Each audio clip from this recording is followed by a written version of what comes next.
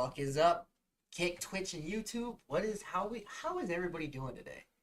You know, we gonna grind it in. We gonna play. We gonna watch a little bit of pro league here, and let's just enjoy the night.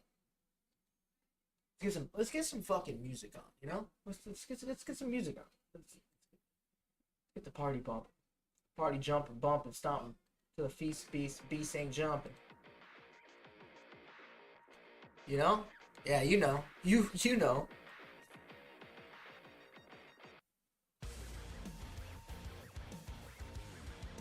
Alright. Time to throw a chew in.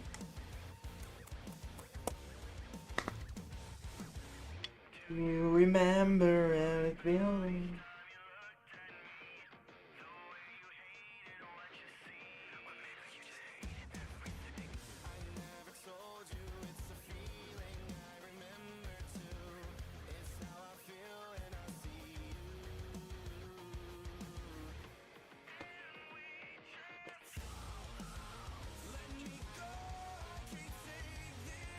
Break now, leave you in pieces.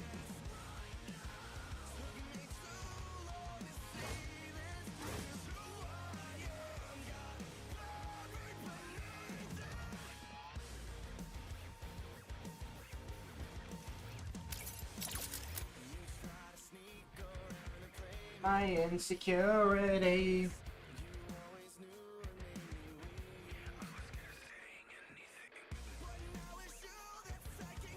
This is everything you knew, and now I'm the one who's playing you.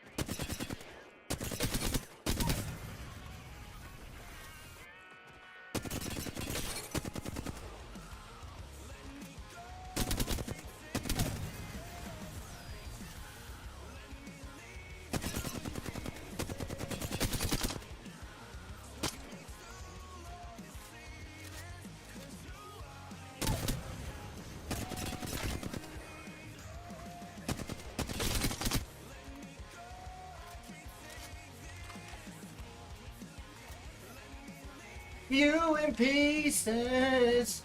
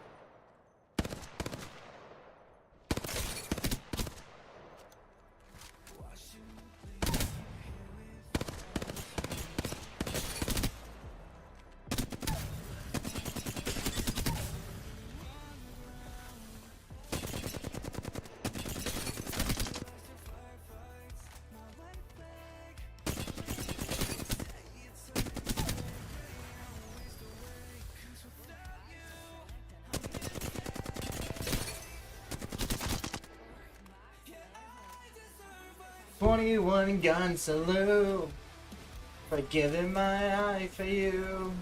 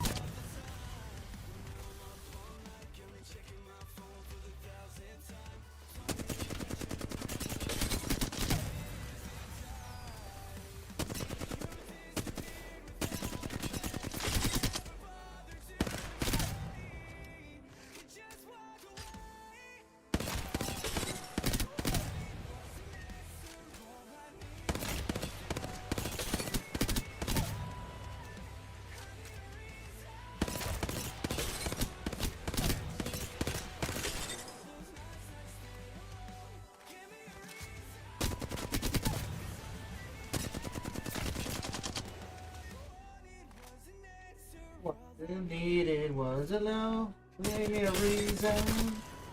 Give me a reason.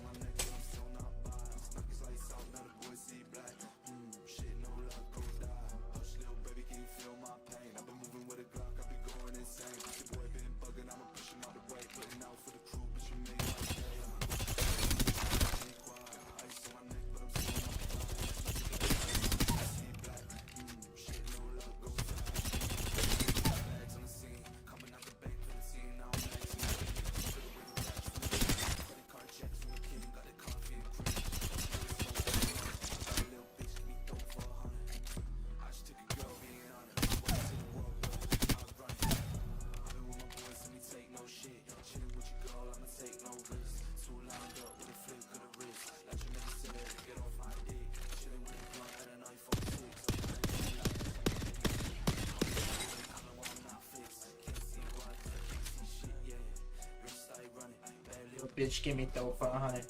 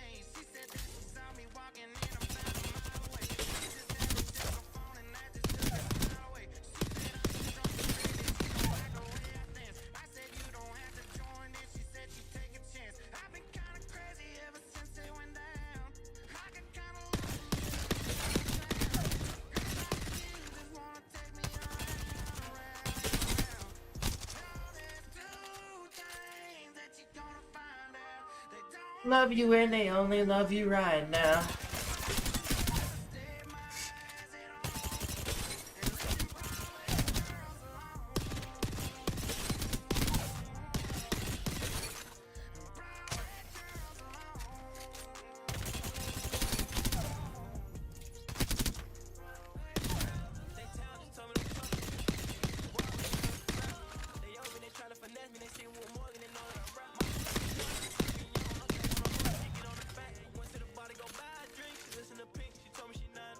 I can't run out of money.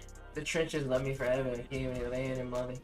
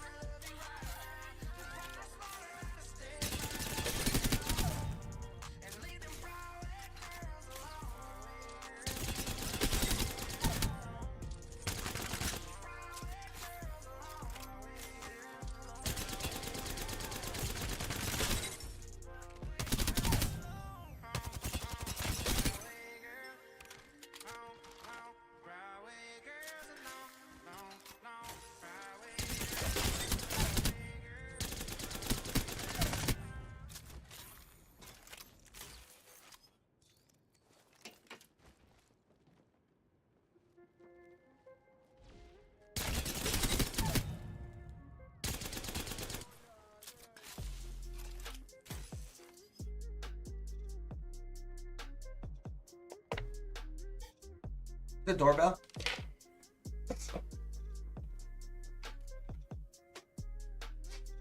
Think I'm a fool, well, no doubt. How you been? You here to fuck me for the cloud, then go in. I'm not strong enough to tell you no. I'm low on discipline. I'm a discipline, yep. Like you is a sin. Stop hanging out with all my homies, yeah. Just turning pussy cause I'm lonely. If you got something you'd like to show me, ways you need to hold me, then hold me. Cause my mirror don't know me. And every time we fuck, you kill me slowly. Every time we fuck, you kill me slowly. Slowly, slowly. I'm drowning, yeah. say love is lust, and you know I can't get enough. You control me right through all my lonely nights. Only when we're in between the sheets is when I use her. Cause I'm addicted to your touch and I'm a user. I'ma put that icing on your body like a jeweler. We ain't that close, so why am I afraid to lose her? Stop hanging out with the Hold me, yeah. just turn a pussy cause I'm lonely. You got some things you like to show me, ways you need to hold me. But hold me, but my members don't know me. And every time we fuck, you kill me slowly. Every time we fuck, you kill me slowly. Every time we fuck, you kill me slowly. Every time we fuck, you kill me slowly.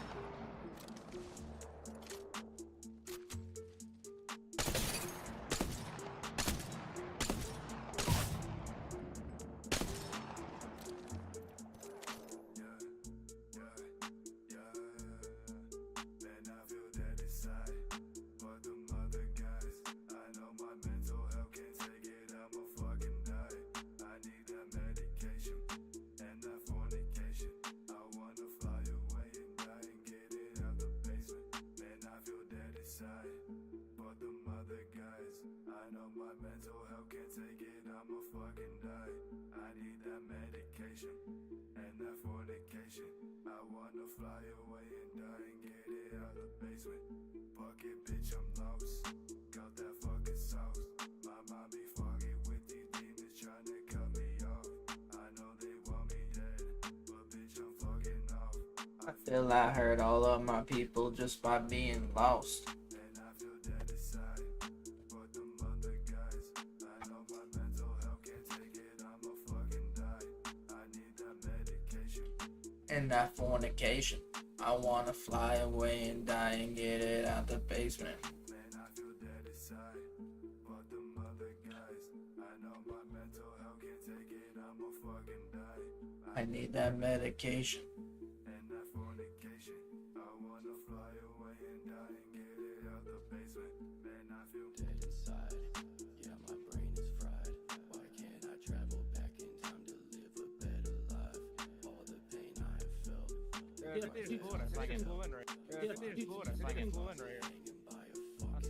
Oh yeah, they're close. Walking in a tunnel on the tracks. Moving up, I'm moving up. There's one close to my left, I think. It's a wraith or a bank. I could have killed that guy if I wasn't dodging. He's running left. All three deep left. They're running. Yeah. We're gonna angle on it.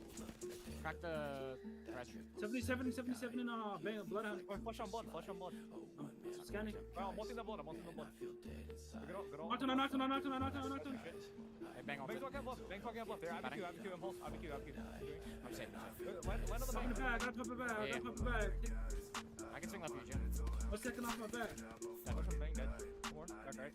I'm over here. He's 30 blue. Crack the blood, crack the blood. 12 flash on him, 12 flash. Good shit.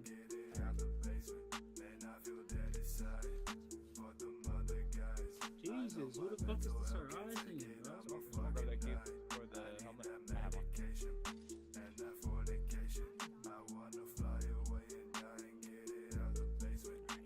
Meg that boy. Motherfuckers, stop challenging us, bro. Respectfully, of course. Okay.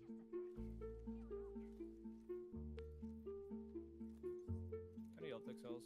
This team's fighting behind us. No. I'm gonna move into zone or what? Interesting. Yeah, we can. Can you back for that player scan again? Actually, I'm not. Yeah, the bug be I great. was in the pinnacle. What was going wrong? Fucking doing that alone. You might super slide. Yeah, I can drop you 80 here.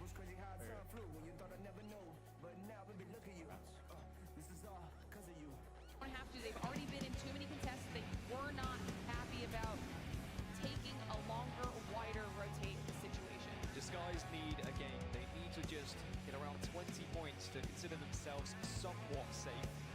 Maybe about 10 or 15 could give them a chance of winner's bracket, but at the moment, 79 points might not cut it.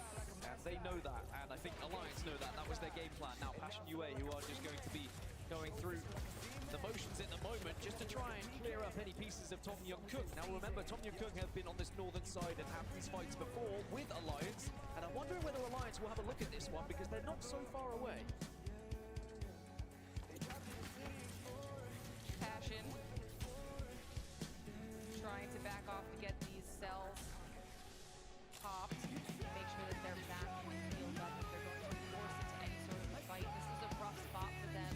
They've got TYK on one side, Alliance up top, and they're going to have to try and keep themselves alive. Meanwhile, you've got Heroes trying to balloon away, creating some space. SSG still over on that eastern edge and kind of just playing this a little bit safer, seeing if there's been anyone they need to worry about. They're just going to own the side of this mountain for now. Yeah, you can see the buildings I was talking about on that northern side, just southeast of Northpad, where everyone's trying to reside, and you've got also the people in trenches at the moment. The likes of Alliance are just going to be holding their trenches there. Disguised, how are they going to work their way into this zone? They could try a little shift just on Cascade Falls and maybe try and hit the southeast side, but that's going to be a difficult rotation for them as well. Riddle Order will probably hold them out. So we're really going to have to see how creative Disguise could get as Passion UA re-engage once more. Good damage though from Sanya, but Artico has gone down, and it is going to be a 2v2 here, unless TYK had already lost one earlier. So maybe Passion UA still have an advantage and should be able to, and will, conclude that fight. So Tom Young-Kung do get eliminated in 18th position. A well-fought fight from Passion, even though it was elongated. Thankfully, no one else got involved. There was definitely the opportunity for Alliance to maybe look in that direction and push in, but it looks like they're a little bit more concerned with what they've got going on in the direction of Complexity. Meanwhile, Liquid Alienware down to 2. Juarez no longer part of this fight as they're trying to survive some of this damage. Beast of the Hunt has been popped, and Yanya looking as cool and calm as ever, still managing to do a really good job zoning away these other teams. Red Rams going down in the kill feed in the process. As I say that, though, Liquid Alienware finding themselves in a rough spot against Aurora, who are chasing down these kills. Yeah, again, another team you just don't want to be going up against at this point. Sadly for Liquid Alienware, they had to move literally from the entire map south to north, and they get shot out of the sky. It's like Duck Hunter on our screens in Aurora. Now, 2 reds and a purple to work with. This is going to be quite interesting watching them arrive to the late game, because they're going to be able to arrive and try and force themselves into whatever position they would like. They are so good at playing edge at the moment, and they've really blown us away this tournament with how they've been playing.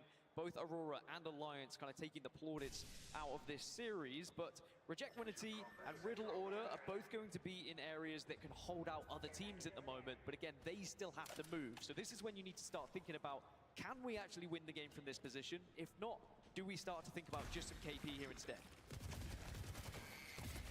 DSG potentially one of those squads running into the area that Riddle Order is in.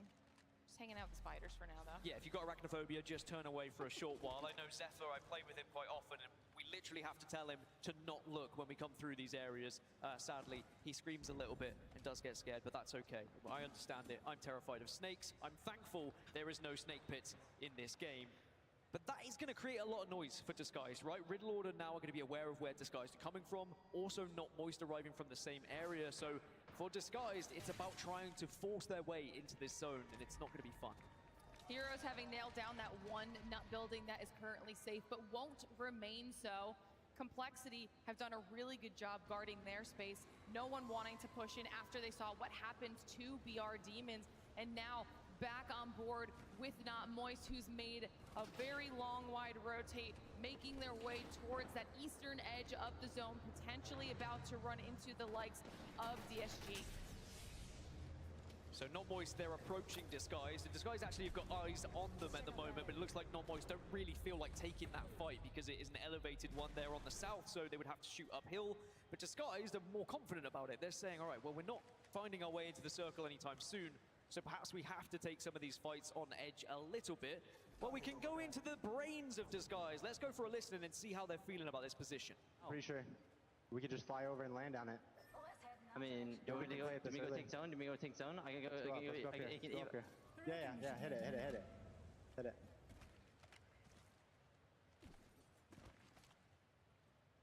I'm walking up to enemy, watch right. Watch it, building.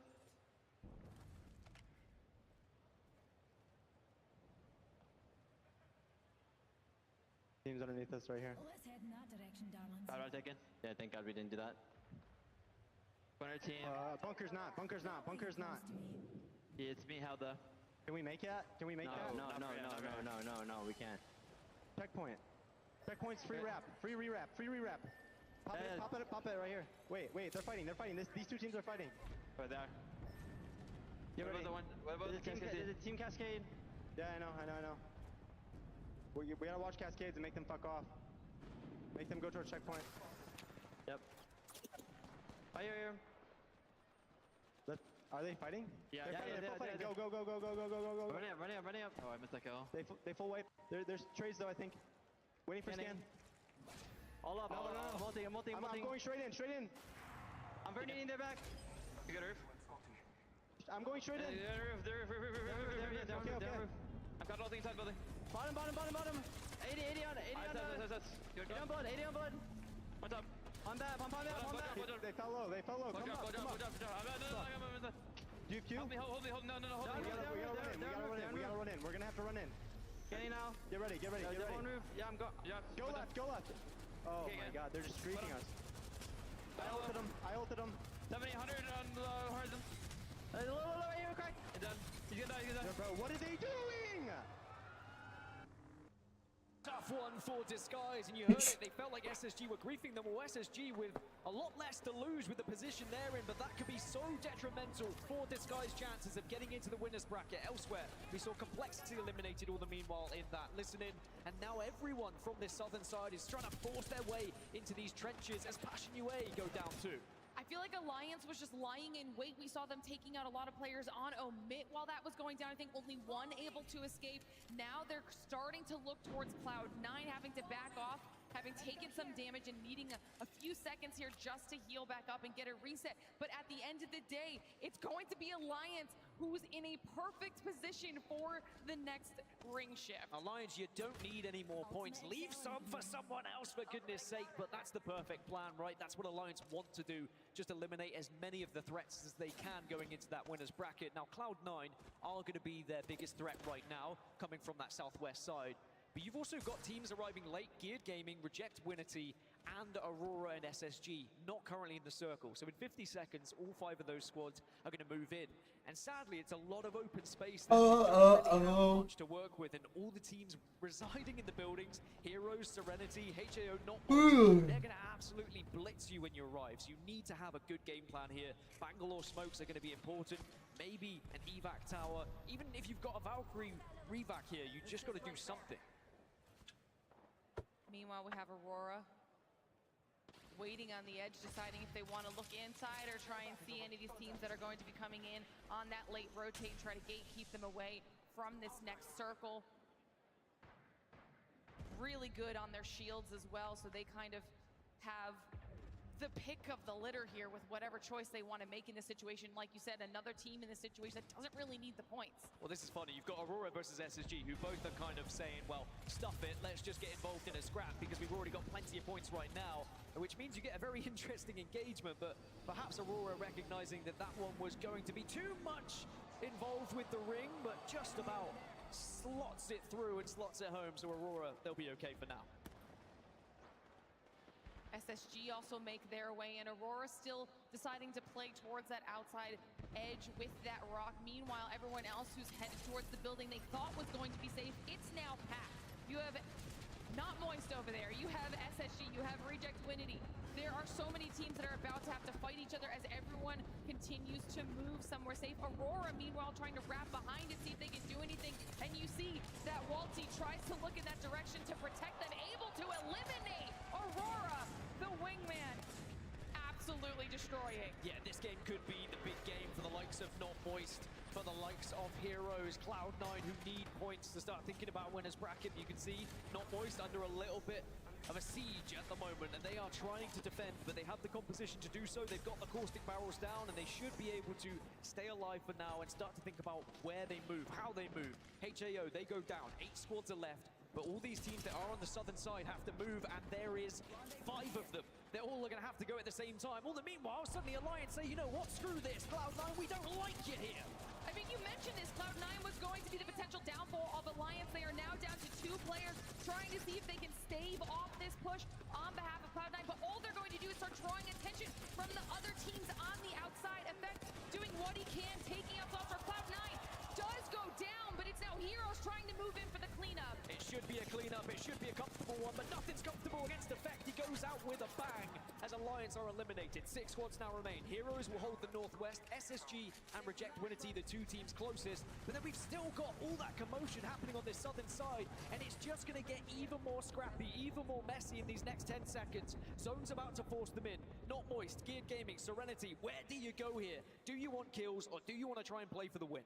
Heroes definitely going to be happy with that decision to third party there. They've now got a decent position that's going to force everybody else around them to get in a fight. They can probably poke from a distance. Meanwhile, like you mentioned, Serenity trying to see what's going on. Not Moist wrapping around to one side, Geared Gaming on the other. Serenity going to see if they can maybe clean up Geared Gaming right here and hopefully have a little bit of space to play with. Zone's moving, Gear Gaming, they do get eliminated. It was just a solo in the end, so it was just about finding where that rat is. Not Moist and Serenity probably take the straight 3v3 here, because otherwise you're just going to be running into teams who have a better position, who have better eyes, better angles, so instead try and guarantee some kills, but the Nox grenade does go down for a little bit of cover, and Serenity say we don't want to take the fight, but maybe it's a bad decision, because they fall, but Not Moist might be soon shortly after. All right, well, this is about to be an insane fight. I want to see exactly how the duo left on Moist is going to handle this one. Yes. I'm batting. I'm here. They're bad-netting. Get it! I got bad-netted. Get traps here, keep getting traps, I'm dead. Just chill in the knock. Can we crawl back, maybe? I'm blocking left. Just chill in knock. Can we keep crawling back? I'm not sure. It's all down to Gil trying to keep not Moist alive right now, backing off, not able to get any sort of a recovery here, able to have a little bit of loot left over to survive the chaos that's being rained down on him right now as everyone collapses towards this general vicinity to try and clean up what they can. Not Moist is eliminated. Heroes on an insane push through, and all they have to do is clean up just one more. Will they be able to close it out, and Heroes get match number 5? And what a comfortable victory it was in the end for Heroes. It was being in the right place at the right time with full red armors. It sounds really easy when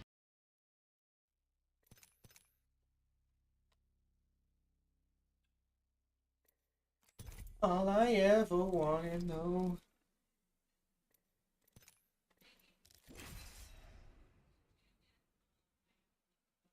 Oh, fastest Q I've ever seen.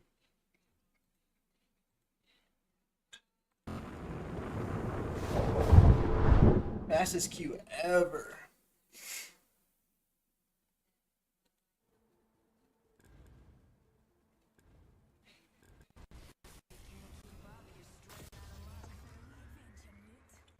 I play some Horizon today.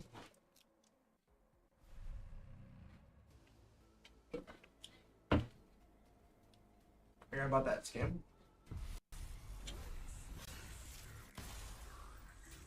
Knowing Swig, I guarantee he bought that scam.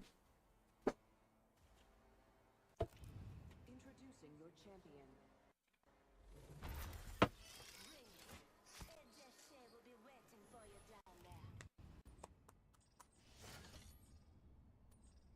I'm Jump Master. I bless these jump jets.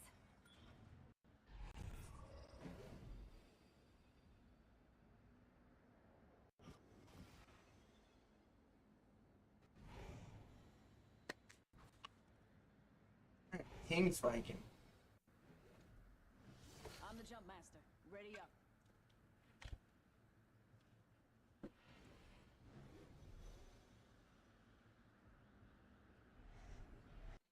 Let's reposition there. Yeah.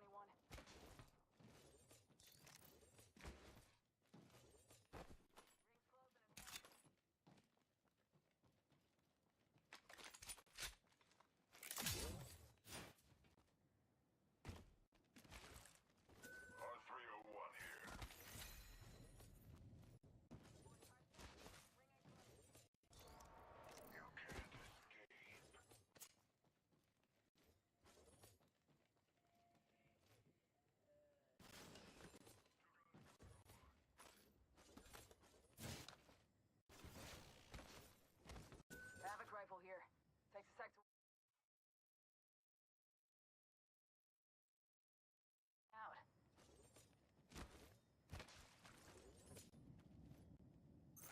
Hey, watch my back, pals.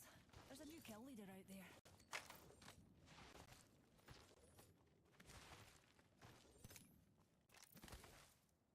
Our team squad's already up. Right there. What the fuck?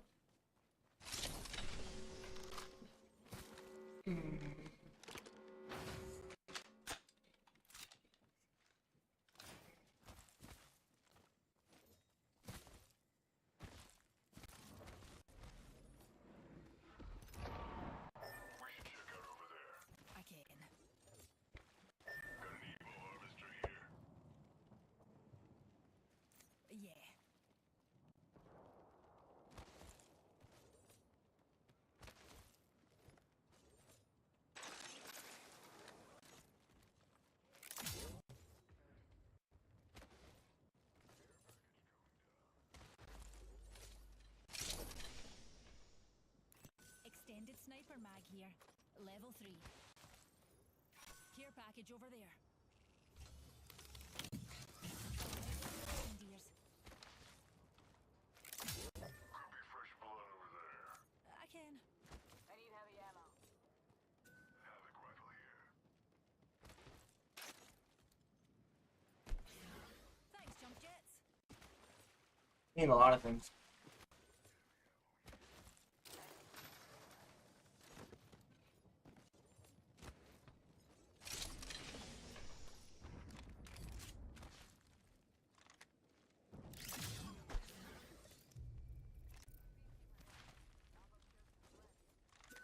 Handlock here. Extended heavy mag here. Level 2. Heavy ammo here. Dibs, dear.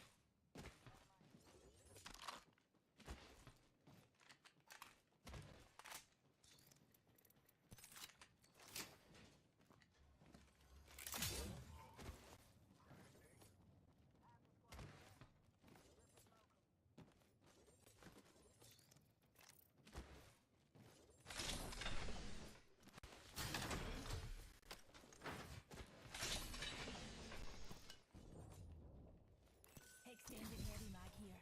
Level 2.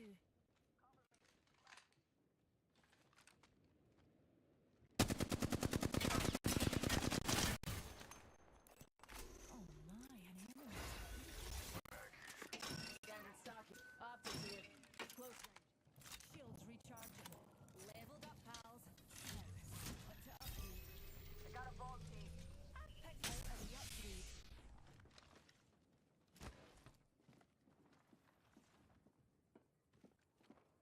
Saw someone out there. Stay focused.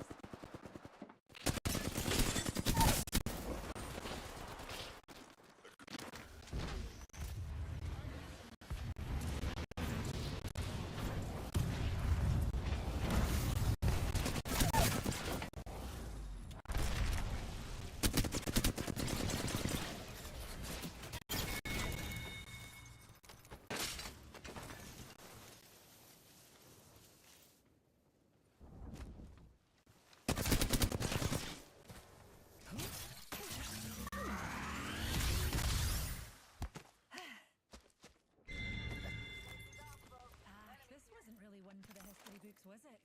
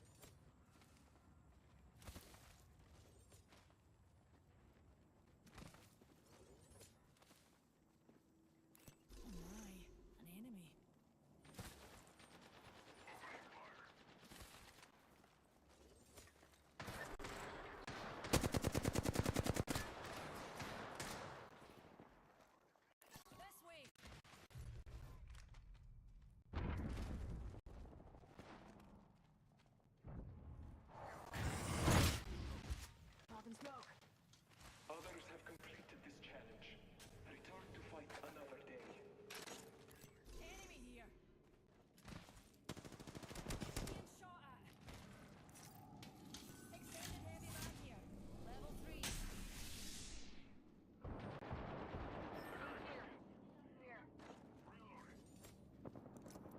Keeping my peepers on this spot.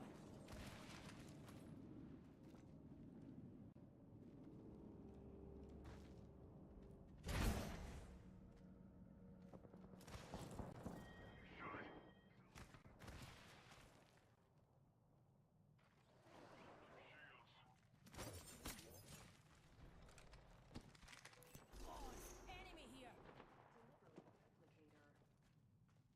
Replicator entering orbit.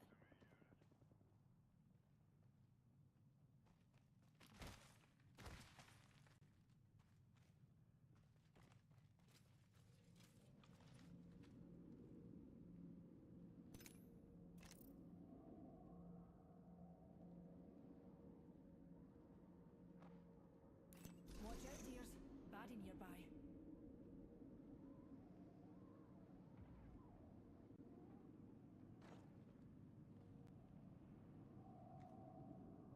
Take it.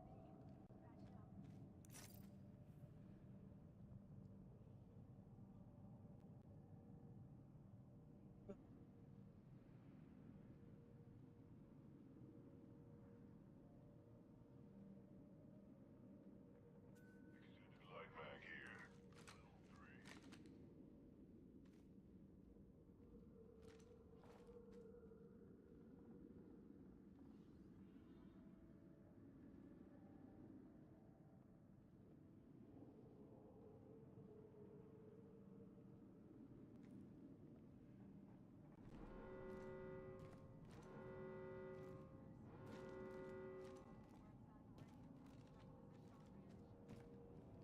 Dears, eyes to the skies. Care package over there.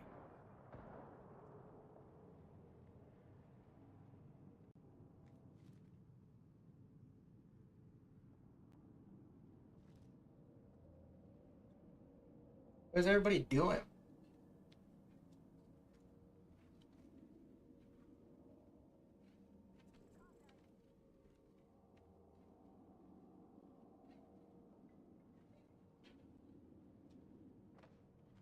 Now watch out, dears. Baddie nearby.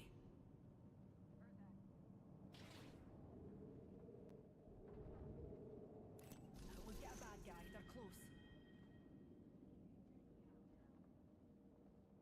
Will you get...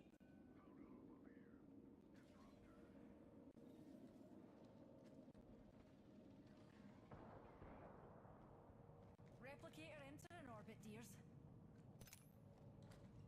That way calls to me.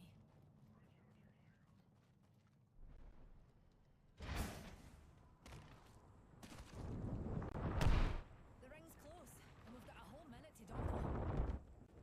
That way calls to me. Wouldn't let down range. Cracked an enemy's shield. Reloading. 45 seconds.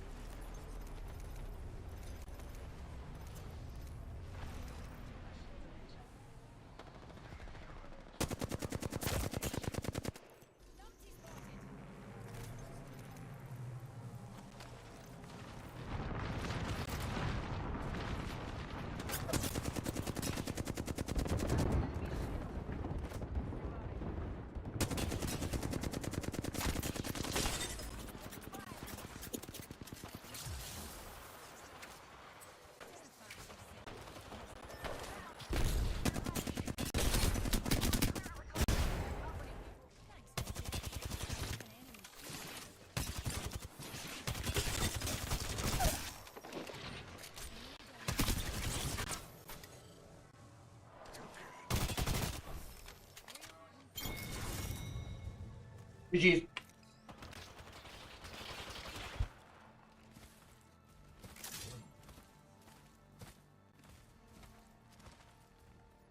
Holy shit. You are the Apex champions.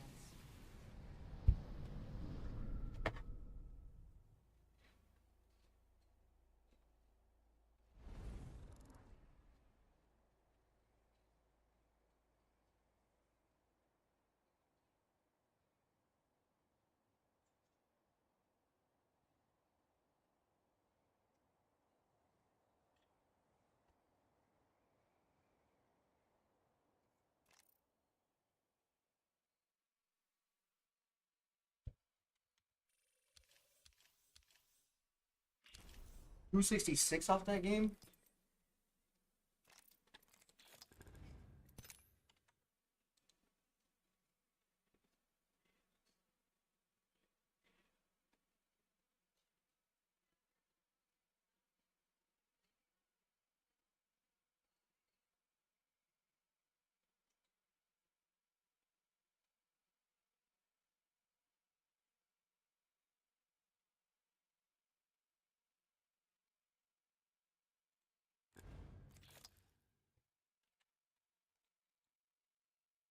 Looking for those ring consoles to get information so that they can also move fast. We were wondering how this would go. Red Rams definitely looking towards SSG right now. Riddle Order and BR Demons also potentially running into each other. Yeah, you can see that on your screens. I mean, BR Demons, they know Riddle Order's nearby, but it's not just them. Serenity are actually going to pass right over their heads at the moment, and Riddle Order are going to see it.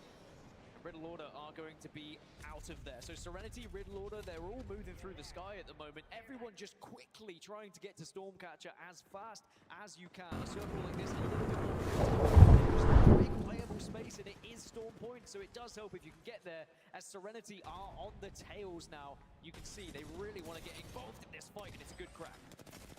Definitely a nice early game opportunity to take this engagement. Serenity trying to do what they can. They do manage to knock one and continue this push onto BR Demons. Still all three up themselves, even with low shields. As I say, that one does get knocked down to two. Serenity trying to clean this up as quickly as possible. Esther coming in clutch there, and BR Demons are eliminated in that choke. Yeah, that is a real shame for BR Demons. They just weren't able to get out of the engagement that was happening. Cloud9 also in a fight at the moment, and you can see one will fall, but are they going to be able to do it? It's going to be Geared Gaming on the other side of things here. Cloud Gaming down to two, trying to see what they can do around the edge of this rock. You can see just how low Gear Gaming shields are as well, as Chaotic Much starts to make the move in, getting that scan as well. Now knowing it's a 2v3 situation, making the push with that piece of the hunt anyways, trying to track down these players and see if they can close this one out. This would be so detrimental for Geared Gaming if they go down here. Elimination bracket could be on the horizon, and it might just be. They're in 19th place at the moment, and all it takes is a few points from teams behind them to push them into that elimination bracket, but they still have a 1% chance of getting there. It's just fight after fight right now. Now Liquid Alienware with Wonton Dumpling, if I'm not mistaken, already down to just one. Yanya trying to escape with his life as Wonton Dumpling are cleaning up the other two and continuing their chase. They don't want to let him get away. And continuing their attempt as well to get into that winner's bracket. They can't afford to go down, but they will take down Liquid Alienware, but that shouldn't hurt Liquid Alienware as they are already on a very healthy points total, and I imagine we should see them in the winner's bracket, but of course we still need to see what happens elsewhere. Now another fight still going on. It's SSG this time, and it's great shots from the vault. The Hemlock comes out of the back pocket, and it is Red Rams eliminated, and SSG let them know who's boss. Great fight on behalf of SSG. Everyone just deciding to go for the kill in any sort of a straight up 3v3 situation, opting to see if they can maybe get some more points before this series is said and done. Disguise, we were wondering what would happen with them in Alliance. It seems that all has ended well, at least on behalf of Disguise. They've managed to rotate away and are trying to get a little bit of loot over here in Cedo. Not having to worry about that fight with Alliance has got to feel a little bit better, but there's still some work that needs to be done. Oh, so we can breathe for a second, because finally all the teams have stopped fighting. You've got a lot of teams who have made their way over to Stormcatcher and surrounding areas. I think there's about 10 of them. As we return to our journey of Disguised, and whether they can really find their way into the winner's bracket here is going to need to be a pretty big game for them, a successful game. But Alliance are still not so far away. So Alliance didn't directly grief Disguised, but certainly tried to compromise their rotation. And speaking of rotations, Aurora just moving through the map with the utmost of confidence, as we would expect. Aurora already looking very comfortable with their shields as well, so preparing themselves for some of these fights that they will inevitably take, as they're also going to be providing themselves with information on where they decide they want to go next. And right now, after all of that early game chaos, we're seeing quite a lot of squads trying to call where that next circle is going to be. Everyone on that eastern side really nailing down solid position. Meanwhile, Disguise thought they escaped Alliance. They did not. Serenity go out in the kill feed, but Disguise have Alliance in their crosshairs. Serenity eliminated 110 points they were on. So again, they're in a really good position for winner's bracket as well. But what that does mean is all these teams who are kind of dropping out that have already got a lot of points, it opens up points for teams who still really need them in this lobby. Now we are going to be shifting far east. So a team like Complexity, who we saw being one of the first to move, they took that northern side, they're going to have to go back down south. So sadly for them, it's a ring shift they won't really enjoy, but it's also a ring shift they won't really know about just at the moment. Not Moist also in a nice position for themselves, having taken a really wide rotate there on the eastern side, calling this well and landing some space over there. Meanwhile, you've got Cloud9 pushing in towards the Alliance and Disguised area that has been a little bit of a standoff here. None of these teams wanting to make that first push, but Alliance, like we've said, they don't have too much to lose, so if they decide that this is the opportunity to get aggressive, they will. Yeah, this is the fight Alliance have been looking to take. They want to wipe Disguised out and ruin their chances of getting into the winner's bracket, but they just haven't been able to get into the engagement in the way they would like. They just keep waiting, biding their time, looking for that right moment, as now Cloud9 will arrive to the party. This is what Alliance wanted. Create noise, just wave, let everyone know where you are gonna be. And it's not just Cloud9, but Tom Young-Kung also hearing this commotion, saying, well, actually, maybe we'll get involved as well. I mean, it worked for Cloud9 and Tom Young-Kung last time when they heard Alliance trying to make some sort of commotion over in the area of Disguise. Both those teams having heard it and tried to push in for some sort of a fight. Alliance are being absolute menaces right now. This is, like you said, exactly what they wanted to do. They might not even want to be in this fight. They just want everybody else to know what is happening and potentially do the dirty work for them. Well, Cloud9 being very smart, though, a loss in that fight would have definitely guaranteed them in the elimination bracket. They need to find a victory. As Disguise now, what can they do? Designful has taken a lot of damage, but that's why you've got a conduit, and that's why you have the ability to just help. But this is the engagement that Alliance were looking for, and now they're getting involved. And this is going to be really dangerous. TYK still waiting in the wings while Disguise are focused on going after Alliance. A big knock out of enemy and tries to follow it up with another. Now Disguise down to 2. Will Timmy be able to close this one out? And who will follow it up? Alliance are out. But will TYK push in? TYK are still in the area, but they are being scared away by the ring. Disguised will have an opportunity to stabilize here. Designful does get the meds, and Tom Young-Kung don't want anything to do with it. Could that be such a massive moment for Disguised chances to get into the winner's bracket? They live to fight another day, or should I say, to fight another circle. There's still a job to do, but at least they have been able to stop that Alliance push they were so desperately trying to achieve. TYK deciding they also need points more than they need to take a risky engagement, like you said, in the zone, so they decide to back off. It ends up saving Disguised's lives, and now they're able to kind of reset and reassess how they want to continue this rotation. Meanwhile, C9 rotates straight into where TYK are. Well, now we get Cloud9 versus Tom Young-Kung, which would be a fight that could eliminate the other, depending on who finds the victory. At the moment, Tom Young-Kung in 29th, Cloud9 in 23rd, not in the top 20. Not Moist, also getting involved in engagement here as well, and Moist are from Wendy outside. Dumpling. Oh shit. Yubi's thing, I brought it inside because I didn't want it to fly away. It was really windy. Outside of the top 20. I was trying to That's our enter first it. team guaranteed in the elimination bracket. So a team who dominated APAC South are not going to be competing in that winners bracket. Instead, we will see them in the elimination tomorrow. Not Moist doing a really good job holding that choke on the eastern side and now giving themselves a little bit of breathing room, having called the zone well as well. Meanwhile, C9, Chaotic Much doing some massive damage as they've been trying to gatekeep Tom Young-Kung from making this push inside. Tom Young on the back foot, the ring doing plenty of damage, and Cloud9, they are chasing this one. They want to be able to get these kills. They are not allowing Tom Young to get away, and maybe Cloud9 have an idea who this is as well. And I tell you what, they might just use every little bit of an advantage they can get to try and win this race and try and catch up those last stragglers of TYK. The balloon is out, trying to see if they can play a little bit of catch up as well as get out of taking this additional damage. Putting themselves just the littlest bit ahead of TYK and being able to sandwich them. Big kill out of Saucerer now.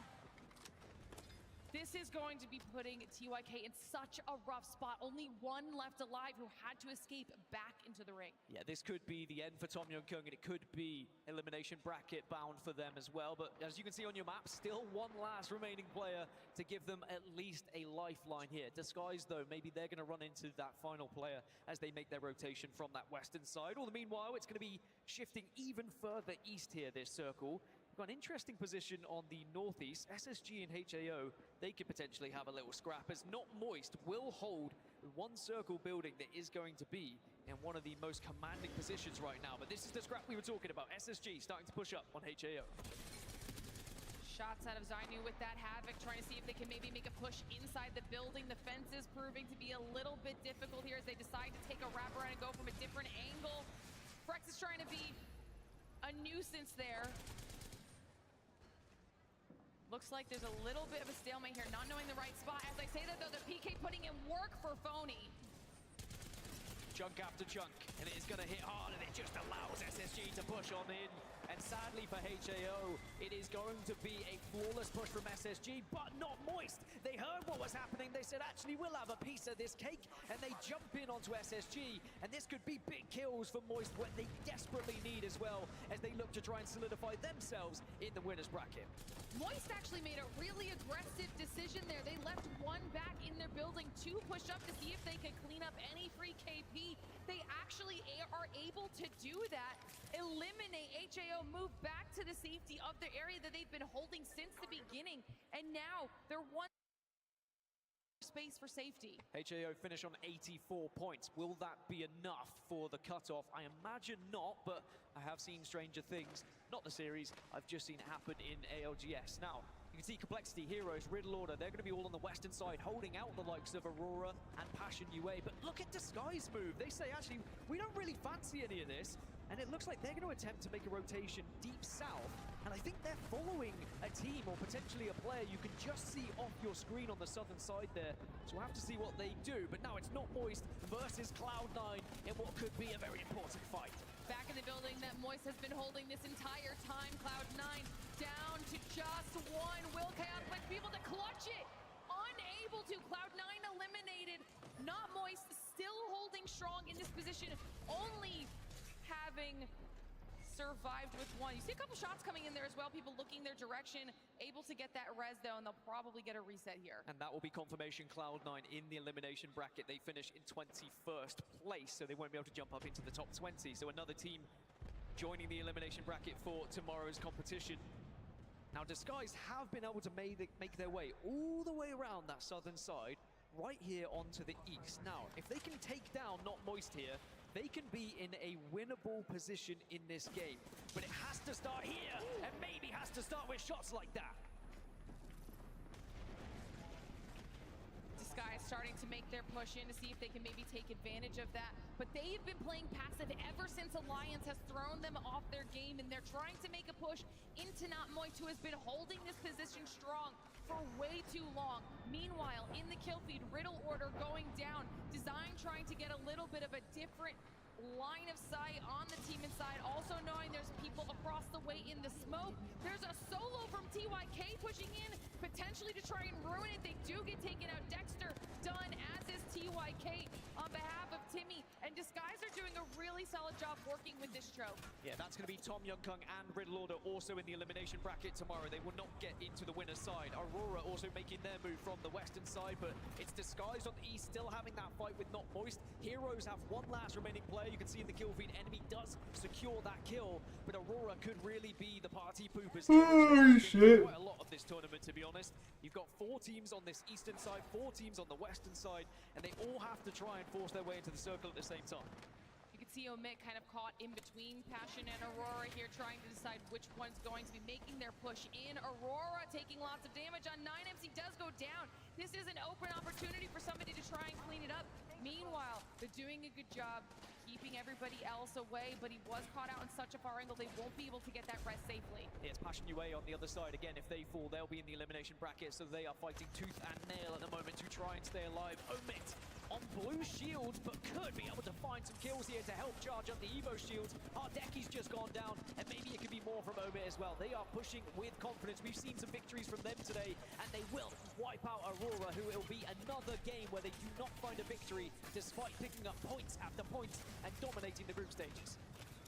Definitely a good push there from Omit as they try to take a second to get themselves healed back up, with Passion looking their direction. Meanwhile, Disguise and Not Moist still going back and forth in this fight. Disguise all of a sudden down to just Designful, trying to save the hopes here for Disguise. Are they going to be able to clutch this up? Disguise are eliminated by Not Moist, who barely take any punishment for it. Disguised finish on 87 points. Again, will that be enough for the cutoff? They've given themselves a chance, but it is certainly a slim-looking one. Now, Passion UA, can they potentially give themselves an opportunity of winner's bracket here? A big victory could send them hurtling into the top 20. 5 teams remain. Zone is shifting east. Teams having to move from the western side. Heroes will go down. Reject Winity, SSG, Not Moist, and Passion UA alive in Game 6. Not Moist have absolutely decimated anyone that's tried to come into their territory. Potentially Passion is next on that list. Meanwhile, like you mentioned, Reject Winity just holding that north spot passively. The duo of SSG does go down. We're now down to our top 3. This is most important for Passion UA out of all of these teams. Not Moist, though. 59 points in this game. It has been a brilliant series for them as they force themselves up into the #1 spot in this series. This is the Not Moist we were expecting. We were asking the question yesterday, where have Not Moist been? Why haven't they been performing? But now we're seeing them at their best. Let's jump into a listen and see what the comms are like with Not Moist. It's other team staring at it's guild. Yeah, it is. I'm selling. I can truck up the other team. Amelia? Do I have nades? I don't know. One up on roof. I'm getting to the truck here. No, Guild, I need you to keep strong arm left with me, please. Yeah. I'm getting to where you guys are. They're just hard. The hard team's hard staring. Any ulti cells? No, wait. Someone needs to push right. No ulti cells. Yes, I can. You guys hard hold that. I'm holding the truck. No, climb this rock, maybe. They just bang ordered us. Okay. Are we safe anywhere? I don't think so. I'm backing up to you guys. No, I'm taking it on me. Batting it. Don't let them swing on the left. I'm batting, okay? I think we just kill left here. Yes, kill left, please. Cossack weak. I can't see them. Can we kill? Play me. Second. Give me your knock. Knocking you. I'm batting. One dive. I need a bat. Yeah, heal. It is a Bangalore. You need to kill the solo. Moist have lost one. Multi's gone down, but Guild and MT still have an opportunity here as a 2. The red armors are going to be massive, but look at Reject Winity just watching over all of this right now. The last squad, and surely this is just going to be a cleanup. Passion UA did a lot of work for Reject Winity. All they have to do is clean up the solo left on Moist. Reject Winity are your match 6 winners, and that is it for that series. Reject Winity pushing themselves up the leaderboards, and albeit securing themselves in that winner's bracket as well. They're actually 3rd in the overall standings. An incredible performance from them in this series, but Not Moist, they will also be on top of the world because they were on top of this series, just 1 point ahead of Reject Winity. The team's now starting to really show up here in ALGS Split 1 playoffs. Sadly, we did start to mention a few of the teams that will be in that elimination bracket tomorrow. And for those who are in that in-between, it's going to be a very nervy remainder of Friday. And we'll obviously start getting those confirmations on where our teams are starting to sit in relation to whether or not they've made it into that winner's bracket or that elimination bracket. But right now, Reject Winity have to be feeling good about closing out the series with a win. And so many other teams actually did what they needed to do in the situation. I am really curious to see what happened with the likes of Disguise, who are really close to that bubble. Tried to do what they could to try and get some placement points on the board and save themselves a little bit. But when they ran into this absolute wrecking ball, that was Not Moist, holding that one building on the far east. I think they ended up going through like 4 teams that tried to push through them. Yeah, we saw some of the teams that are at the top of the leaderboards really dominate some of these lobbies, which made it very difficult for those who were chasing points. Not Moist ending on 118 total points in the end. Reject Winity ending on 136. I would imagine both of those teams to be safely in the winners bracket, but as I will always allude to, I imagine they will be, because you never really know what can happen with Apex Legends. But Matt, you can do it at home, right? Now we're going to see whether the teams who are really close to that top 20 spot, can they just squeeze their way in, as we see groups A and C competing a little bit later on today. That last series will determine a lot for some of these teams. I cannot wait to close out the rest of the day. As far as we're concerned, that's it for this series. So Rain Day, take it back on over at the desk. Thank you, Dan and Lauren. Great job there on the cast, and welcome back to the desk. 6 games gone by, and 6 games, the last games for these teams that have just played in this group. It went down to the wire. I think it was 1 point separating the winner of this group. But of course, as we join back on the desk, Zephyr, Jamerson, and Graysol, I'm your host, Rain Day. We've really seen this still be a game of the overall numbers. It's a marathon, not a sprint, trying to get into that winner's bracket. Zeph, you know, Moist, they bounce back in a big, big way. It's close between them and Reject Winity, but it seems like Moist probably did enough to edge them out. Yeah, it's going to come down to the individual differences of some of those points in our last moment, but at this current state, we're pretty sure that we might be seeing Moist make that move over, and that's going to be a big exchange when we talk about what we see going into Saturday, because remember, that's the difference between 8 or 16 potential games. And as we take a look at the overall series results, we'll have them up on your screen right now to take a look at our winner of this last game. You know, it was Reject Winity with 6 kills. Great pressure on Not Moist and Passion UA, forcing Passion to push Moist and not allow a full 3v3. Reject Winity taking that one as they usually do. It's a great sign, Graysol, for Reject Winity in the rest of this tournament, because they put up big numbers over the course of these last 2 days. They haven't been playing so consistently, and as you can see, they might not have that many kills, but the placement makes up for it. They had good positioning the whole of endgame and just made sure that they didn't, you know, let the other teams like push them or pressure them at all, and they just kept space as much as they could. And then the duo decided to, hey, we just gotta take a fight before it comes to us. Maybe we can play per second. It ended up being the push on Moist, and that just was a free dub for them. Well played from them. As we take a look at the bottom 10 as well, Jamerson, anybody stand out in terms of just expectations? For the bottom 10 especially, you're looking at Cloud9 there having a very troubling day. You would expect them to at least perform a little bit better across, but I'm not entirely too sure exactly what happened to them. We saw Liquid Alienware have a pretty bad game here in the last one, and it's really unfortunate because they were building a lot of momentum. When we were on World's Edge, they were doing better and better across the map, and then of course, when we swap over to Stormpoint, they get that first win on Stormpoint. And then from there, everything kind of just went sour for them. And it was very unfortunate because they actually needed to carry that momentum to feel very safe and make sure that they kind of secure themselves into the winner's bracket. Usually with Stormpoint, people would think you meant echolocation or something like that in terms of going south, since those zones tend to pull that way. But in terms of Liquid, it's a matter of, can it actually be consistent enough to make the difference? Let's see as we look at our series overall results here, which will set us up for who is in the winner's bracket. We don't have the overall coming up just yet, but just to eye it out, it is Moist who will, with 1 point, take the win in this group over Reject Winity. Alliance will come in as 3rd. What a performance from them across this group stage. They have been phenomenal, and then certainly outside of Aurora have looked like the threat in EMEA and maybe in this tournament. SSG, Liquid Alienware with good performances as well, Ben. Absolutely, and as we make our way down there, of course, we still see some reassurance from some familiar faces here. Of course, Aurora, they don't give up and drop dead. 44 points is something that will still keep them very confidently within our winners. But once again, we talk about Cloud9, Jamerson. That's still something that, even though it was a good performance, 9th place is some of the best that we've seen, it might just be too little too late. Yeah, one thing I do want to note that is I don't have as much experience when it comes to the APAC region and teams like Reject Winity, but I have been greatly surprised by their consistency. Like, they don't do anything that really stands out to me, but they do play very solid, fundamental Apex Legends, and that goes to show in their consistency.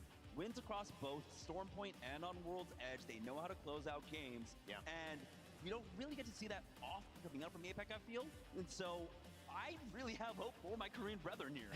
You know what? And they've been playing phenomenally. Let's see what that's set up for them in the overall standings, because as it's set, with only 2 more groups to play, 1 more series, Reject Winity is in 3rd with Aurora and Alliance in 1st, and 2nd, EMEA is representing here in the ALGS split 1 play. You know, I don't want to go to you, Graceful, because you've just got too smug of a smile on right now, but I guess I have to. So yes, indeed, they are at the top, and I'm very happy of seeing a lot of other regions, you know, have their spots at the height. But we can't disagree that Dark Zero has only played 2 series so far. They're not that far from the top. They might be coming back, as you know, as they have been.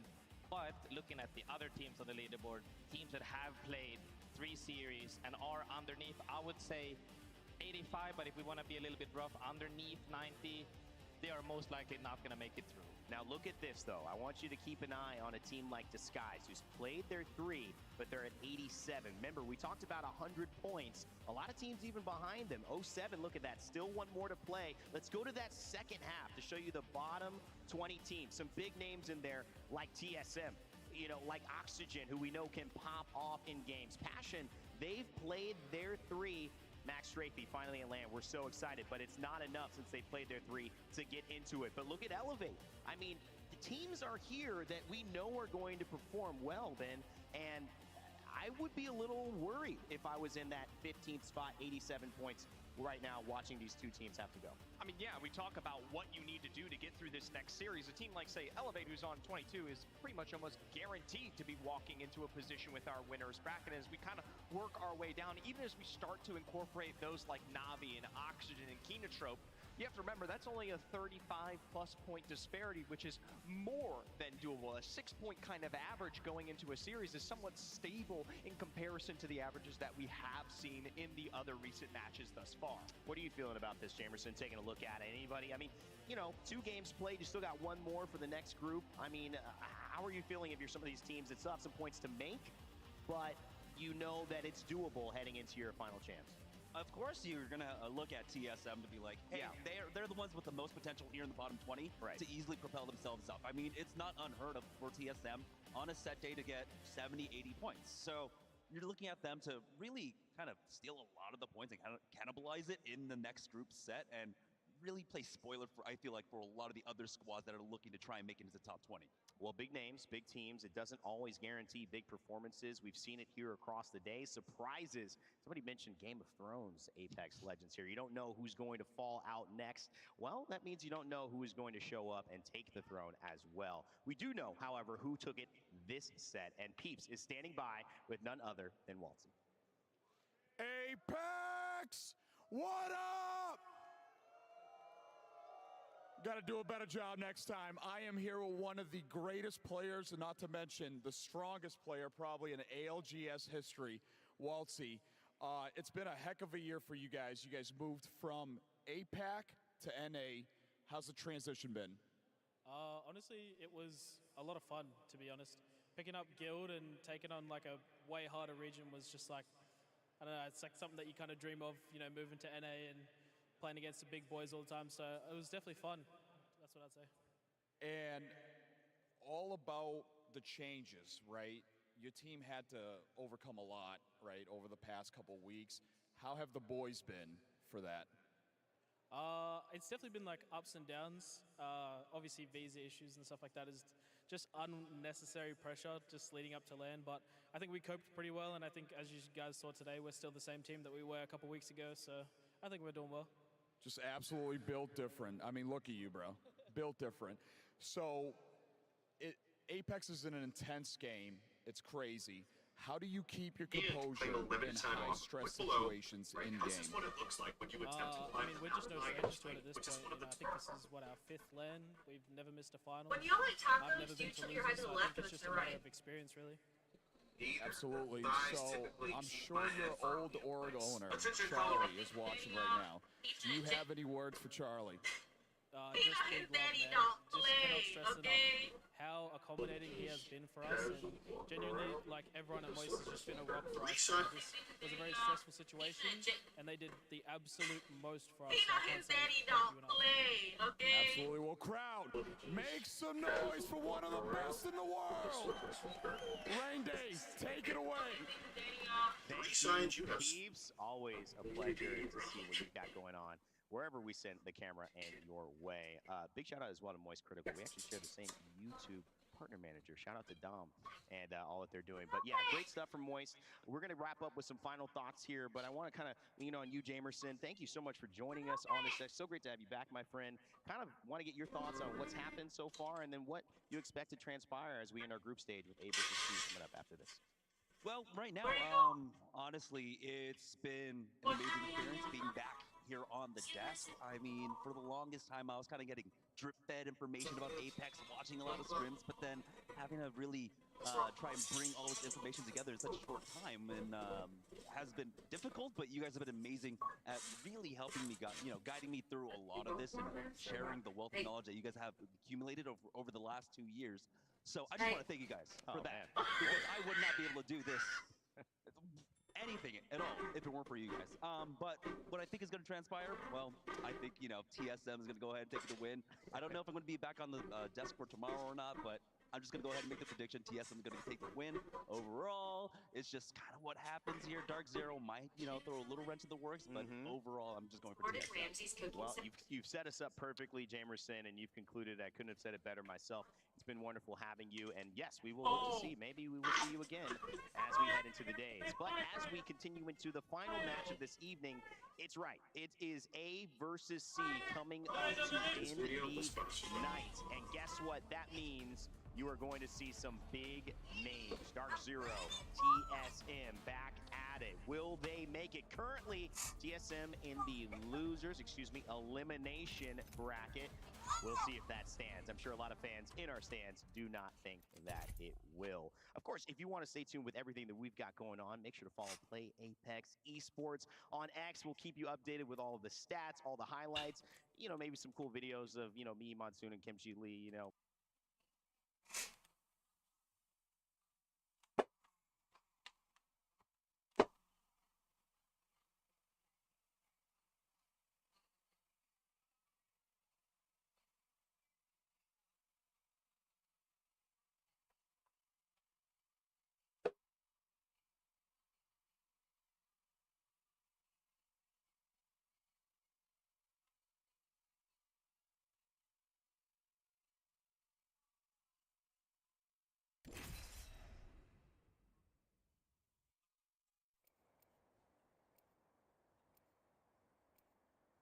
You know who is being played a lot also this weekend too? Quite a bit, I've seen. Watson.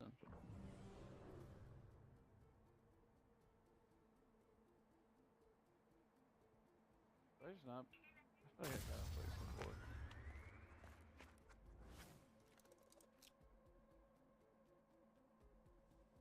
Good luck, have fun, don't die. Yeah, I'm gonna be honest, I am afraid. I'm really afraid. Groceries. Nothing scares me.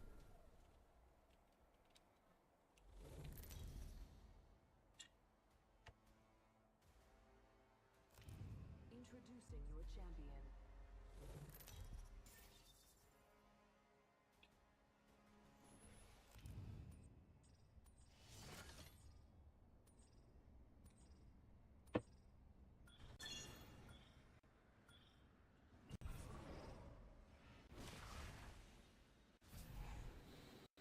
Follow the leader.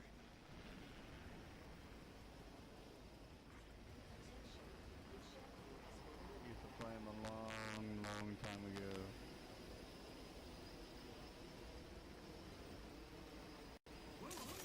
Is that how I do it? I probably should have been good. Let's check out that way.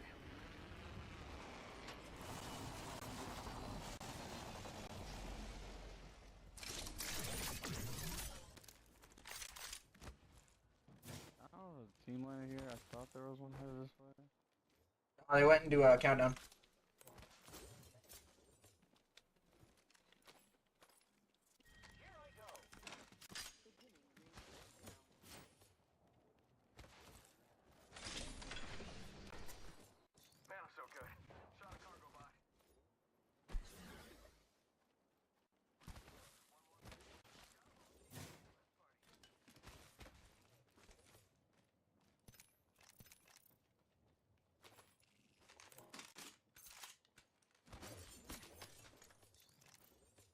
ring's near, darlings, and we've got a whole 45 seconds of free time.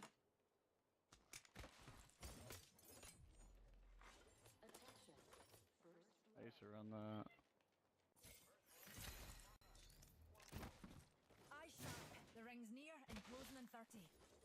Hit standard stock right here. Level 2. Extended light mag here. Level 3.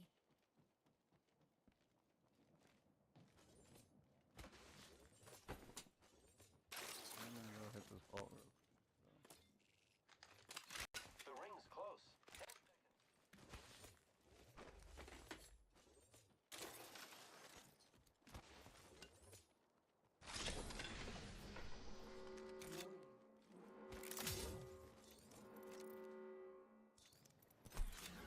Thanks, jump jet.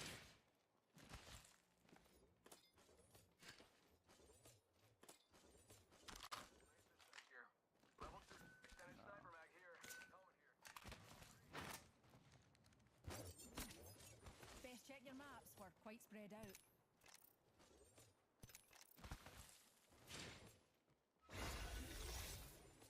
Leveled up. No need to thank me. Backpack here. Level 2. Oh, aye, this is the upgrade for me. Eyes to the skies. A care package.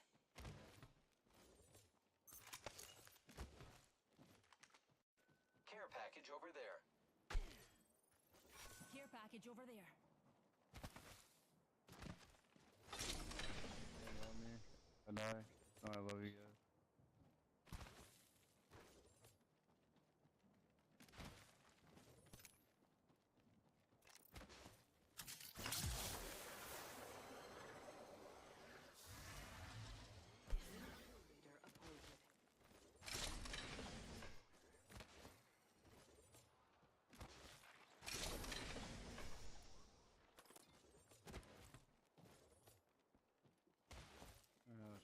Mobile respawn beacon here. I'm like already over here. Like,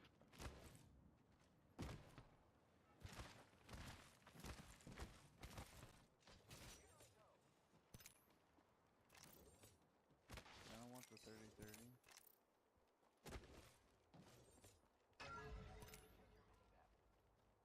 What's going on at Landstock?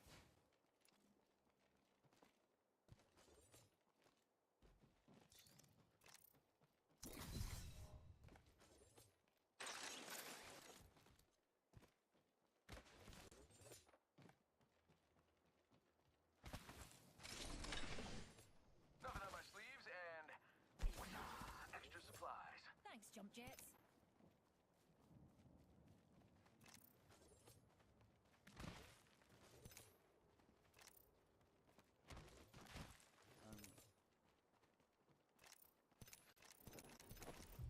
Nothing near 30-30.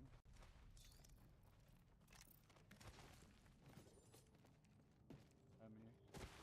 Purple barrel.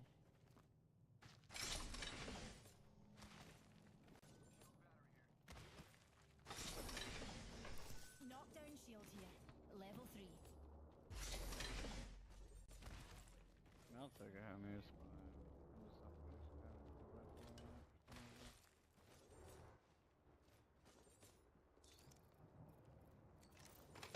I hate to pass up on a 2x4.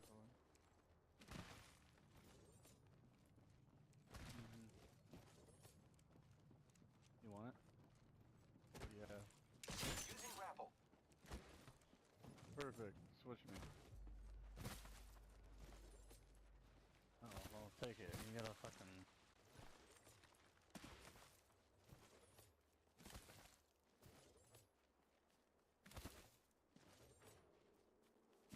I just don't like this.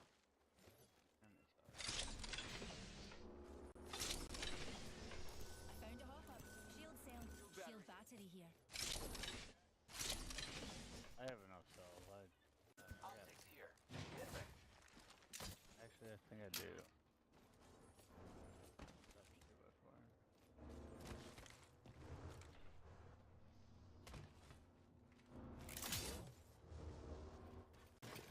No. No. I'm not. Yeah, it's inside that.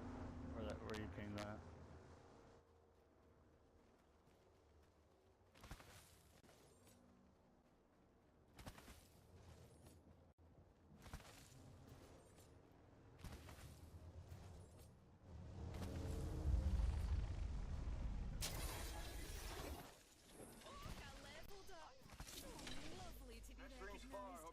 side. Time for an upgrade.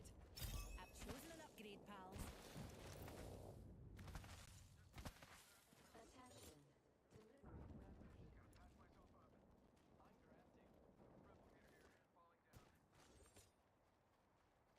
I got a gold mag.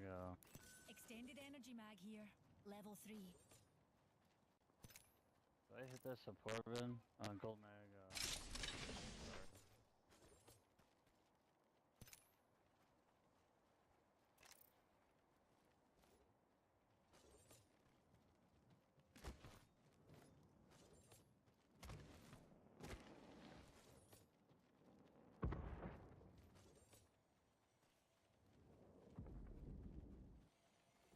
I should try the 1-2 in the hand.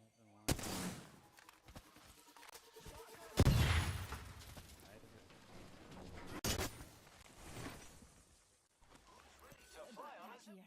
Level 3. 45 seconds. We've got an Evo harvester here, Mutie. Literally on the ground. You want that? The ring's close. I don't know. That's all you. Bring a Volt though if you guys find one. What'd you say? He wants a Volt. Yeah, yeah, I need a Volt. I'm double AR right now.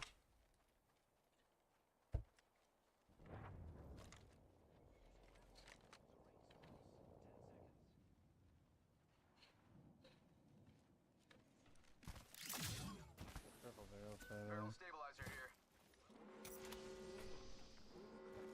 Man. Oh, I should.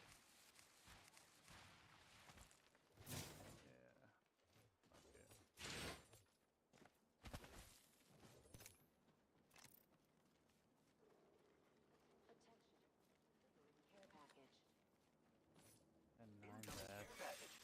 Care package over there.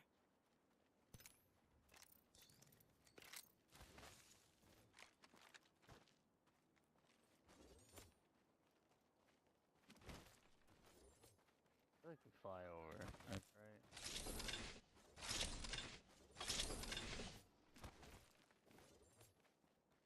Yeah, getting shot at. Bamboozle for the fools. Works, it rhymes. Gonna use a Phoenix kit.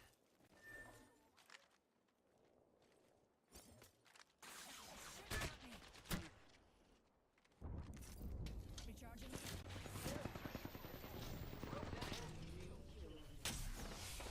I'm gonna try to get there. Oh, yeah, he's cheating.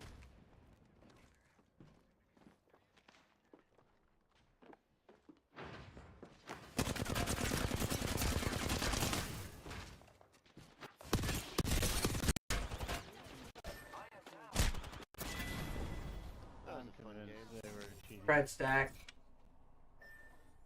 Yeah, cheat stack. This is what it is.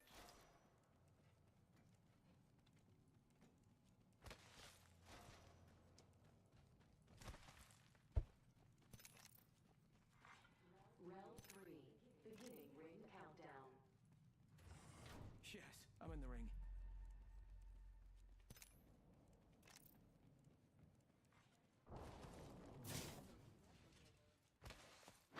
Check out that replicator coming in.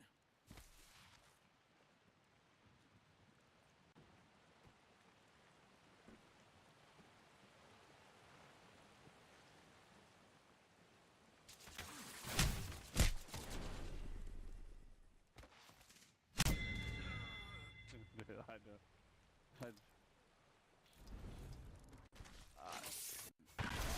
That Pathfinder, like, instantly being.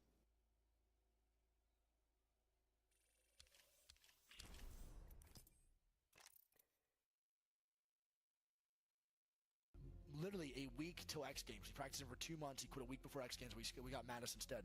And with this, Wig became the first ever controller player signed to a tier 1 org, teaming up with Madness and Noko. They were eventually able to make it to the finals lobby at the preseason invitational, but eventually after about 6 months together, the team disbanded. Wig jumped around trying to find his next team, which ultimately led to Yeet Squad, where he accomplished the peak moment of his competitive career, beating the feared Complexity, the all-star roster of Rogue, and even topping Prime TSM. I'm here, you're good! Let's go! Right here! Above you! That's all you, I have no armor! Kill his ass, man! Let's go! We're the fucking best! This was during the summer of 2020, and around this time, Greek, a console player, had officially moved over to PC and was for the first time entering competitive Apex. As Greek and his friends began grinding ranked, they eventually were able to reach the upper echelons of the Predator rank, where they finally were granted access to the top 50 Discord created by JMO, formerly known as PvP. And in this Discord, our duo would meet for the first time. I had just gotten invited into the top 50 Discord after grinding with, you know, my comp teammates, and there was like one day where Wig and a Prize put an LF1 in there, and I had responded, and they were like, yeah, sure, bro, like, run it, whatever. So we hop in there, we have like a good rank session. Then they're like, yo, like, we need one again anyway, like, you want to run it back? I was like, hell yeah, let's do it. So then we played again, had another good one, and then we ended up making a group chat for just like meeting up and ranking or whatever. And I just kind of became their third at the time because they were normally running with Frex, right? And Frex is like notorious for always taking off KC splits. And he would never ever play ranked on KC splits. So coincidentally enough, it was a KC split where I had like first ran with them. And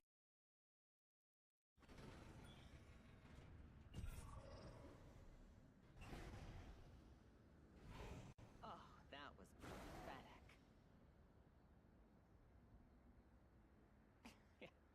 That was prophetic. Better lies below.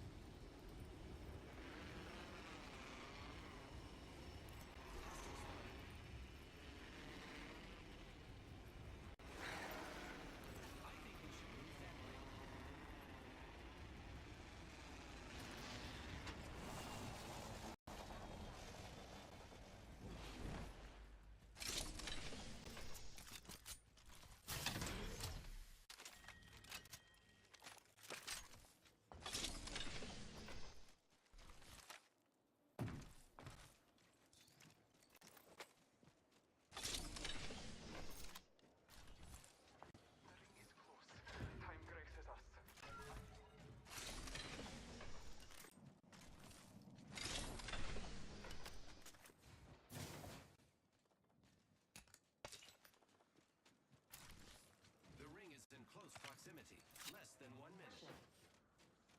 Oh, first blood.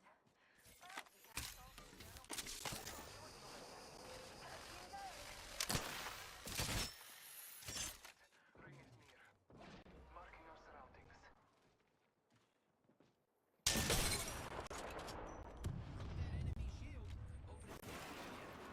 Frag grenade set. It's just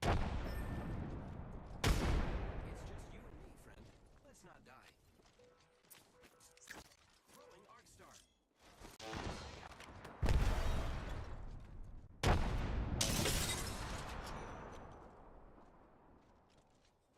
Bless me with sight. Moving, Salai fighters. No one is inside.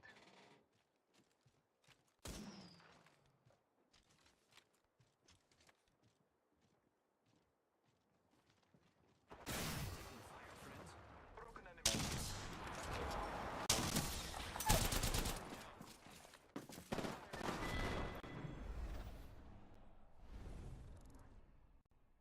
Who the fuck was this?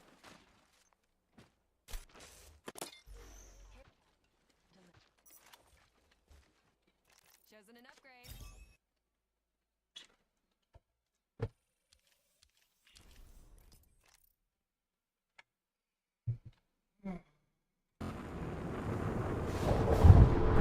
But yeah, for that B stream, I was like, yeah, I gotta keep going. So I watch partied everything.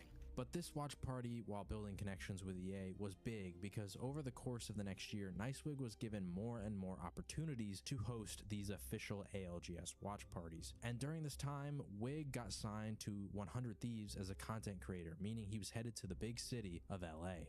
But who wants to move alone? So he took his ranked squad of Apprise and Greek, and they decided to all make the journey together, moving in as roommates. Wig was like, yo, do you want to be roommates? And I was like, hell yeah. Like, when are you thinking? He's like, we'll actually have to like have an answer and have an apartment by like 2 weeks. And I was like, man, I can't wait to talk to my foreign parents about how I want to move across the country and live with 2 people that I play video games with that I met over the internet. I can't wait for my mom to hear this one. And shortly after came Wig's biggest watch party yet, the 2021 ALGS Online Championship, where of course his roommate Greek was once again competing.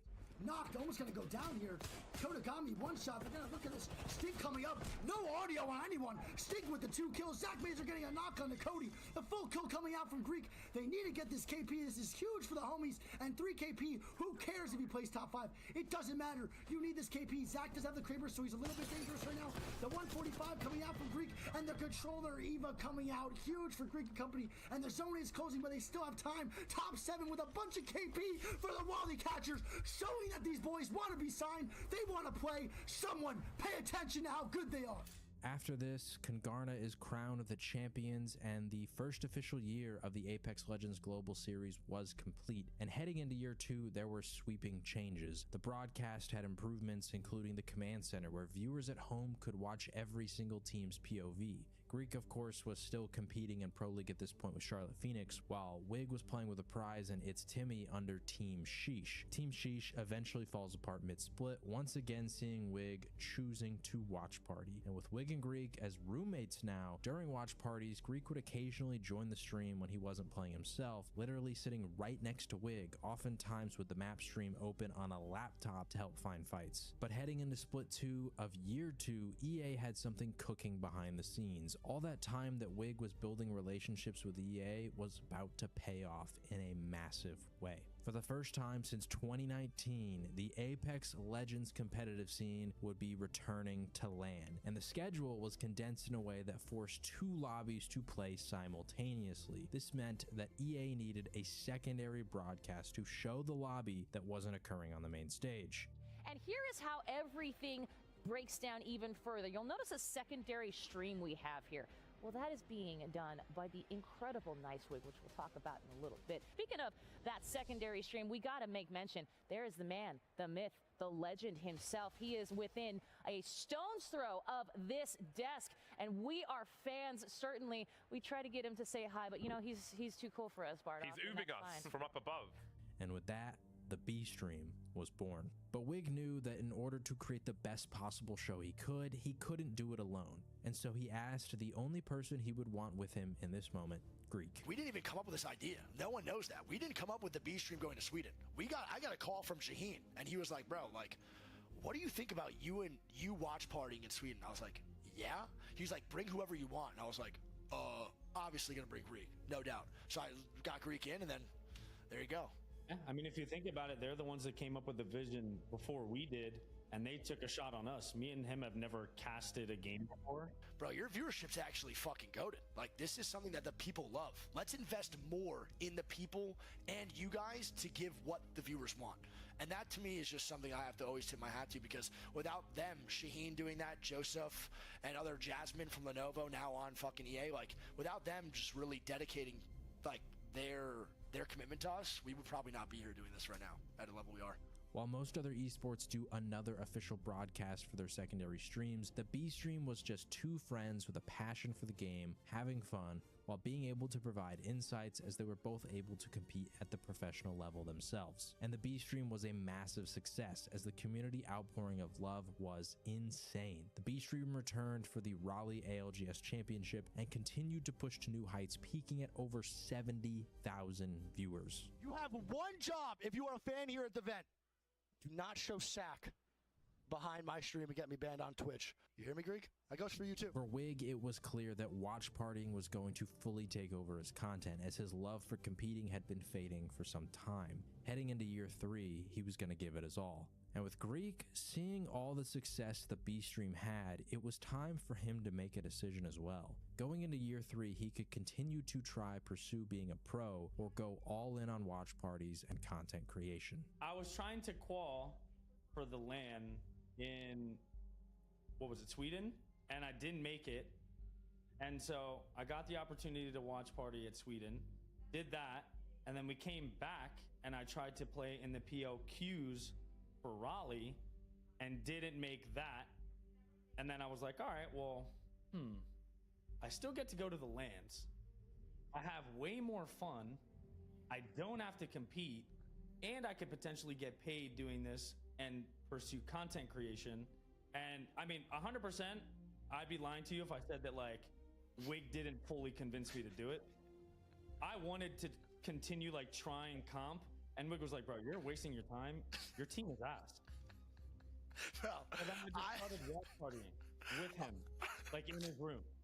Bro, I would watch Greek, dude. I would be watch partying, and Greek was in the room next to me. I listened to Greek go, "Fuck, man!"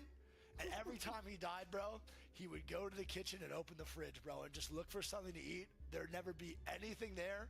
He'd come back in his room. I'd be like, I'd walk out, bro, and he'd walk out again. I'd be like, bro, you guys are ass. I was like, I would be telling him like mid-tournament, like, you need to quit. You guys, look how miserable you are, bro. Like, he'd get off, bro, and he'd be so miserable that he'd be just ordering just insane food, bro, to like cope with like the fucking sadness. Here's the funniest one is it's literally game 5 out of 6, right? Like we're going into the last one and my team dies early. I walk out after malding, right? Wig walks out because he heard me, right? We're about to go into that last game. Wig fist bumps me and goes, I'll see you at LAN anyway.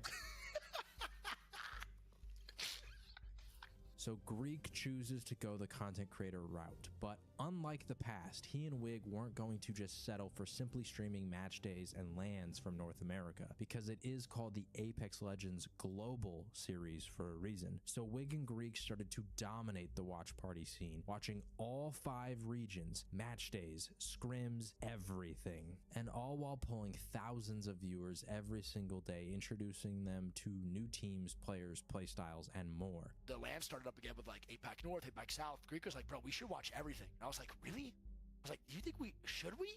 And he was like, yeah, why the fuck would we not? And I was like, bro, that's so true. And that's when me and Greek, bro, squad streamed, hopped on and watch partied almost every fucking region for a long time. And that's, I think, when the B stream takeover like really started. That's when it skyrocketed. For me, it was like the realization after Sweden. Like Sweden was like, you know, I think we did good for our first time, but it was that like realization of when I would try to cast and there was like players that I didn't know their name, what team they were on, what region they were from. And we got back as a collective and we were just like, bro, you know, they're giving us this platform to be able to like put on for the esport and like show everybody what it's about and where everybody's from and shit like that. And we're doing players such a disservice by not knowing like what region they're from and what team they're on. So we're like, that stops here. Like we're going to start watching everything.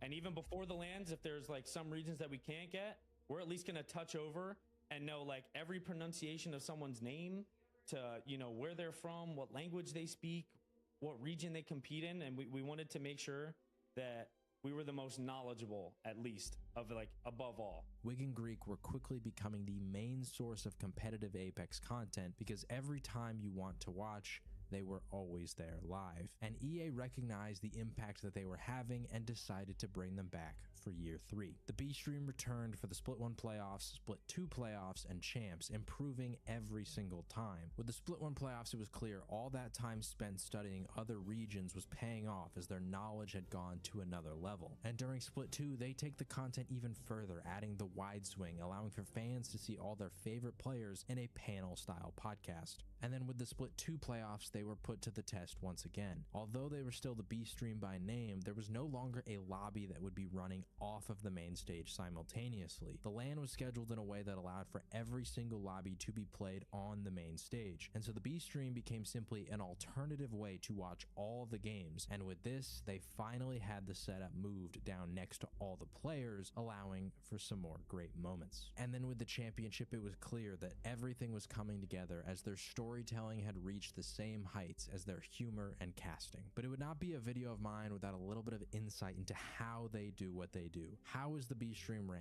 How do they have such great chemistry? And how do they rarely miss fights? Usually Wig has the main monitor, and then I'm on the side monitor, but we're both obviously like observing. And so I kind of just have the map up, and I'm kind of just like keeping mental notes of what teams are going to either be forced to rotate on a zone close, who's going to be contesting, and who's going to potentially like run into each other, whether it's, you know, a fight in a building or a zone close. And like he takes up like a majority of like the active casting is what I call it, like exactly what we are doing like in the moment. And he kind of pushes through that because he knows that I'm like always looking for the next thing to switch to, so that like when I kind of drop off what I'm saying to look to the next thing, he just kind of carries it forward. But yeah, basically Greek has like the most important job. He just sits on the map and looks for fights and stuff like that, and then I have to do it. But I don't think people realize how hard it is. Like, I'm not going to sit here and complain, but like what we do is tough. There's, for like ALGS broadcast, bro, they have like 12 people doing what we do for 2, you know what I mean, to 60,000, 50,000 people. We're doing what 12 people do. We're doing a 10, 15 person job with just 2 people and 2 PCs. When we first did Sweden, we had one computer only showing, so it's just my computer that would show. Greek's computer had no capture at all. So whatever Greek was watching on a stream, I couldn't press a button on the stream deck to go to his monitor. I had to literally go to my map, look at him, then go to where the fight is and click it, etc. Like Greek now, with the way that they set us up, thankfully, is Greek now can watch a fight breaking out somewhere else, and once the fight starts, I press a button on the stream deck and it goes to his monitor, and then I look for another fight that's happening. So the process is really smooth now and way better. That's why we don't really miss fights ever now, because we just know what to look for, Greek specifically and me, just know when a fight's going to occur, right? Rotations, etc., what teams are doing. But when we first started, man, it was hard. We were exhausted. I would literally have to tap him on the shoulder, and I would be like, bro, and I would like point at the monitor at like what was about to happen, like on the map, so that he would have to then pull up the map, like zoom in, because like, bro, sometimes when you're trying to work like the mouse and there's like, you know, a bunch of people in one like specific area, you can't click on the exact POV that you want. He would just start like spam clicking until it was like the exact one that we needed. It was so tough. I'm really thankful that the streamer, like the viewers, like kind of got used to that and don't complain about that, because it still does happen. I can't really fucking be perfect with only just a 2-man job, but we do a good job now. I feel like though, people keep asking us if we want people to help us. We really don't. Like, it's no shade to anyone else. It's not that we're being selfish. We don't want people to be a part of the team. We do. It's just like, man, I'm not gonna lie, I'd get frustrated if like the person watching the spectator just missed 5 fights in a row. You know what I mean? It's also hard to do active casting and color commentary when someone is switching the POV for you, which is, I want to like take a moment and like, I'll put this in the video, bro, because people don't really get this. We cannot do what the professionals do on the main broadcast. Like, what they do is hard. They don't run with the narrative. They're casting a narrative that is given to them right now, and that is way fucking harder than writing your own script and going after teams that you want to. They're watching whoever the broadcast thinks they should be watching, and that is fucking difficult. And while being professional, they're not calling each other douchebags and flicking each other's titties and fucking dapping each other up every 20 seconds. Like, we have that unprofessional aspect to us, which is, we wouldn't be able to be the professionals, if that makes sense, with only 2 people. It wouldn't be possible, for sure. It's undisputed that the B Stream has been an amazing addition to the Apex community, continuously reaching new heights every single go.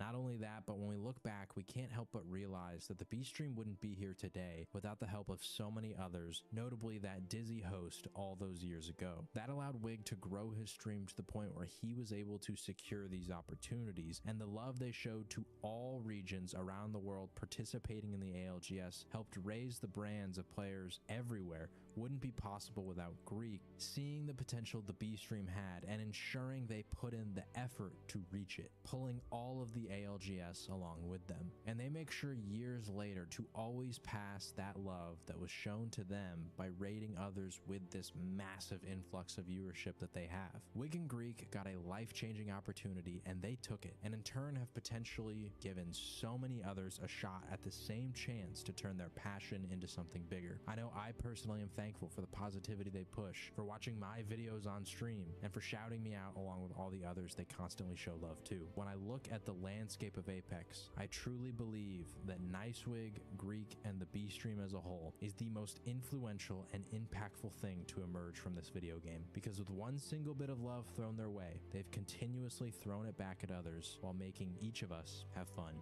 along the way. I know it's very random, okay, but it's really important to me. I want to say that whatever you guys are going through in your lives, take it one day at a time. You got this shit. Bad days do happen, bad months happen, bad years happen.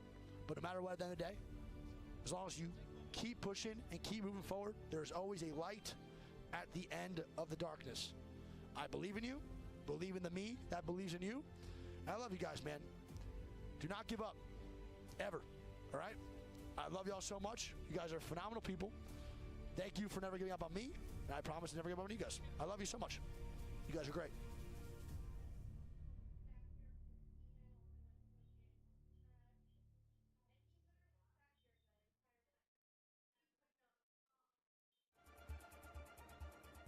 枚めっちゃロークリキル KP 狙うよ。いやいや俺も1枚死んだ。奥にもうやった。後ろ後ろ後ろ後ろ後ろ1枚殺した1枚殺した。登ってるよ。やったやったやったやった。バンガバンガバン。1人は1人は1人は絶対絶対。スイングしろもう。ノックラスノックラス。こっちやったこっちやった。いけいけいけいけいけいけ。よーし。ボーナスポイント。赤。マジでな。いやキャノンキャノンキャノン。どっかだよこれ1枚75。肉40クリプト。やった。これフラルキルこれ。まだまだファイロン受けてないと思う。ダウンに80ダウンに80。飛んでる。あめっちゃいい丸ぐらい入った全員100全員100。俺周り見ろ俺周り見ろ。オッケーオッケーオッケーオッケーオッケー。ダウンに肉80入ってるから木2個出すね俺。抱えた。ワンパ飛んでる。こっちもいる。みんなさ、キル拾えそうなとこあったらってエナジー100、160。向こう側拾えると思う次。取った変わるいや取ったよいや変わらずに俺周りずっと見たい。奥でファイト起きてるかも。ちょっと下のここ死んだオッケー。俺ダブルエナジーだからもう来たよ。次やることだけ聞いていい？俺らマジゆっくり移動前見てくれよ俺。上からどっち取り切るか決めれる俺ら。了解俺の方からどんどん来てで左魚触れるか一人見といてほしい。これこいつは右のやつ囲りながらだよ。待ってる一人。俺の方ねどんどん。腹切上がり注意だよずっとこれ。俺の位置入ってるけど撃たれるからマジどっか魚真下いる9ファイト目めっちゃバンダめっちゃいやフェーズがマジロオッケー左使うようにしてるあごめんここ俺のとこ大丈夫。耐えれる壁耐えてるから耐えれる俺のとこ。俺燃えた上いんの金のそれわかんないゆかさん俺らが起こす今起こす。超えてみてほしいそれ。待ってそれ燃えるんだこれ。いないどうせいない。大丈夫下でファイト。オッケー下でファイトね。カーテンあと10秒ぐらいだよ。10秒ぐらいだね。僕で耐えれるから一回。アーマー落とすキングアーマー落とす。オッケーもらう。一回立て直して。もらった。ウルト来た。ゆっくりだ。ゆっくり角で俺らここでいいよ。いやいやいや任せた任せた。俺いけない今。俺の前いくよこれ。ミラーリング来るからね。ダウビの入り口が。ワンチョバルスワップしてるそいつ。ナイス。スワップで返せるダウビの下が来る。俺の方来て左回りで行こう。左回りでスイングしよう。ダウビ下あんま来てない。俺らが入りたいとこにもうワンパーティーいる。俺の真下これ来てほしい。ナイス。ごめんスワップもらう。白まだいるこのパーティー打ってバンガーめっちゃロー。ナイス。次前いるからね。前パーティーいるからね。カーテン7秒いやいないわこれ。いける全員で一緒にいける。いくよゴー。オッケー渡って張り付いて右側にしかいないから奥側に入ってパーティー。ここ大丈夫。さっき途中でこれこのバンガールトでなんかアクションしてもいいかも。ちょっと登ってみろ俺。いや壁あるやめる絶対食らっちゃダメ。俺右押さえるよ。罪注意。敵のコンジュートルと壊そう。いやその盾使った方がいい。スイング勝てるからこっちの。真上ピーク1枚100。真上グリ切ってみる。切った。真上グリ俺も切る。これさめっちゃ右奥まで行ってこれ右マジで本当にめっちゃ削ってる。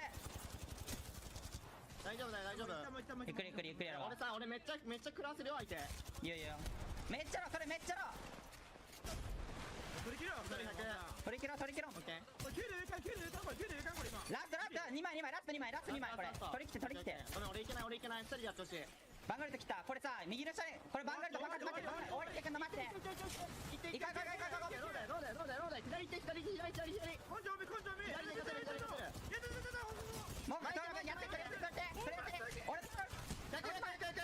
ゆっくりしてゴー右回りラスト右ナイスうますぎだろ俺らもうナイスよう勝ったな。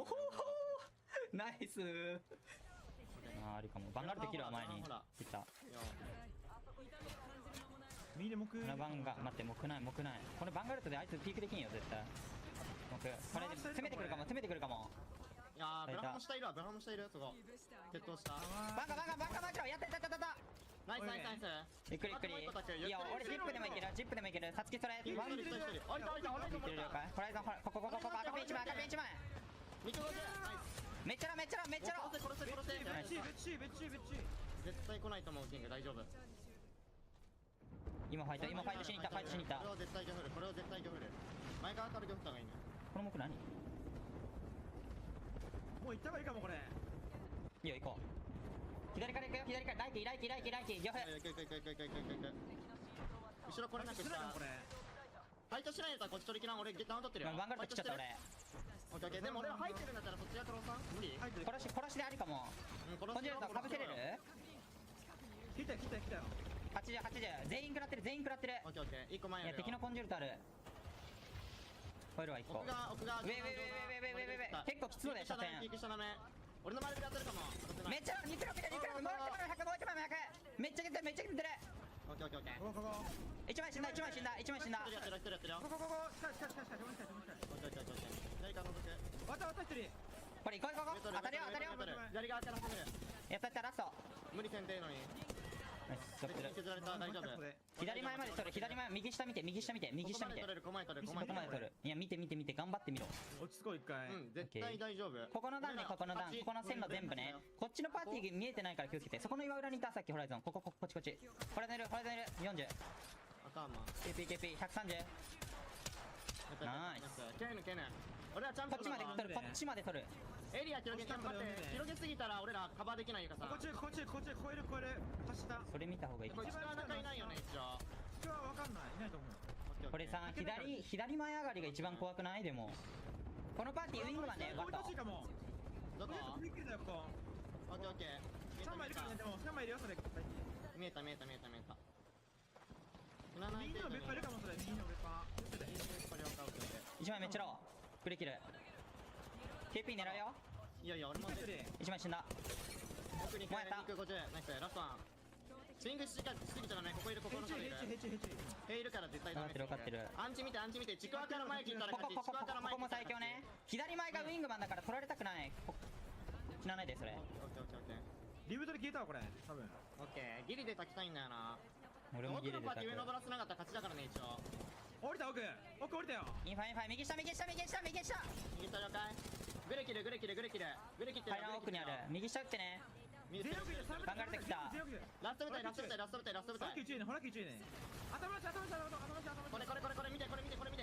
敵の空爆。俺の。オッケーオッケーオッケー。下スイング下スイング下スイング。こいつら下スイング下スイング下スイング。やってるやってるやってるやってる。2枚の1枚の。ゆっくりゆっくりゆっくり。俺のキルです。ナイス。ごめんちょっと楽しくなっちゃった。うんそうだねまあ大丈夫よ。いや俺キルポに貪欲だからさ普通に。いや俺は丸があるから上直していいんじゃないワンちゃん。ここ側面多分側面。本日30。側面俺下がるよ。いや下がっていいよ。下がってる。敵のバンガルト。バンガルト高いわ。起こしてる。丸ぐり切った。左側ピックするかも。これ壁ある。バンガルト使っていいこれ。いいよ。ガンはこれ殺さねワンちゃん。張り付いたピークできる ?40 2人40。一人肉。死んだ。終わった。チャラい取っていいよそれもらうわ。クレバ。渡りでそこだと思う。見えない。ラッキーあんま前で過ぎたらやばいぞ。いや汗出して俺らこっちがフリーだから。赤ピン入った赤ピンの下。カーテン後ろ。屋上来た了解。中戻る。そのくぼみのやつはワンダウン取ってる。ここワッシュここキル取れるかも。ここ見て。1枚殺した。もうドカってるここ。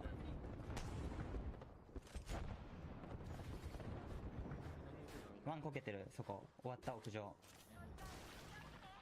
登ってるよ。やった。俺の方来て。降りた。一回。屋上そのまま殺した屋上でいいよ。起こしてるこっち。撃てるよ。これビッグダメージ出たら一瞬やらね。一瞬で。いいよ。俺後ろ見てるから2人で見な。あれウルトあるよね。これ撃てるよさっき。やったあるよ。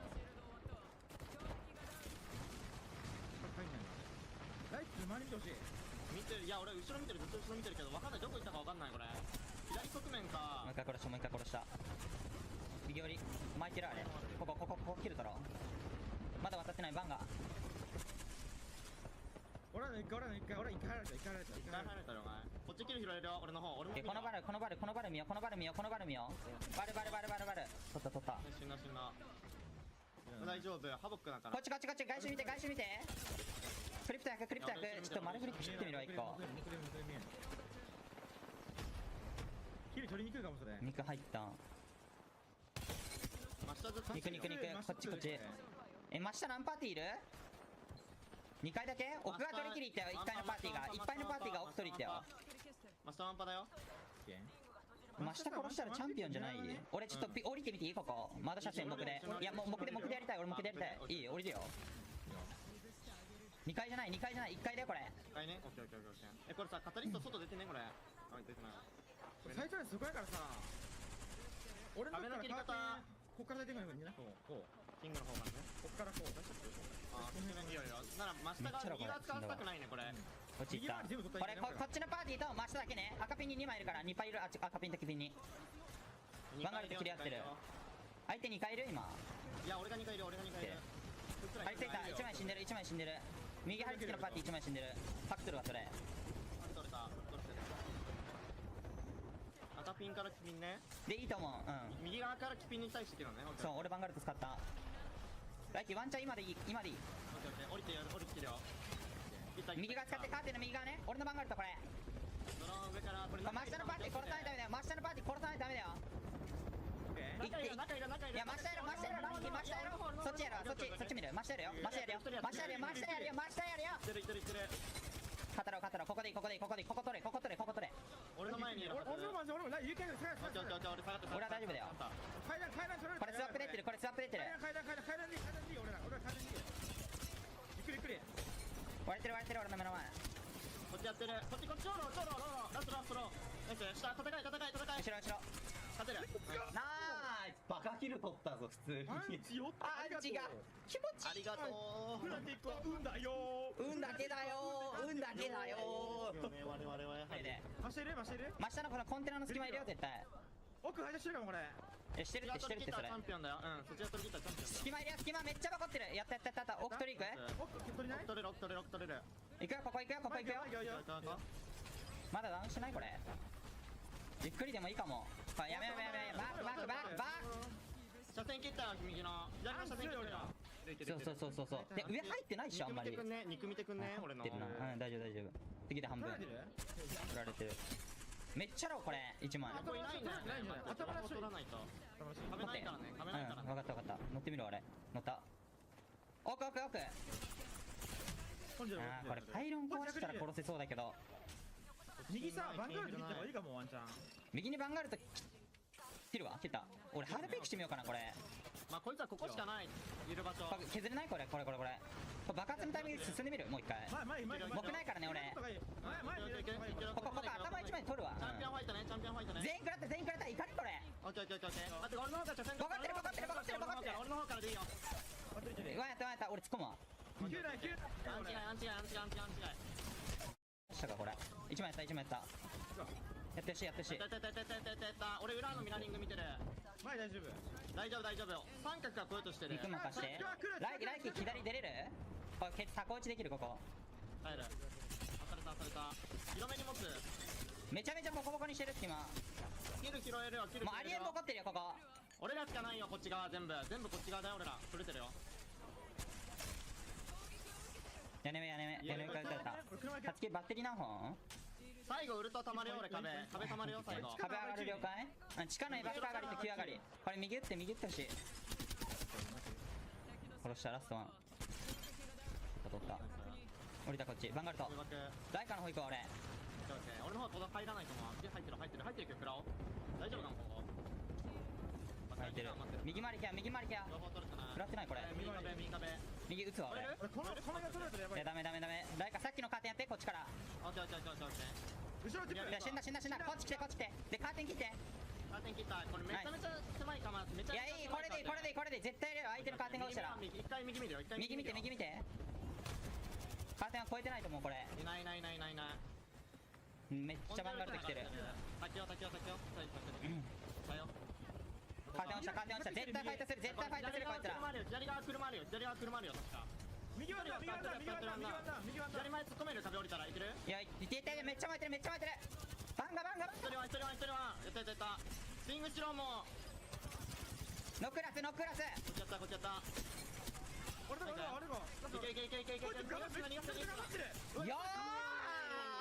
ーしボーナスポインあこ強すぎたこれ100ポイントあんじゃねボーナス俺バカキルしたぞ。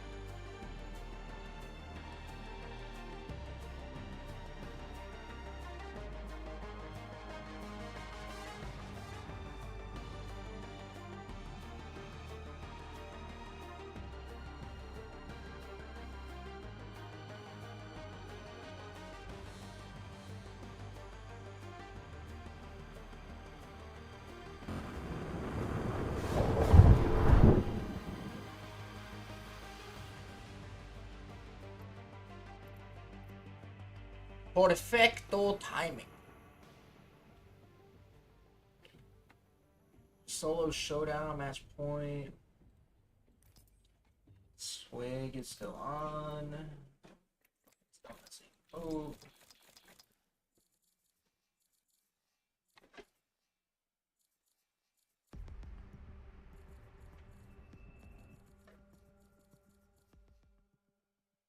Three days. I really want to save up for this. Los Angeles. Oh shit, they're back. They're back. They're back. Well, at the Galen Center, looking at you here in Santa Monica and having opportunities just down the road to find your seat at our Split 1 playoffs, where the action has been taking place all day long here. We've gone through 2 6-game series, and we are upon our 3rd in just a moment to see whether some of the powerhouses like Dark Zero and TSM will make it into winners tomorrow, or if they will face the Elimination Bracket 1. All of that to be decided here today in just a few moments. So if you're tuning in, watching at home, welcome. If you're here at the Galen Center, welcome, and we're so excited that you're here on a Friday night, enjoying yourselves and getting ready to watch some good Apex as we keep it going. My name is Rain Day, and I've got a lot of similar faces, a new face again, I guess, for today's configuration. Zephyr Hodzik joining us in replacement of Jamerson, who did a great job last set, and of course, Graceful rounding out the desk. It's been great so far, a lot to talk about, a lot has happened. In fact, maybe that's where we should try to kick things off from what just occurred. We saw Hodzik a big win from Moist, taking it 1 point over Reject Winity in that set to obviously qualify them for our winners tomorrow. Yeah, I mean, it's great to see NA finally waking up. I know, I don't remember the exact points, but I mean, they had a horrible World's Edge, Moist did, and I saw them in the halftime, and they looked like they really wanted to come out swinging, and they were hungry for it. I talked to Guild a little bit, and I mean, they did just that. They had a monstrous storm point to come out for a lot of points that they needed.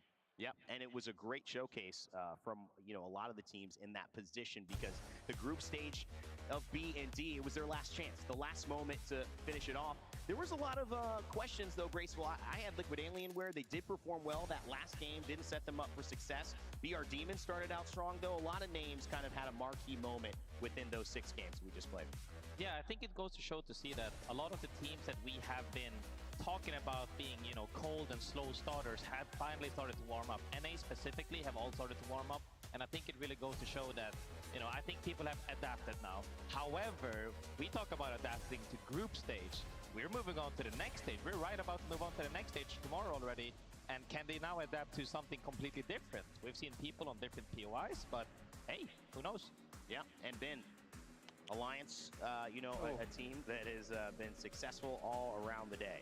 Yeah, not just them, Aurora as well here in this bracket, absolutely launching through. And while they didn't come out with that win, we still got to see some incredible faces make themselves apparent, notably Reject Winity. Yeah. I know we talk about them being kind of the vanilla, the tried and true here of a lot of these teams, but it's one of those that, at the end of the day, that's all you really need when we start to talk about match point, that kind of stability, or as Graceful always likes to bring up, consistency that represents these kinds of rosters is usually something that can potentially come out with, well, as you see there, a win. And I think consistency starts to be less of the topic as we move on now. It starts to be, can you actually win these games? Because everyone who's going to get into the winner's bracket, as we can see the standings as of now, Geared Gaming rounding out our 20th, but of course they've already played 3, so they almost guaranteed will lose that spot to a team who is going to play again in this upcoming ANC bracket. You're starting to see teams who have been able to kind of do it all, Hodzik, and I think that's what our top 20 so far has said. Teams that can win, but have also really just played very consistently over the course of this weekend. Yeah, again, as we've reiterated many times throughout the tournament already, it's, it is just group stages. It does matter you're playing for upper bracket, so you can have a bit of a rest. You don't want to go through the loser's bracket run if you can avoid it, but it is really important for all these teams that, like Geared Gaming, or that might be potentially knocked out, all the other ones as well. It's really gonna, they really, as long as they, a lot of them, I was in the player lounge, and a lot of them looked very defeated, and I was kind of just telling them, like, you just got to take it as a learning experience. Every group stage is kind of just, it's your chance to learn how the LAN is being played, and it's your chance to adapt. Some teams come out a little bit faster, some start with a flat tire. It happens. And that's just kind of a part of competing as well. People, across this arena, and as you go down to the bottom 20, we have to talk about it. Sometimes competition, you swing, you might get hit though. And that's the thing. These teams maybe got hit a little bit more than the top 20 teams, but it's about bouncing back. And also participating in this type of exchange, Ben, means that you are going to take some lumps along the way to figuring out your opponents and figuring out how to be successful, like Hodzic said. Yeah, I think for some of their teams here, of course, we look towards squads like Luminosity. Unless we're seeing an absolute blowout of a match, you know, we're guaranteed to see them have to work through those trials and tribulations that you kind of discuss here, Hodzic. But at the end of the day, when I give it this a kind of a once-over, ready for me? You start to bridge past WMNDY and Made in Heaven and above, you know, those are some realistic, achievable goals. We talk about that triple point threshold. They're very close to doing that. I mean, top 5 and above should be enough to set you up. Well, it's time to start shifting into what's in front of us. We've seen 2 groups so far. We started the day at 10 a.m. It is now about 7:05 Pacific time, and we are finishing up with A versus C. And the teams behind us getting ready to get going have some big stakes at hand. You had mentioned LG, 34 points with a cutoff of most likely 100.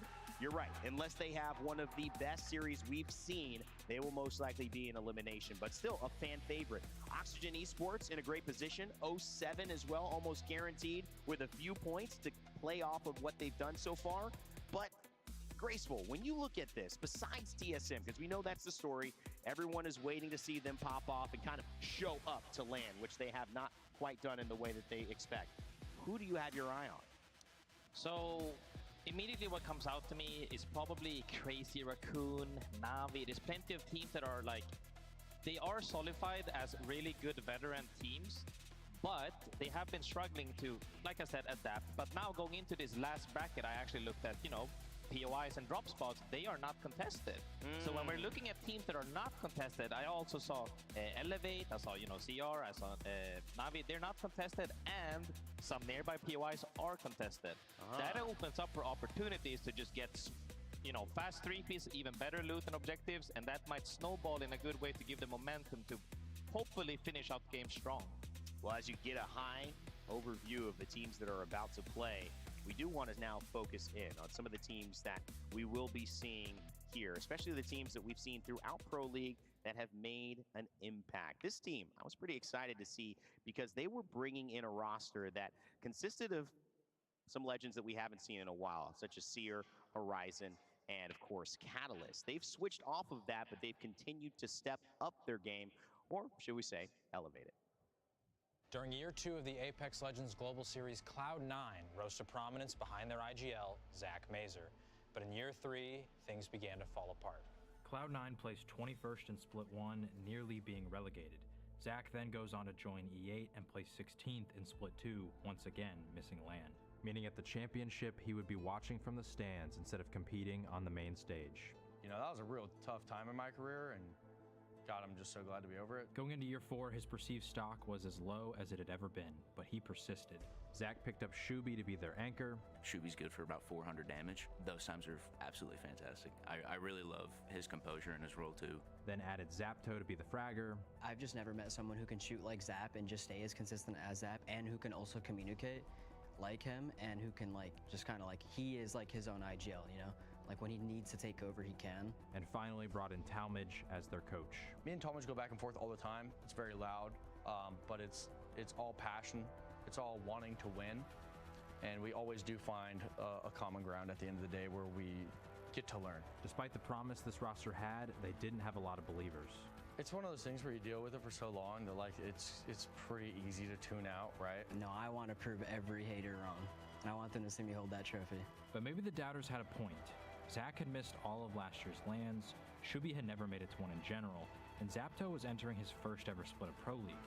But because of the team's poor performance in year 3, they didn't earn a Pro League spot and had to compete in the preseason qualifiers. But they easily showed they belonged. And it's up to SBKYUBI to clutch it up. Carr gets reloaded, playing the knockdown shields for now, has the damage to do it, but SBKYUBI needs to hit the 30-30. The hip fire isn't connecting, but he gets the last shot. I had, in my opinion, like a top 3 guaranteed Horizon player in a Horizon meta. I had SBKYUBI, who I knew was going to play his role borderline perfect, and the game is in my hands. If I don't succeed, it's going to be only my fault. But PSQ is only to make it to Pro League. Winning PSQ and qualifying to Pro League didn't shift the public's opinion. Now they had to show up and prove they deserved more.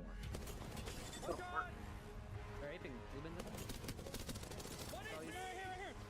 100, 120 bang, 150 bang.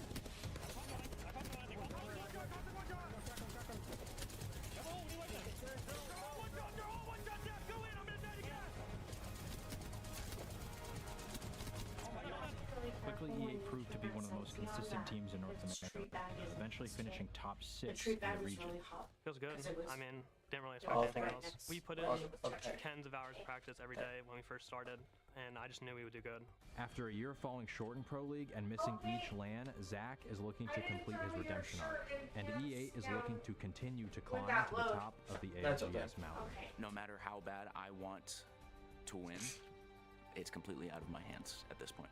And that's a beautiful thing because it's best for me to just let it go and let them play to the best of their ability, and then, you know, we wrap it up at the end of that and put a bow on it and say, hey, we tried our absolute best, you know? And if it comes out being first place or something even lower than that, then, you know, maybe you can still hang your hat on that and say that we did a great job and put a great effort in. High hopes, realistic expectations, however, I would say tempered with the confidence that they have been performing well and only look to be performing better. Hodsick, Elevate, ready to take the stage in just a moment. Absolutely. Beautiful video by Jayhawk, first off. But absolutely feel Talmadge's sentiment there. You know, there's only so much you can do from his position. You give your team like the tools to success. You give them like a solid game plan, but at the end of the day, it's out of your hands. And speaking of being in control, Zach is honestly, his redemption arc has actually been really, really strong, I think. I think he's had such a troubled career. He had a lot of success early on with FlyQuest. But then, you know, once hit the C9 arc a little bit, and then after that, it kind of he fell short a lot. And he's a player that's been hungry from the start. His passion cannot be questioned. And it's honestly, I think we're seeing the best version of Zach that we've ever seen. And I've been someone who's been very critical of Zach as a player. But I think his IGLing has really led them to a strong spot here. It seems like they found a nice rhythm, and that's the thing that you're right. From what we've seen with Zach, the talent's been there. He's been ingrained in the pro scene, really, in the ALGS. He's an extremely famous player, and you would think those results would be expected from someone of that caliber, that marquee name. But at the end of the day, he has been looking for more. He's always kind of sought more. He's maybe just been a step away from some of those expectations, and it does feel like this is the moment. So I agree with you, Hodsick, and I'm sure a lot of people are rooting them on in this Elevate squad. They look geared up and ready to go. Another team, though, in Group C, I believe, that is geared up and ready to go. You were mentioning them, Graceful, a little earlier. Crazy Raccoon. They've got a good thing going here, and you were excited about the fact that they're not contested in this group. Yeah, so Crazy Raccoon has been one of the teams that we have consistently seen repeatedly on LANs and also on tournaments, online, of course. And I feel like we have so many regions where we have teams that are kind of, how should I say, uncrowned kings. In a way that everybody, like you said, the success we're expecting from them aren't quite met, even though we all know they can reach that spot. Right. And I feel like they're here to prove that they are capable of being there. I am expecting a minimum finals, and if they're not getting it themselves, I'm sure that they are expecting that of themselves. And I'm looking forward to seeing how they can prove themselves, especially now being uncontested and having good POIs to rotate from.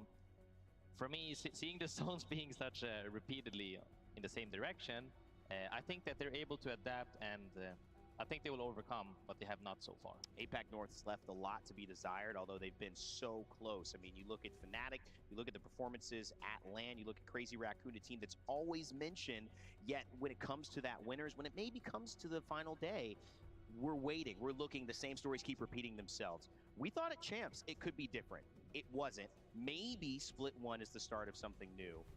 Not to quote High School Musical, although somebody was just saying that to me earlier in the green room. Ben, I want to talk also about another team, Not As Sincere, a great organization. Obviously, they're picking up energy as they head into this. You hear some shouts in the crowd. There's fan support, but can they get it done heading into this one? This is a team that comes with such a history when we talk about the LANs. They get dogged on a lot. Yeah. I mean, there are people who come out going into these tier lists that we see online saying nothing but free KP or simply 40th, which I think is absolutely I won't say that word, but I'll tell you what, when it comes down to it for Na'Vi, they are one of the most successful teams that we have seen out of EMEA coming out of some of these first few days, and I gotta give some huge credit over to the roster changes that we saw coming into the building of what was Orglis in Hungary and then became Na'Vi. A huge shout out to Kinda. Right? Especially being this fixture on Element 6 that gave this team the pressure and power to evolve, send them the playoffs, and then make that adjustment. I know for a fact when we talk about Matape and Tyler, they've been through it before, right? They've had the lowest of lows of any of the teams out here, and you simply cannot compare that to anybody. It's an incredible amount of support that they have at every LAN at all times, and no matter how they're performing, you know that this just feels like maybe that one that Matafe wants to go home and say, we did it. We finally got it done. I mean, it's really the story of a lot of teams in EMEA as well, and APAC. They're all fighting against what has been North America or APAC South transition, North America dominance at LAN. Will this be the start of a different story? We will see, and let's see also what our talent thinks as we have to make some predictions before we head into every group. And of course, we've got to go to some of the favorites. I'm going Dark Zero. I think that they performed extremely well. They're in our top 3 overall. And I think if you consider this, they may just be the team that leads it since they've got a match to play. But a lot of TSM in there. We see Tifko and Fury TSM. elevate from Dia. We just highlighted them. And he's a smart guy, so I can see that happening. But I want to go over to ours here on the desk, my analysts. What have you all picked? I'm seeing some more Aurora and some Disguise. So I'll leave it to you, Graceful, to represent Aurora. Why you think they're going to take this one? Kind of obvious for those who have been watching, but walk us through it in this group. So the biggest thing for me is that, honestly, it's a toss-up between Dark Zero and Aurora. And I think they are they're yin and yang. So I think Dark Zero is playing perfect Apex in terms of from zone play, and I think Aurora is playing perfect Apex from edge play. And me personally, having the experience of, not playing edge too much, I'm intrigued by learning. I think everybody right now in this room playing this LAN is learning from Aurora how to play. And I think that, they have something nobody else does. That's a strong statement. I mean, learning from Aurora how to play at LAN, our 40 best teams in the world who have already qualified, I think that's a sign of how good that they are. Really quick point. DSG, you think this is the one that they're going to get it done? Because they need to. I just want to make it clear, we picked these predictions fairly early. Especially he after, says, I didn't have coffee when I made this prediction. No, but I'll tell you what, this has been a team that has shown they have the capabilities to show up when it counts. And at the end of the day, while it may be a tough series for them, especially after what we just saw early on in the day, the turnaround is always available for a roster like Disguise. Well, you know what that means. We've done talent predictions. There's only one other thing left to do, which is to get these matches started. It is A versus C. Dark Zero, TSM, DSG, Aurora. It's Friday night at the Galen Center in Los Angeles, so you better be excited because it's our last series of the day, and we've got 2 great casters to kick us off with it. Gino and Vicky Kitty, take it away. Thank you so much, Rain Day. I don't know how he keeps doing it. Rain Day always giving us this praise, giving us too much power. I mean, who even let me on here? What's going good, guys? Vicky Kitty, Genome here. What is up, LA? We've been here all day, and we still have so much more Apex left to go. My very favorite thing to do here, Genome. I mean, there's an imposter among us. I mean, Disguise, I mean, huh? Yeah, look, that was an interesting call from Zephyr. Maybe they've donned someone else's, jerseys to play in this one. Yeah, look, unfortunately, they are going to be in the losers bracket, so that's going to be a tough prediction for Zephyr to win for that one. I think, as Graceful was saying, toss-up between Aurora and Dark Zero, definitely. That's how I was looking at it as well. Of course, had to go with the homies Dark Zero. But we will be starting off on World's Edge. Going on to World's Edge, we could expect some 50-50s to happen here. And it's going to be interesting with this being our final group games to watch. Groups A versus C, but which 50-50s are you expecting, Gino? Yeah, well, I'm sure we'll get to see some of them coming up here because we've actually got a couple listed on our drop spots map. Here's the one that's probably the most important. 2R1C and Made in Heaven have not had an incredible group stage thus far. They're both sitting, I think it's about like 60, 65 points, something like that. And and you know they need a really decent effort here to make it through to winners. But they're contesting each other, Vicky, right? So it's kind of a, I wouldn't say a battle to the death, because of course they'll just fall down into that elimination bracket. But yeah, I feel like whoever wins that contest, it will go a long way towards them making that top 20. I mean, when you have one team at 27th overall and the other being at 21st, this is where we get to really iron out which of these squads will be making it into that winner's bracket, which squads will be going and meeting the previous squads that we just saw into that elimination bracket. But a nice little flyby here, as again, we are starting on World's Edge, which could change things up for the squads that may find that success story on Stormpoint. 07 able to pop over down to Thermal Station now that neither Disguised nor Alliance are sitting there in this group matchup. Kinotrope, most teams getting both Morn and Stacks throughout these groups. We haven't actually seen those split very much, and that's part of the reason why we're getting so many contests. The same thing could be said about Dome and Launch Site. You know, in times gone past, teams have wanted to go for those POIs specifically rather than in groups. And if this is to be believed, we're getting some fun stuff coming out of Fnatic at the very least. Lifeline, Mad Maggie, Horizon. Don't pull at my heartstrings here, Fnatic. We guys have teased us before, but if that's the case, we know that they're one of the squads going in for the 50-50 over by Harvester. Exactly, it's a tough fight down there in Harvester. We haven't seen Lifeline be used in these contests as much though, right? Usually it's the Conduit coming out for those, the Radiant Transfer, the extra shield, but you know, you rarely ever get the chance to go for a res in those contests, so you know, maybe that will be the difference maker. I mean, Doc getting the health up, you actually got a higher health pool than a shield pool when you take these early fights. You've only got the white armor, so maybe that's what they're thinking. Although something has changed up here, everyone. You could see Crazy Raccoon alongside 2 Rats 1 Controller, the team that we were expecting to potentially contest Made in Heaven over by Climatizer, have now landed on the other side of Geyser 4 right now, waiting though. You talk about interesting compositions, Genome. Yeah. The Lifeline, the Crypto, and the Bangalore, but the action has not stopped. Oh my goodness, trying to get away. Strafing Flame, sending MDY White back to the lobby. Well, that was a quick win for them. Good stuff for Legends Gaming, right next to the Respawn Beacon. That's one contest down, and yeah, like another one we weren't expecting, right? So MDY White, instead of going for North Eption at Monument, have moved over. You know what this contest does? Much, unfortunately, yeah, not to their success.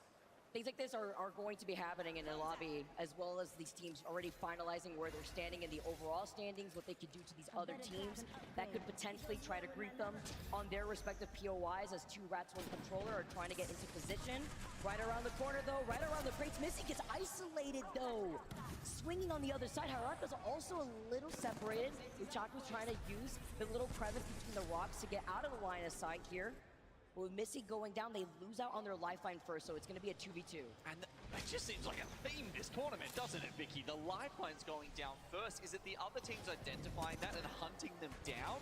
Or is it the lifeline players overextending?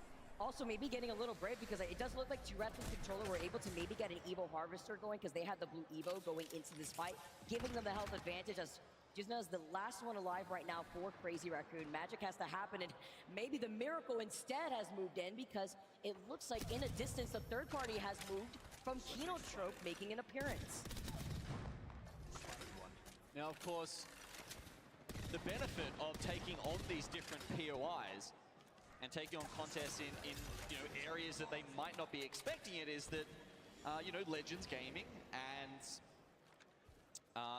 Crazy Raccoon that were landing in Geyser, you know, they probably wouldn't have their composition geared towards it, so they're at a disadvantage from the start, and that hurts Crazy Raccoon, but not so much Legends. And also tells teams that landed POIs nearby that this is the perfect third party to want free KP, which is exactly what Kinotrope Gaming was able to do here. This is the team that lands between Big Mod and Stacks. Guess what?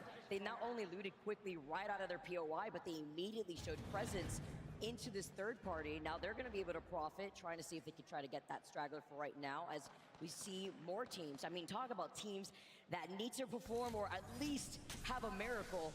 LG. I mean, luminosity. That light is dimming. We have to see what they could do here in a lobby like this when you're faring up against the demons that are teams like Dark Zero. Man, TSM, I mean, we can expect the best here. We have to see. Legends Gaming are going to start rotating already off the rip, and it looks like Boogie Boarders are having some fun here in the feed.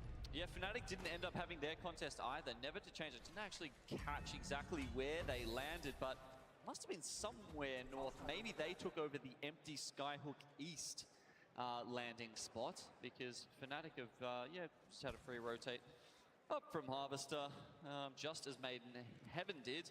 They might have been worried about 2R1C, but of course they dropped elsewhere, and they've been able to come over from Climatizer, as you can see from that zone.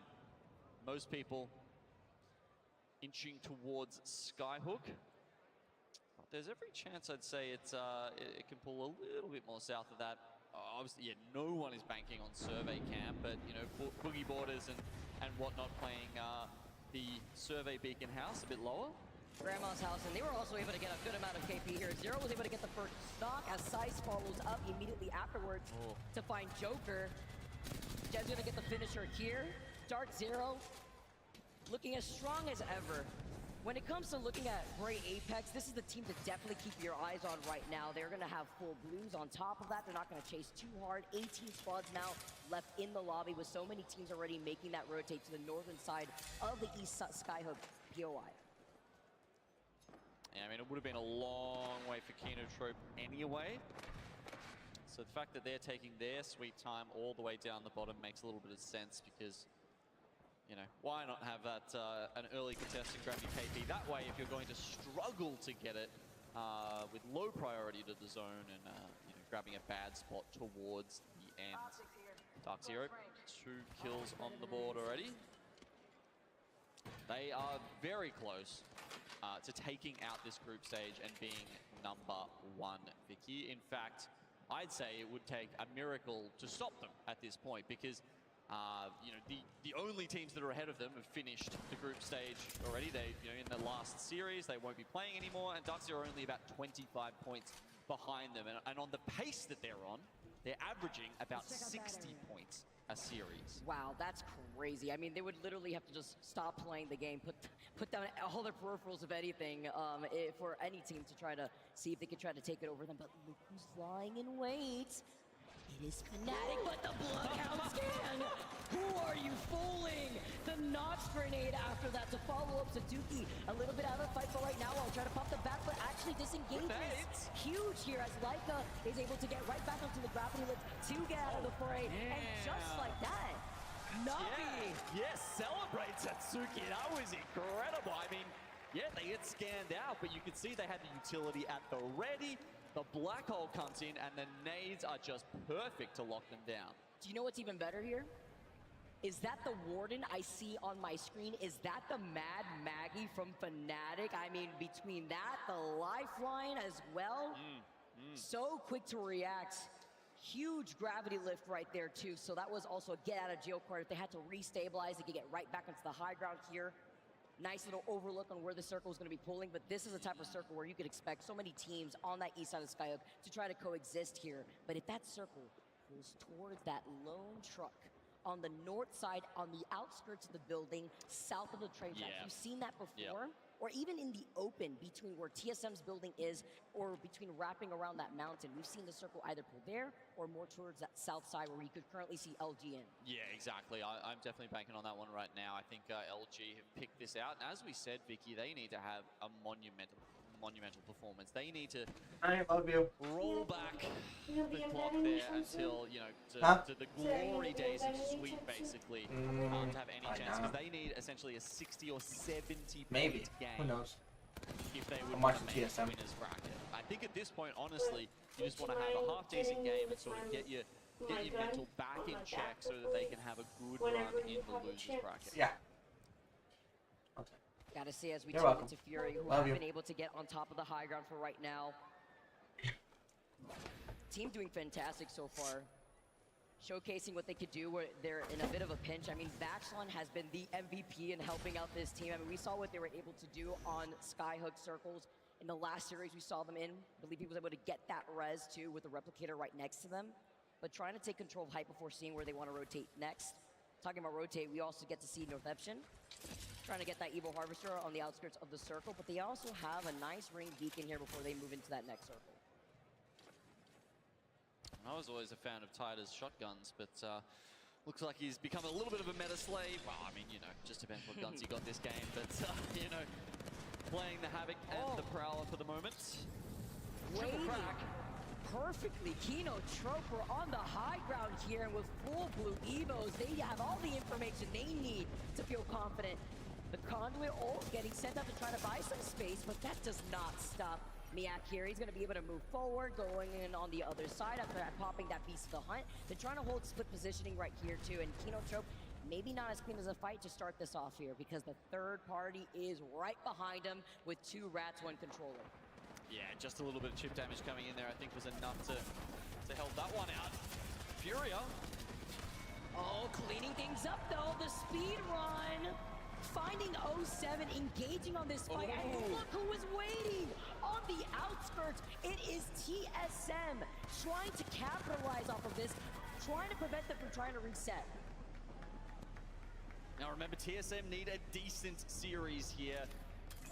Unlike in times past, they have not locked things in by now. They cannot rest on their laurels.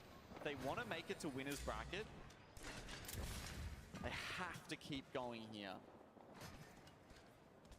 At least they're going to be able to get some extra loot here before they make that next decision, especially since Reps has a smoke in case they want to get out of this building here. But it's about the information that they just scanned.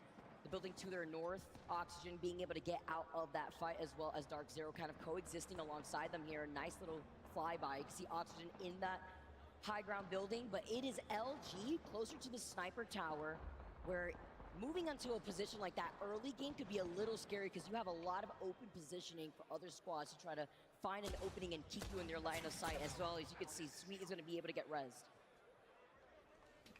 They play the Caravan. It's the perfect spot if you've got a Watson. They don't have a Watson. They've got a Caustic. That makes it an okay spot. But as many teams start to pull up around them, as they will, the circle is definitely shifting towards that Caravan. It's gone north and north. It won't finish on top of the tunnel, which means the only real playable space is this Caravan that we've got here. Even crazier, Sweet was truly on the sticks. I mean, he had dropped the Mosem at one point. He only had the Havoc. He picks it up from the truck. It looks like maybe they were swapping some things there. But while playing patiently and rotating there as early as they did, they're going to be sticking onto maybe Blue Evils for a majority of this mid-game here, unless they could get some poke damage from the squads that are going to be rotating like Boogie Borders out of this grandma house. I think it's a good spot for Boogie Borders, actually, but a couple of teams finally make their way to Survey Camp. Essentially just the teams that were playing Edge. Kinotrope moving through Epicenter earlier, obviously, and 2R1C as well. Nice getting rid of that crypto drone for right now, seeing the team that's inside the building to their left, making sure that no other squad should try to come up the third party, because guess who's waiting? Aside from 2 rats with controller on the other side, Virtus Pro maybe trying to see if they can have an opportunity. This is a team that's been holding that north side of the train track tunnel. Kinotrop don't like this position. With 13 squads left, round 3 closing in. They want to hold the edge of this circle to see if they can capitalize. But one tappy having to pop the shield back for right now, trying to give some suppressed fire at the squad Made in Heaven, who have already tried to rotate through that next choke. Yeah, it's a much better spot for Made in Heaven. A small part of that tunnel will be in the next zone and the zone afterwards. So they really want to, you know, you've got a couple of different avenues that you need to hold on to. You've got to look north, you've got to look south through that tunnel, and then you need to make sure that once all that is said and done, the zone closes, and then you can move in towards LG, towards that cavern. But at that point, you know, your back will be locked off. You'll have the tunnel around you. You'll be so safe. So if Made in Heaven don't get caught off here, because they are quite split right now, they could be in a good spot. Now, Virtus Pro, they're the ones to the north. They've got to deal with 2 rats, 1 controller, and Made in Heaven. So why don't we listen and see how their next rotation occurs? Someone can like walk up our tracks, by the way, because I'm not looking at it right now. We're coming back. We're coming back. Okay, I'm fucking going back to west side. Yep. I'm just gonna chill here and make sure this team, like, if they want to come around, I'm gonna core scout them. Okay. Literally. I should have like, I might get kills this side. Just tell me immediately if they're fucking coming in. They should go into the middle. Yeah, we can look to clear tunnel this zone as well. Because I don't think. I mean, like realistically, they should try and like fight out for the other side, but we can definitely try and kill them. Probably dead. I tried to smoke for you. Yep. Pushing up. You pop handle. Yeah, bong. Get back to the heady. Main handle. Yeah, we're gonna have to kill these guys. Yeah. I see nothing so far. I'm scanning. Look at my scan. Okay, push them out. Just force them back. Yeah, I'm playing the guy heavy. Yep. They're not close. 60 on one. Nice. Yeah. Two went back. They might have all gone back. No, they got heady. No. I'm close calling that heady. Yeah, do it. They scan. 3 seconds. 3, 2, 1, scanning. In gas. Yeah, I native forwarded.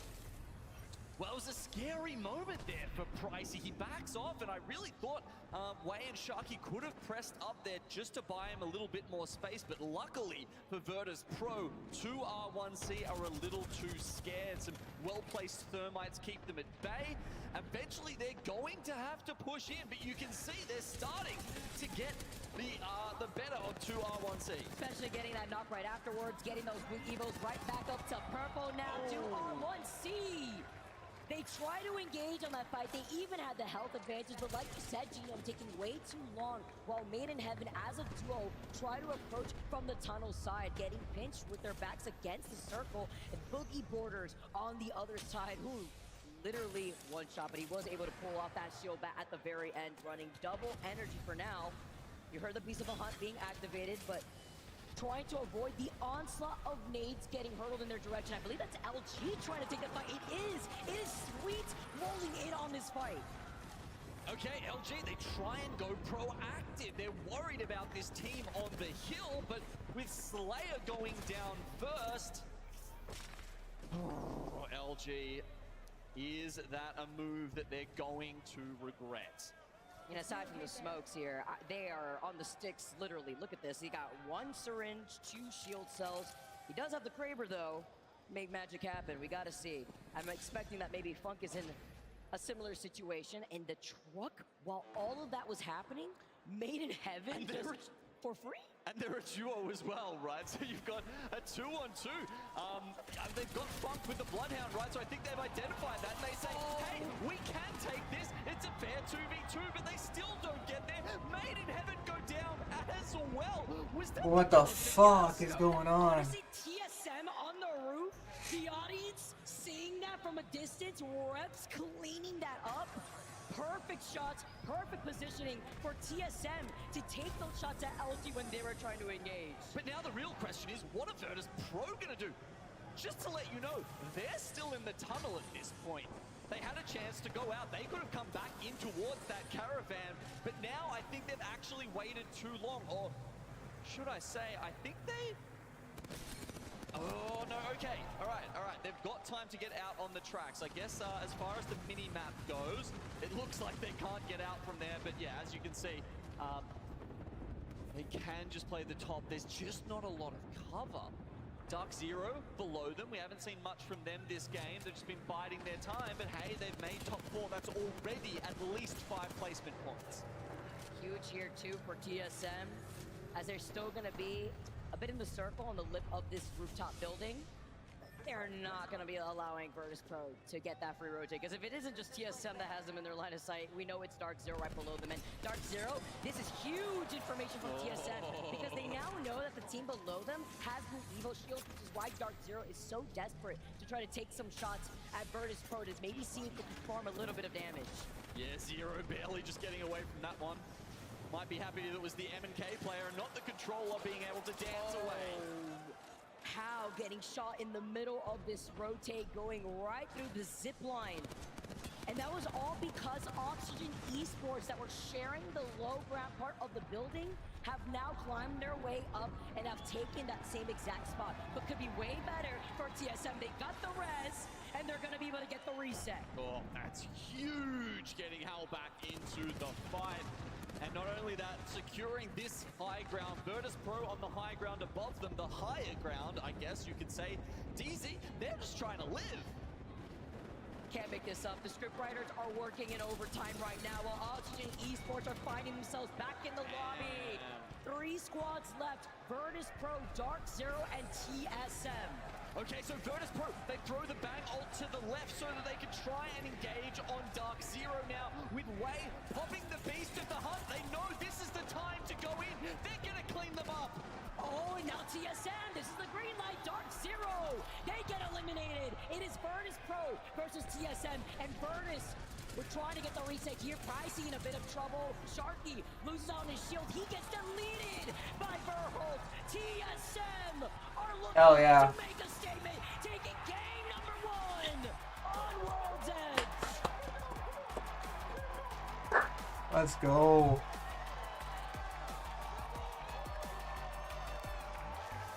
That's what I like to fucking see.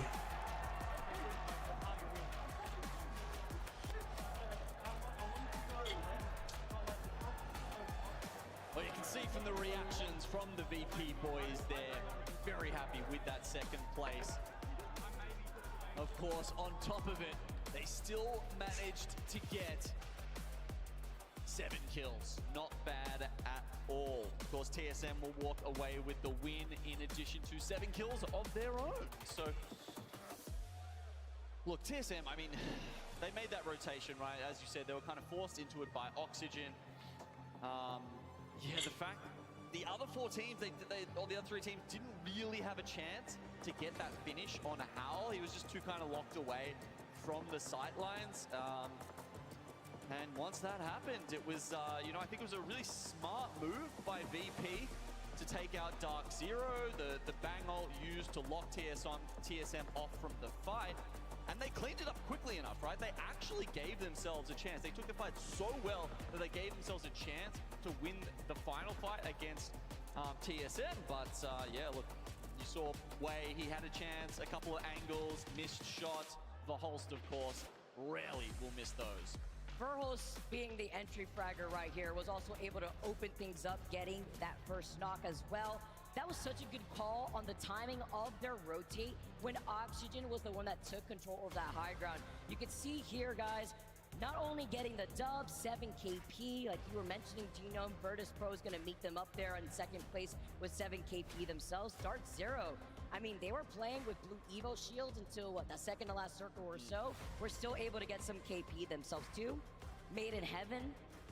Even looking at Luminosity, I mean, they were struggling. They went for a quick rotate. They also predicted that truck that was over to the east side of Skyhook. Unfortunately, though, having to play that out as a duel when we decided to take that one fight from Made in Heaven, it was a nail in the coffin. I mean, that was just free KP for TSM. I mean, if you go back to Rally, it has been back and forth between Dark Zero and TSM.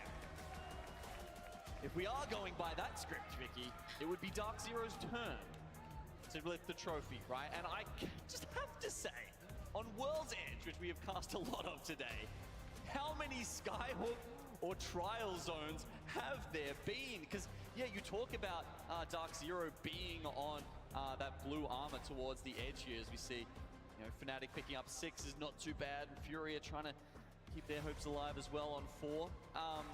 But, you know, yeah, the fact we've had so many zones up the top there just means they can walk it in, right? I mean, they're used to playing with red armors over the other side of the map, but certainly just being able to pick out a god spot like that or get into those circles very early as they did there, you know, Zero can play that either way. Yeah, literally TSM just wasted no time to get into that positioning. They have learned their lesson with these very volatile circle pools. As we take a look at the top 3 squad stats here, 3.6k damage from TSM. I mean, damage across the board for our top 3 squads. Look at Virtus Pro, 3.3. Dark Zero with 2.6 out here. Nice little evened out for TSM between Verholst and even Hal getting 3 kills apiece here. Loving this consistency as well from Virtus Pro, Genome. Yeah, look at Sharky on the top there with almost 1,700 damage. That man, does he have nerves? Do they exist in his body? Does he feel pain? It doesn't feel like it, because when he gets on land, he's just unstoppable, honestly. And you can see him just leading from the front here. That change, as we heard in the interview that Jayhawk did with him, from the support player to the fragger of this team, has gone very smoothly. Has to go through a different mindset here, too, to find that success. That was game number 1, everyone. We got 2 more games on World's Edge, and when we come back, game number 2 coming to you soon at the end of this break.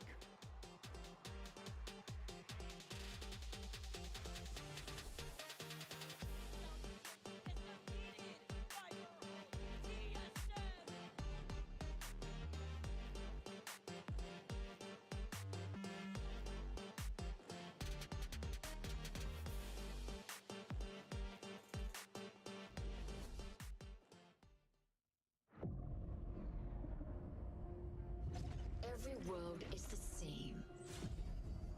You give them one tiny push. Suddenly they all fall apart. And I get to play with the pieces.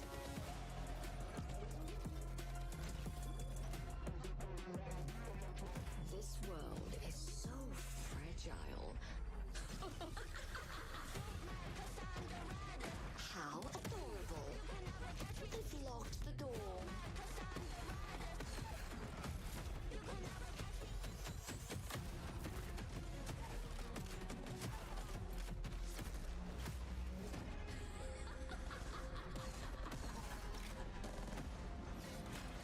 I'm gonna take this.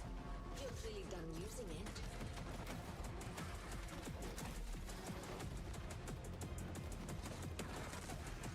This cat and mouse game is getting boring.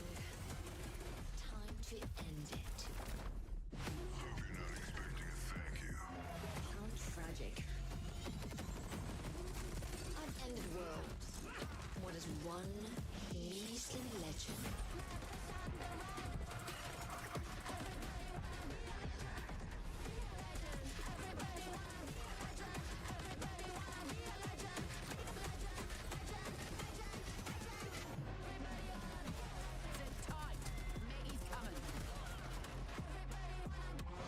Not done yet, Dad.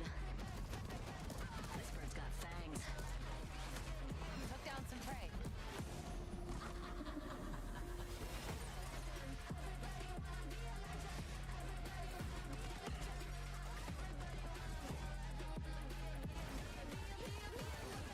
Oh, hi again. Ready for the big finale?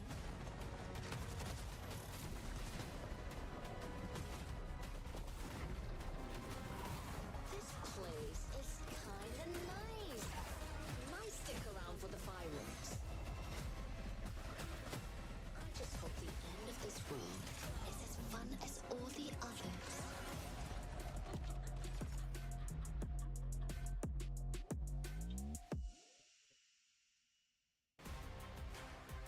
Alienware, the official PC and monitor partner of the Apex Legends Global Series.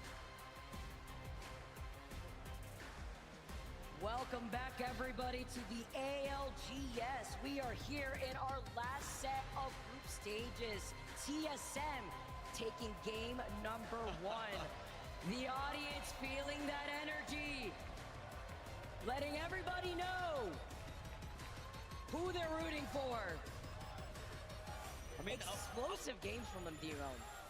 Look, I wouldn't be surprised if it was called the TSM Center instead of the Galen Center, because they seem to have some sort of home crowd advantage here.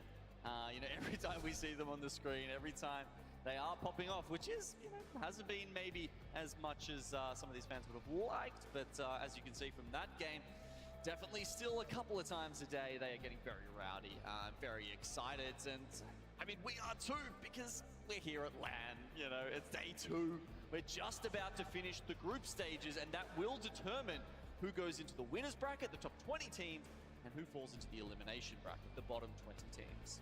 It's my favorite part about LAN is the audience out here to also give me some of that energy, but also to highlight the stakes of what these players are playing for. It's not just the legacy. I mean, We've seen TSM in positions like this before. I mean, who knows? Who are the scriptwriters behind the scene? Because somehow they always end up pulling through. But then you have to highlight the teams that have shown the most consistency throughout the season. Dark Zero still coming in top 3. Love to see and highlight some more of these squads that are really showing up here as we move on to game number 2. I talked about it earlier on with the teams that feel that success on World's Edge. I mean, the crowd doesn't see it, the audience at home don't see it, but we get to see the player chat and how it was like, you know, starting off on World's Edge, I don't know about that one. I mean, I probably would have preferred Stormpoint. Well, guess what? Nothing to worry about because you just took the dub on World's Edge. And now going on to game number 2, we're going to see how this 50-50 happens with Legends. Let's jump into a listening as we get started. I got 2 guns. I got open. Let over check. Corner 1. Nice. I'm standing. Plus, almost cracked. Horizon running, no gun. Yep.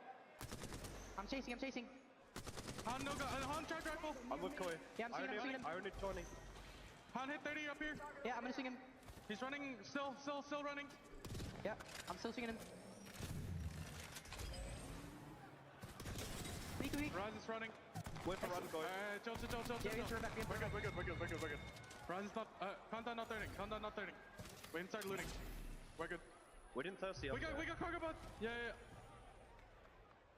Are you? I can't get the cargo bot, guys.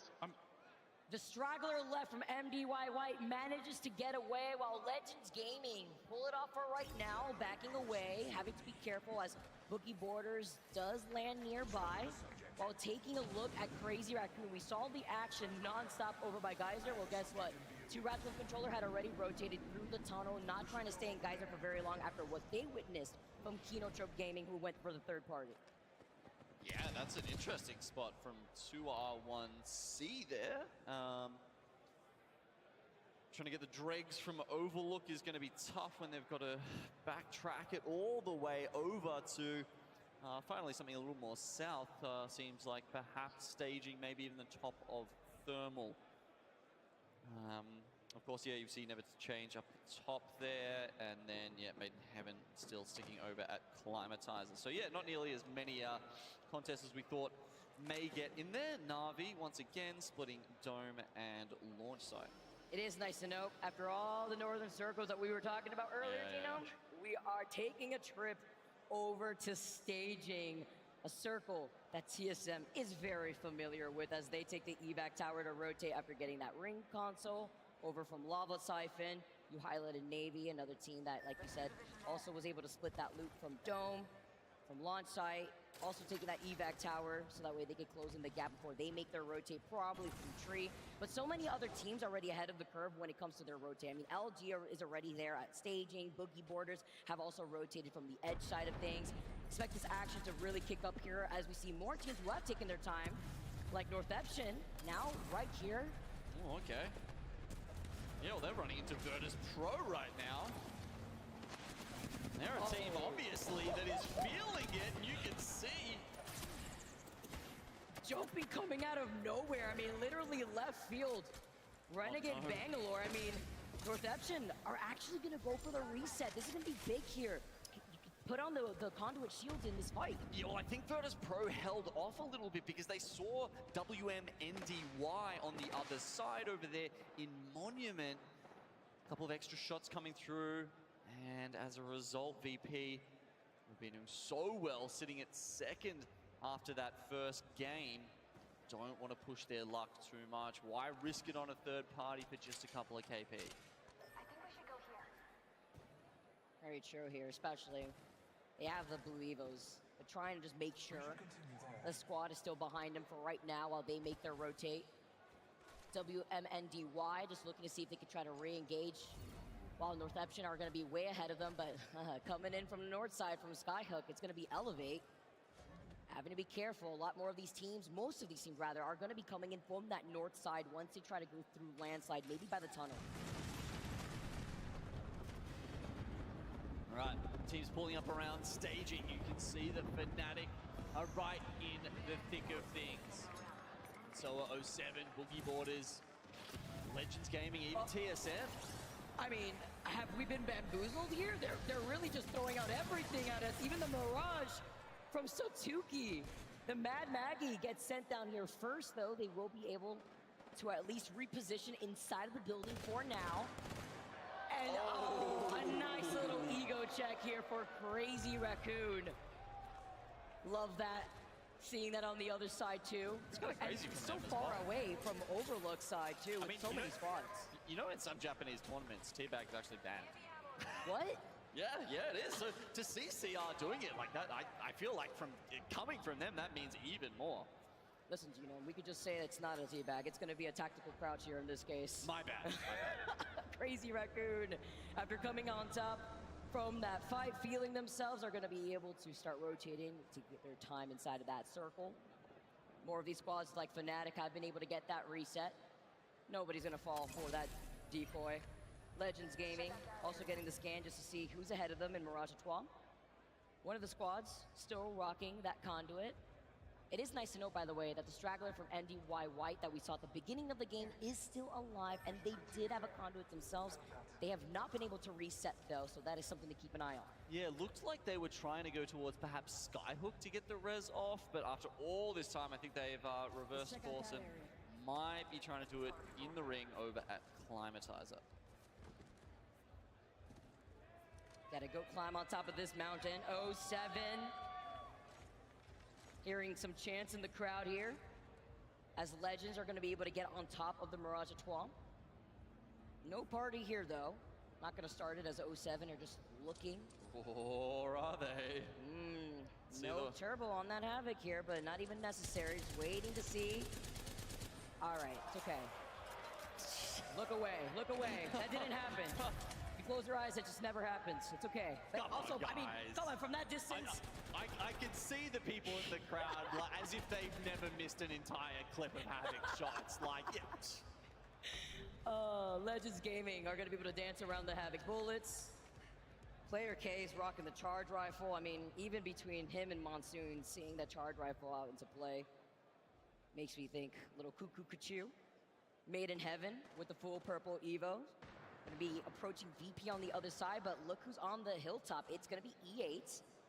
And this is going to be a very tricky rotate. And the reason why I say that is with the squads that will be coming in from the east side, it's a lot of open ground that we know between Harvester into staging, but I'm more so worried about the teams that have found their own space in staging that are going to be able to take some free shots at these rotating teams.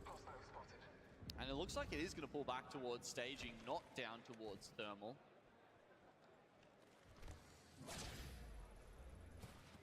Elevate, they're just hoping to hold people off at the landslide choke. Maybe teams like Dark Zero. Huge Senti shots that we're seeing from Yuka himself. Gonna be able to also get that finish. Crazy Raccoon. Maybe the BM wasn't worth it here when you're stuck outside the circle for as long as you were. So it looks like they were able to just rotate back around, wanting none of that business of North Eption, as they're going to be able to now get the reset leaving out of Geyser. You can see there's other squads taking their time. MDY White still as a solo, not being able to find the opportunity to get any res or even the banner here. Wondering what's going on the outskirts of the circle. Like two rats with controller taking their time, but look at that northern choke. 3 squads there trying to fight for the high ground by the train tracks.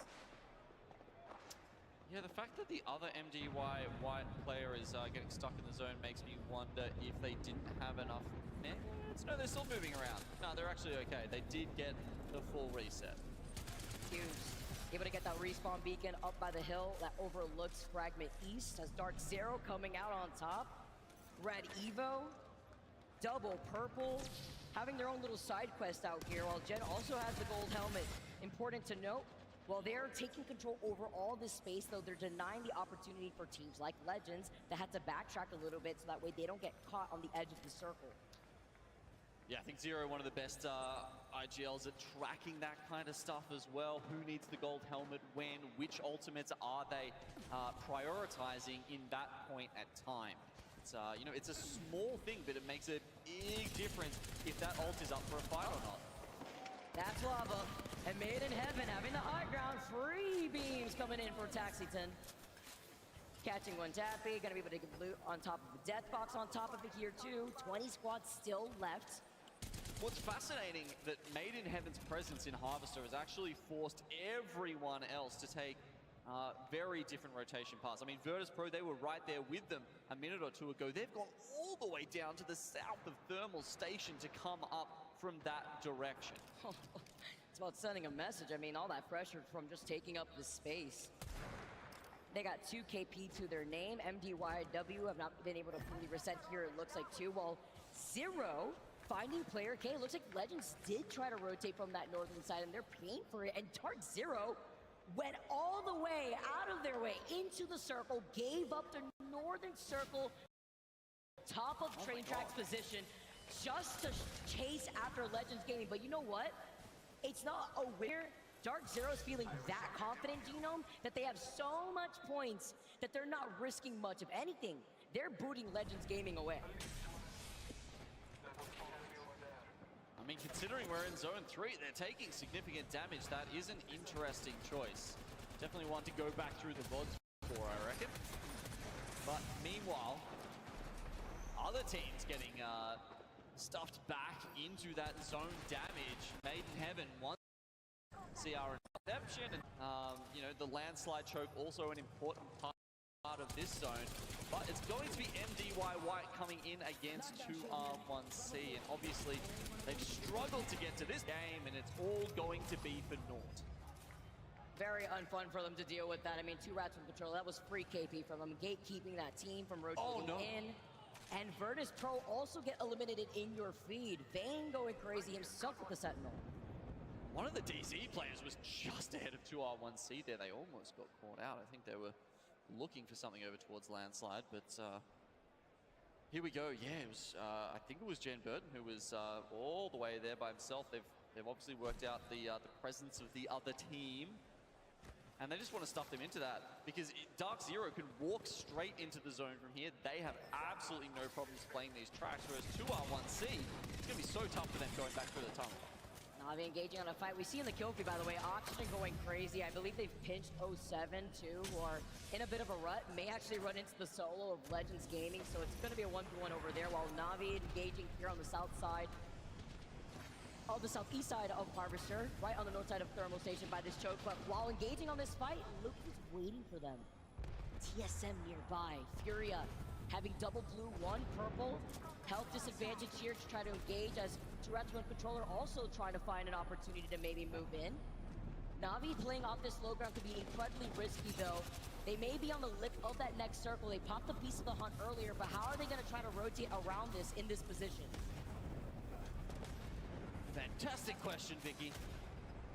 We're going to have to get the answers. Straight up team fight here. Cool. Scan gives lots of information. Now they know they're all stuck behind this one tiny little rock. They spread out, one on the low ground now to get those angles, and this headlock is just going to go crazy from Madness. That was one Hail Mary of a Costa Trap if I saw one, sending it and getting it all the way to the high ground before Furia now still repositioned on his height. Oh, but in the distance, Oxygen Esports may be the saving grace before dropping down though. Vax finding that knock on some attack bait. And Furia, they do not let them see the inside of the circle one bit, while 2 rats from controller do get eliminated on the outskirts of that tunnel that would have led into landslide from Fnatic. Yeah, look, I mean, Madness, you know, he didn't get the damage done. He was just the bait in the trap that they set there. It all works out in the end. Just as it's doing for Elevate here, the circle pulls. It's a little bit north, I think, of the Dorito house. So, Elevate, they've got a little way to walk up those tracks.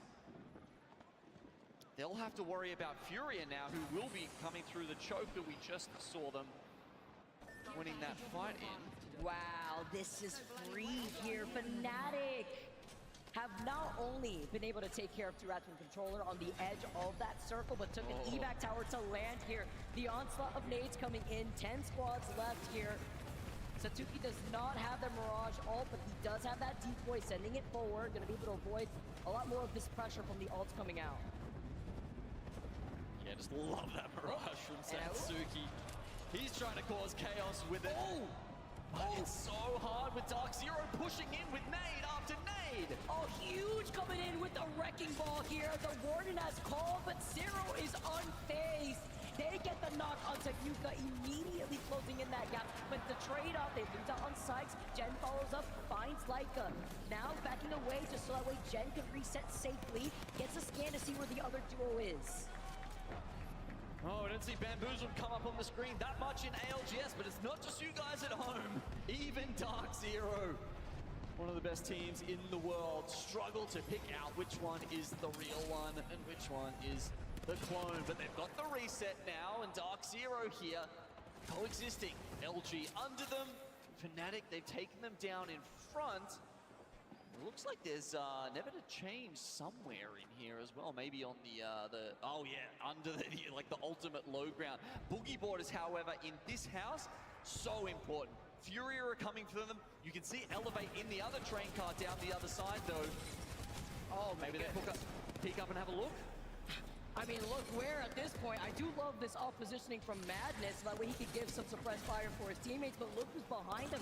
Vax does get a knock, the Cossack Gas doing the rest, but perfect timing from E8 to move in for the third party. No invite necessary here as Furia get eliminated. Now it's just a matter of time to clean up the action that's happening in this house, but do they fully commit with Oxygen Esports being on the other side of this house? Yeah, Oxygen Esports, they've sort of been the unspoken element in this game so far. Playing just ahead of where Elevate's spot is right now. They haven't had to engage so far. Furia finish off Boogie Borders. Oh, they had such a good spot, but congrats to Elevate, who have pushed through team and team again to get here. E8 were able to scoop that up, finish off what was left here of Boogie Borders, while Oxygen Esports are going to still be on full blue Evos, not fully committing. Let's jump into a listen-in with Oxygen to see what their next move is as the circle closes in behind them.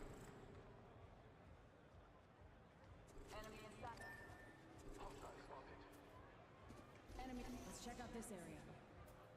I think you still have to anchor it. Oh yeah, I'm chilling. We're gonna be in your LOS. This team might end us. They could. Smoking the guy on the right. Smoking the guy on the right. Come with me, Reese. Walk up left. Okay, coming now. They're Cossack ulting me. They're Cossack. Yeah, I'm big ulting them. Left. We have to. I'm ulting. No, you have to look right, bro. I'm Cossack ulting this team. I'm taking him on that road. I'm walking up. I'm dodging Bangle. Safe on me. I think they went in the building.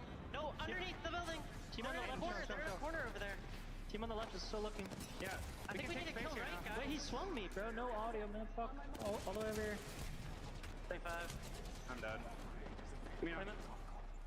Pinch in a hard place. This fight would have been crucial here for Oxygen, as I believe they have 80 points in total on top of the 13 that they're going to be having after the performance in that last game here. But Dark Zero once again, the Griefers in the lobby to move in to stop some of these streams from happening. Finding these knocks here before trying to fully commit, but also being wary of the spot right across from them that just got that Bloodhound scan. Yeah, Dark Zero really wants to finish off these kills, but with only 100 ammo left on the Havoc, Zero knows he needs to be a little bit circumspect with using that. He's also waiting to pop Beast of the Hunt with LG on the lower ground there, and E8 across from them that they have to worry about. I mean, you can see LG can just pop up at any moment, but DZ with the full reds, certainly things could be going their ways. You can see LG have been using the armor swaps to try and give Slayer effectively purple armor. That'll last for, I think it's about 30 seconds, and a very smart way to equalize the armor advantages late into the game.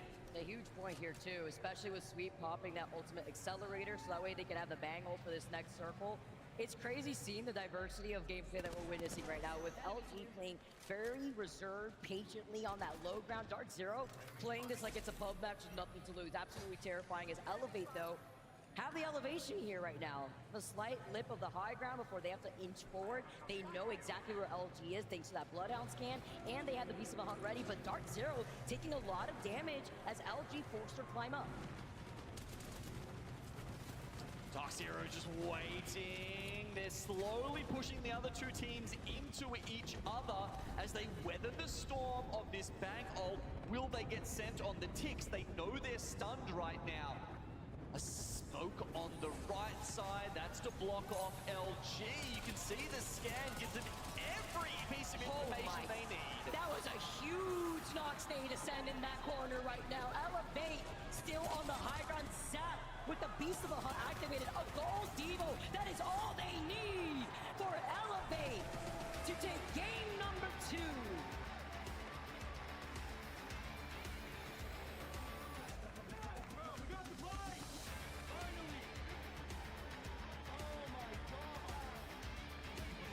Oh my God, says Zach Meza after that one. Pushing the stress out of his temples, and why wouldn't they with that? Elevate move up to close to 100 points and very close to making their way into the winner's bracket. It's a massive game for Elevate. They knew they needed it. And even those last, 6 kills, even those last 5 placement points that they were getting by pushing themselves up higher and higher on the podium in that match. I mean, that's a 22-point match for them, Vicky. It's a big part of them making their way through this tournament and hopefully, eventually, onto the Sunday. And this is the team that rotated from the northern side of World's Edge in the perfect position to not only third-party Furia versus Boogie Borders, take the best positioning that they could for that final circle right there. And like you mentioned, they needed this. I think before we started the series, they were sitting in 14th place overall. I love this story that we're seeing right now from Elevate. I talked about them yesterday. Zach Major, notorious for those major moments, but with this team gathered together, Jayhawk highlighted it before in that reel. This team not only practices so hard, Ball reviews every little mistake, but this is the team that I've seen grow the most as the Pro League has gone on. It's beautiful to see, isn't it? And it's, I'm sure all the Elevate fans there are also very happy to see them pick up those 22 points. Dark Zero forging on with 18. That moves them so close. They are now 1 point off being top of this. They have all but stitched up the group stage. LG, 11 points for them. As we noted, they would need a monumental series, 60, 70 points, so they need to be averaging at least 10 a game. And this is one way to start things off at the very least, finding themselves in another top 3, top 4 finish out here. Lovely to see, even looking all the way down, Furia with 4 KP, Fnatic to meet them out there. TSM do get top 10, finishing in 6th with 1 KP as we tune into the second page right now. Crazy Raccoon, though, with 6 KP, I mean, they were feeling themselves. We saw some chaos happening over by Overlook, but then they got gate-kept on their prolonged rotate. Yeah, I mean, Crazy Raccoon sitting on 78 points overall right now. They can get there, but it's still quite a job to do. Boogie Board is even further down the line than that, 60 points right now. They need to go have a very strong finish here. So let's have a look at the series results overall then. As we can see that so far, Dark Zero picked up 30. They just don't stop these guys. I mean, literally holding forward right now. Dark Zero playing with confidence, 14 kills, 30 points overall, but not too far away is Elevate Gaming. After taking that dub, getting KP themselves, they are right behind them with 25 points. I'm even looking at LG. I mean, they have a total of 16. Even TSM in that top 3 with 8 KP. Legends Gaming with 11 kills. Very tight after you look beyond Virtus Pro all the way down to even Fnatic. Even some of the other teams going for the contest. 2 Rats, 1 Controller. They've managed to pick up 8 so far, but you can see they are skewed towards the kills because, you know, they're struggling with those rotates after taking the fights and you know, then just having to take so much time to find their spot later in the game. Also forces you out to use different legend compositions. I mean, that's not the case for Fnatic. They're just juggling around things that they just want to play around, and we've been enjoying it thus far here at World's Edge for those first 2 games. Of course, we got some more action. We got some more action for the crowd. I want to hear a little bit more from Peeps. Talk to us. What's going on? Vicky and Gino, thank you guys. Apex! What up? I am here with some fans in the crowd. They are loud, they are rowdy. Guys, what is your name and where you from? Mike from Passaic. Chris from Jersey, baby. Eric from New Jersey. We got some Jersey boys down here. I see the TSM shirts and logos. How'd you guys feel about that win game one? It was amazing. You can't ask for better work than what they put in. And like I said, to have a coach like Raven, he is the Bill Belichick of Apex. And when you have someone like the Tom Brady of TSM, AKA the CEO, they're unstoppable, baby. Let's go. You heard it there, man. You heard it there. Crowd, make some noise! Back to Vicky and Gino. Thank you so much, peeps. I love the energy in this crowd right now. We've been playing Apex all day long, and we are not tired of it whatsoever. The TSM chants are ringing through this crowd. We see so many familiar faces from the entire Apex Legends community. It's been a fantastic time so far, Genome, and we still have one more game to go on World's Edge. Yeah, looking at TSM there and thinking about their run through this group stage, it feels eerily familiar to the Pro League. A rough start. Yeah, I wonder where that screenshot came from.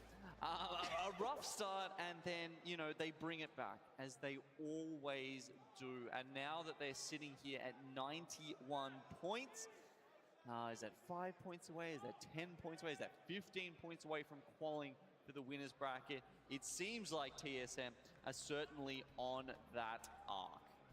Whenever I look at teams that want to go into that winners bracket, or at least find that threshold, I'm always looking between like that 90 to 100 point margin here, and TSM sitting already at 91 points. I mean, just got to keep this up. We know that they excel on Storm Point, so that's probably not going to be an issue, but hopefully no cast or curse here. We still got one more game once again on World's Edge, rather. Love this flyby right now here too. Love the energy that we've been feeling, not only from the audience, but from these players too. Here to prove themselves after the action that we just saw in that previous game. E8 coming on top with that 10 KP here. Young Koifel there. Well, I'm not going to say the new recruit, but the new, temporary addition to the team of Legends Gaming. He's helping them get up to 80 points so far overall. So still very doable for Legends Gaming to make it into that winners bracket. I was having a chat with them before. They were talking about some of the growing pains of, working Koi into their group. They were saying one of the things they were trying to iron out is, the communication styles, which are a little bit different between the three of them. Just trying to make sure, Koi knows when's a good time to be talking, how much is too much information. There is such a thing. And that was something that obviously they had down pat with Easy Flash, and it's been hard to try and introduce Koi at this late stage, but they're three players of such a great caliber that, I think they will be able to. Clutter comms are a thing, but the one thing that I love to see on this stage is a clutter of these lights. Loving this flyby here of World's Edge. It's tough. I mean, you talk about a young legend like Koifel. He's not only young, but trying to build up that experience here on a big stage where you could feel that pressure. Fnatic still playing with my heart. Nice little flyby right here, where we have only one game left on World's Edge. Only one left for today. 2R1C, they stick with the lifeline. All right, let's get started, everybody. Match number 3, make some noise!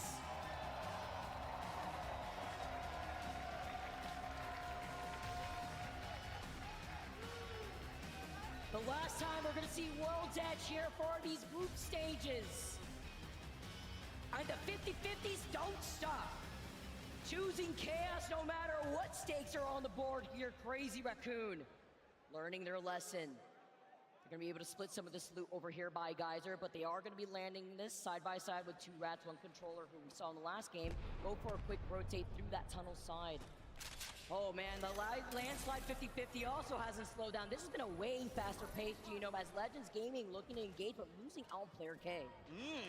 It was 2-0 up until this point. We just highlighted they need about 20 points to feel safe going into that winners bracket. So this contest is important. You know, you average, what is it, like, on average probably 6 points a game for the next 4 games if they're trying to make up those kind of points, and that means you know, leaving a couple on the table here just make it harder. MDY White now trying to close the distance here.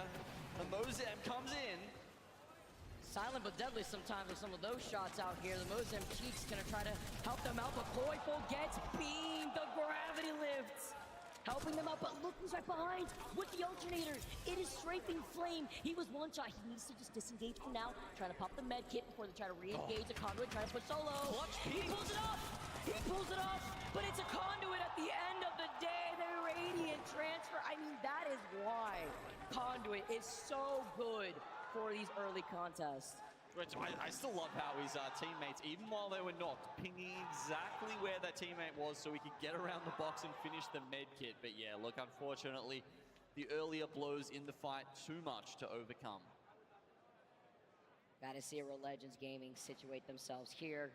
Boogie Borders, quick to try to clean things up themselves because they are right behind MDY White, and LG is also quick on their rotate because they're gonna try to meet them up on the other side, closer to the train tracks, maybe looking at them from Mirage Squall as Boogie Borders are now backing away. Maybe able to get the leftover loot that was left at their feet after that early fight that we saw in Landslide. Yeah, MDY White no longer there, so Boogie Borders still got quite a job to do. They're gonna have to absolutely slay this. Probably could have used a couple of KP had they run through MDY White there, but they've scarpered. Elevate on their rotate, go to Grandma's house to get information. On that beacon, it's on the roof. They were getting shot out. Rather, Elevate on the other side, they were shooting at Never to Change, who were able to get information on that beacon. It is nice to note that this circle will be moving over to the south side again. Fnatic with Satsuki falling low though. Leica gonna be able to avoid that nade for now, cross that distance. They were able to get that first knock, so they have the number advantage. Do not want them to reset here. Jumping all the way down though. Virtus Pro not giving up without a fight. Yeah, but Price is already down. They can't put any barrels to slow Fnatic down, and that will be a couple of points. Do they get the reset in before North Eption come though? I mean, look, at least they have the gold knockdown from the lifeline. Very quick to be able to get that reset, and you talk about Northception, that's why the lifeline's so strong. Yeah, and because they've got that early fight, they do have the blue armors. Northception have to be a little bit careful. Every time you get a bullet onto a white armor, there's just that little part of your brain that goes, hey, we should push them. Hey, they've only got white armors, let's get in there. Let's take them for the makeup. They've got white, we can take them. And then when Northception actually hit a shot, I mean, Tidal's actually feeling the blunt end of that force. Even with the Radiant transfer, it's not even going to be enough time. They beam them almost immediately, and it's a different team right behind them. Crazy Raccoon now moving in instead. This Harvester side is looking incredibly congested. Yeah, it's the inner Bloodhound in every player, honestly, that comes out when you get a tag on that white armor. But this is 07 dealing with Na'Vi over down in tree, but LG is on the hunt. Oh, wow. Sweet coming in, swinging with the Mozam is all he needs. Finding Amphi 07, who had just taken out Na'Vi, now forced to back away. LG, great timing. I mean, I did just say Mozam, but look at these attachments. He's got the Digi, the Hammies, the gold shotgun bolt. We know that this can make you cry, absolutely, but this is also going to allow LG to not only take up the space, but get some extra loot if they need.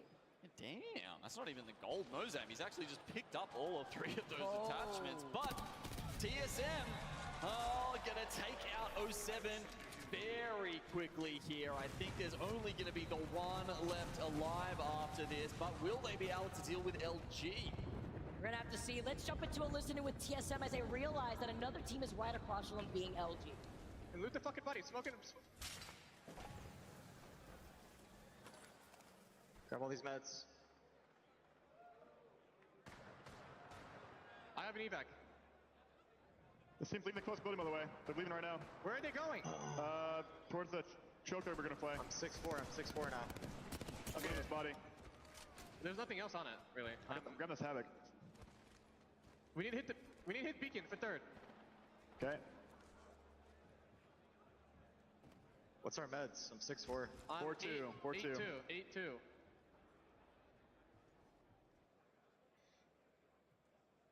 Go to smoke me inside. Yeah. Need some barrels here so I can hit this. Smoke me. Goes in here. He's right here, angling. All right, so TSM taking out one member of 07. The other's still in the vicinity. They may run into each other before too long, but LG disengages and goes further back towards the circle. Yeah. Little Nasky hiding over in the corner there.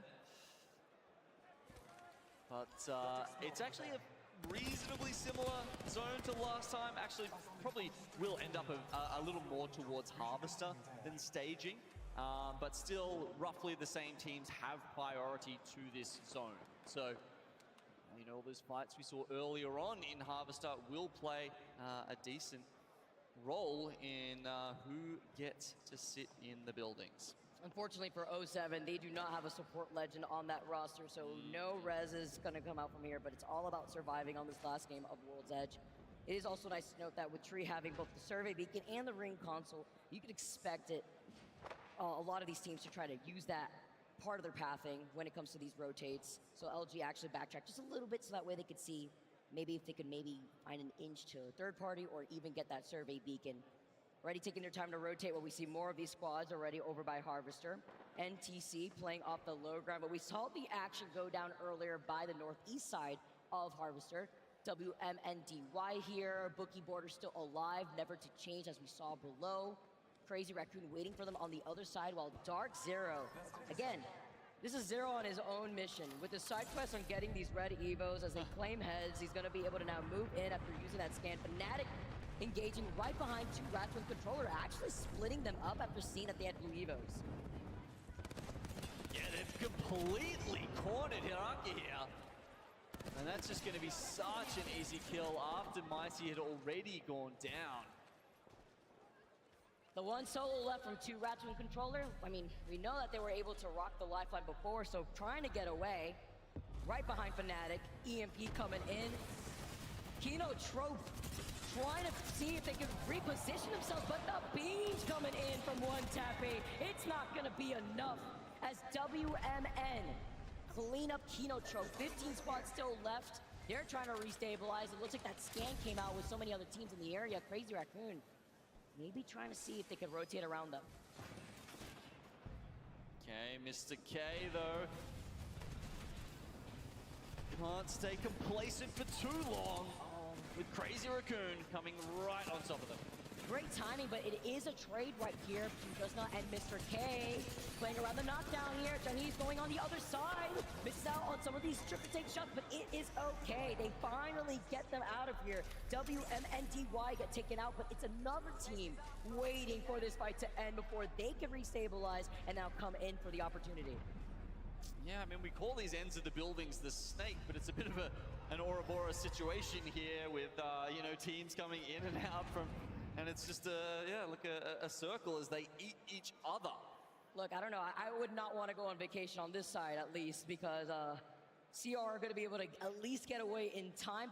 But they lose out on their loot. They lose out on a teammate, and E8 is here to thrive.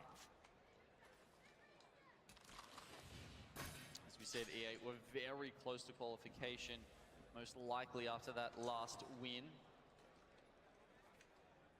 No kills yet in this game, but they are in a good position to take control of this. The zone shifts very much to the western wing of Harvester.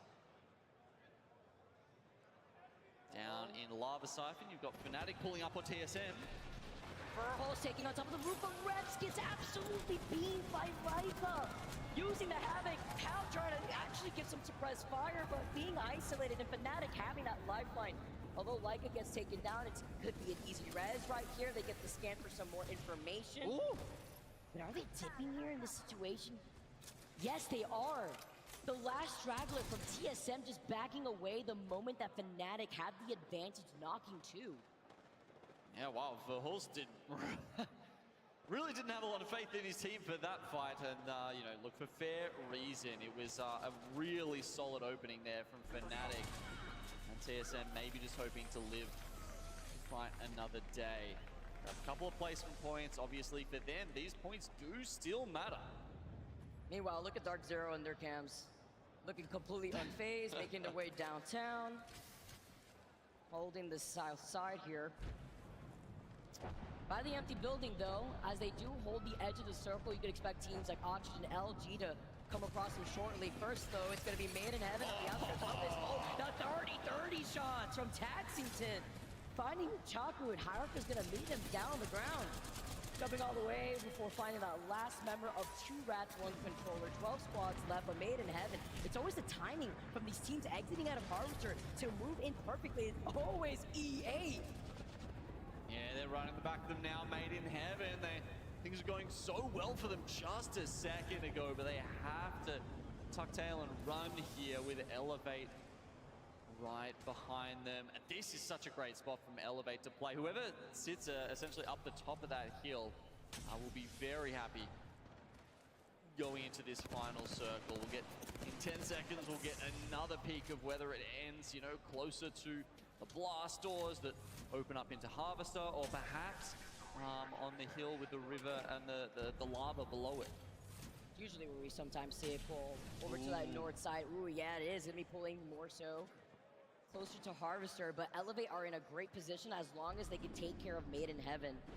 DZ also going to be playing by the edge. We know that they have no issue taking some of these fights here too. Like on the feed, finding boogie borders. That's the chaos that we're expecting from the squads that have to exit out of Harvester. The action has not stopped. Satsuki here, taking some of that chip damage from the caustic gas, but don't worry, Yuka's right there to give you some suppressed fire on that Prowler. Clean up here on aisle 3. Satsuki is going to be able to get res. Oh, but here comes the third party. That's Furia coming in. Boogie borders not completely removed, but Fnatic might be soon if Furia can actually finish this off. So sad, Leica was the kill leader there with 6 kills already. 9 total KP here for Fnatic, and Yuka F getting scanned by the Bloodhound. Gonna have to actually just reposition if you want. Oh, I mean, no reposition actually, no opportunity. Sorry, put that medkit away. You are back in the lobby as Fnatic get eliminated. 11 squads left. Oxygen have not moved from that spot, and LG were playing off the low ground here as Made in Heaven. They have the health advantage, but playing this out of the duel for right now. Taxi team does get the knock onto Sweet. MDY White get eliminated in your fees as Arctic gets a scared, but having to back away. Literally one shot, but he's got Taxington right there to help him out. Taxington, they do take out LG in the end. And everyone else around them, honestly, is way too worried about their position in the zone, I think, to come and deal with Made in Heaven right now. So I am expecting a full reset, but Dark Zero on the high ground. Do they want to drop? I'm not sure. As we reach close to the end of this third game, Made in Heaven very close to Crazy Raccoon in terms of points, as Oxygen now move in right behind DZ. Everyone mind your own business here, as Verhulst, somebody called the Exterminator, he's going to be waiting on the other side of the rock. Aiden, though, in a bit of trouble, not even the knockdown shields to help them out when Dark Zero has you in their sights.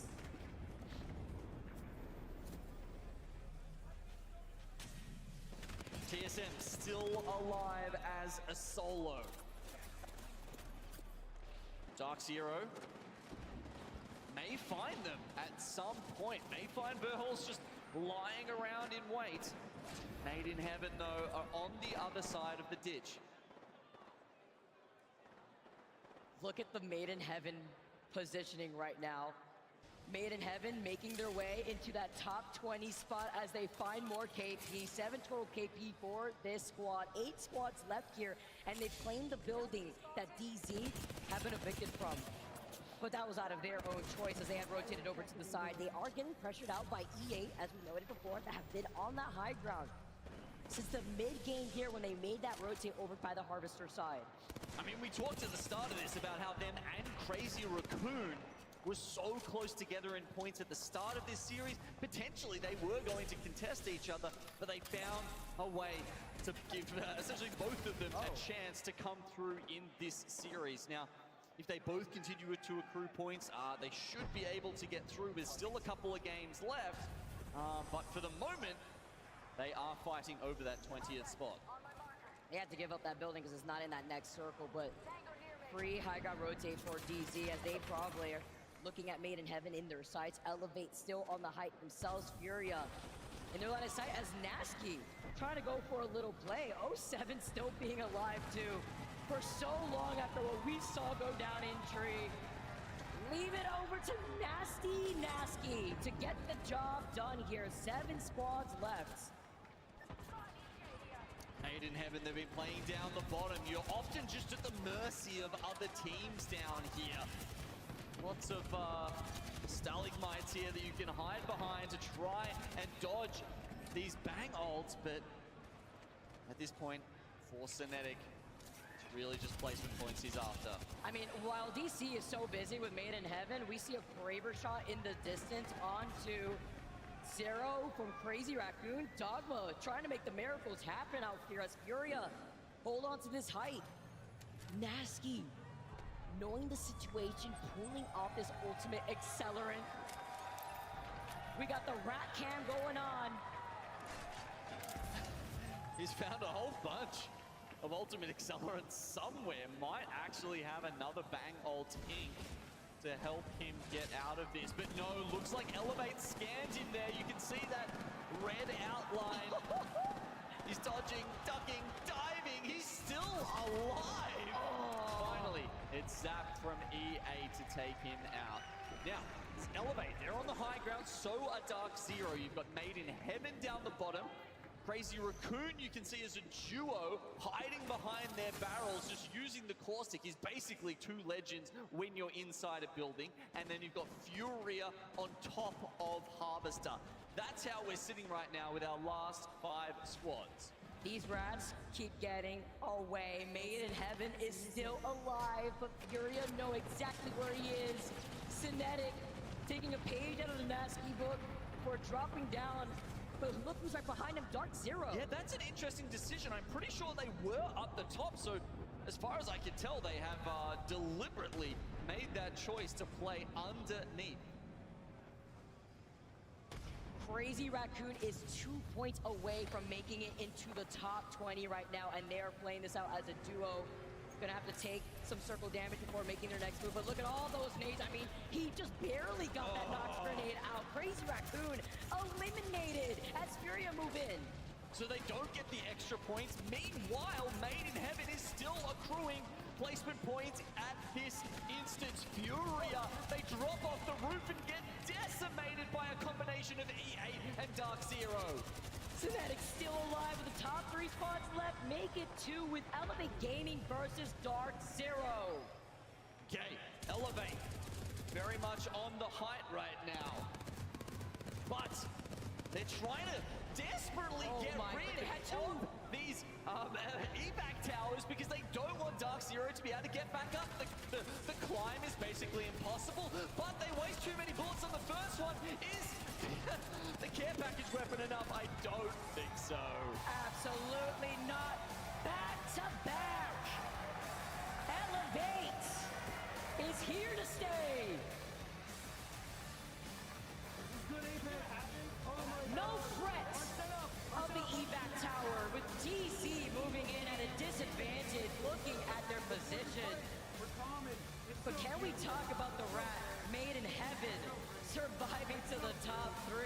That's huge for Made in Heaven. I mean, yeah, we hopped on it a couple of times there, but there's 2 teams sort of knocking on the door of that winner's bracket. They're one of them. And obviously getting into the top 3, that's where the placement points start to kick in more and more. Before that, it's only, you know, maybe 1 point at a time, but 4th place, you're getting 5 points, and 3rd place, you're getting 7 points if they do actually pick up quite a few after that. EA, what an amazing story for this team. Progressing through Pro League, back-to-back wins. I mean, believe the first time we really see the back-to-back win really come out so far within this playoffs. But not only getting the dub game number 2 with 10 KP, now getting the dub here in game 3 with what, 7 KP that we saw right there here too, but they are feeling themselves. Zach Mazer waving to the crowd. An icon here in the competitive Apex Legends community overall, but can they keep it going here on Storm Point? Gino, we're gonna have to find out. Desk, take it away. Tell us your thoughts after those first 3 games on World's Edge. Well, some measured excitement and in due time, especially with Zach Mazer constantly at this moment rewriting the term Mazer moment to mean something different. Back-to-back wins at LAN has a nice ring to it. Back on the desk here, Rainday, Zephyr, Hodsick, Graceful. To break down the action after 3, we've seen a dominating performance from Elevate in terms of wins. They are not leading the charts, though. Graceful, Dark Zero have been pretty dominant across that and taking a second place here. So they're still looking like, at least in my eyes and a lot of people's eyes, LAN favorites right now. Yeah, I think Dark Zero has proven over and over again throughout the whole tournament that they are currently in their strongest form pretty much ever I've seen. Yeah. And you have to kind of adapt, but Dark Zero is just, it looks like they figured out everything. They've been playing on several different zones. Like, we're talking more than 15 zones pretty much, and they're just showing up everywhere. Oh, we know how to play the zone. We have this. We have this, no problem at all. They've got the experience, they've got the wins under their belt, they've got the IGL, and now they maybe have the right pieces as well. We haven't mentioned a lot about Sykes and how he's fit into this team, but it has been pretty great. Match 3 results coming at you as well. For those who have seen it, you already know Elevate took the win. Back-to-back dubs for Zach Mazer, SBKYUBI, and Zap. But Dark Zero right behind them, leading with 10 kills, equaling out in 19 points. Made in Heaven, the Rats and Netics stayed alive a little bit to keep things interesting and moved just 1 point ahead of TSM, who were in 7th place. Furia rounding out our top 5 with Crazy Raccoon, a team we mentioned earlier on, also hitting 5th with a few kills to mention. Going to our back 10. Also, we've got some teams, LG, I just wanted to mention them as well, standing out. It's possible that they could qualify, but we'll have to see. They're going to have to turn it up in Storm Point. Hotzing, back 10. Fnatic, a team that we've seen quite a bit. Virtus Pro, a team that we actually were looking at who's been performing quite well with a goose egg here in round 3. Yeah, biggest one here is Virtus Pro, because I believe they had a really solid game 1. So they definitely are looking, they are right on the cusp there. We're going to probably discuss the points here in a second, but they're right on the cusp. They need to, obviously you don't want to drop a goose egg when you really, really need to, but you gotta, they got their little like 10-minute break. Just come back, fresh mentals, you got a whole new map ahead of you. What makes it interesting as we look at the series results here too is how teams start to pick up their pace. We were noticing it watching in the stands, watching in the green room as well. I'm sure you watching at home, how game 1 and game 2, so slow, so patient. Game 3, we start to see teams let on the gas a little bit, push down that pedal and pick up really the aggressiveness, and sometimes it's going to work out for you. For Virtus Pro, it did not, but Ben, as we take a look at the series standings here with Dark Zero in the lead overall, Elevate right behind them, what's your takeaway?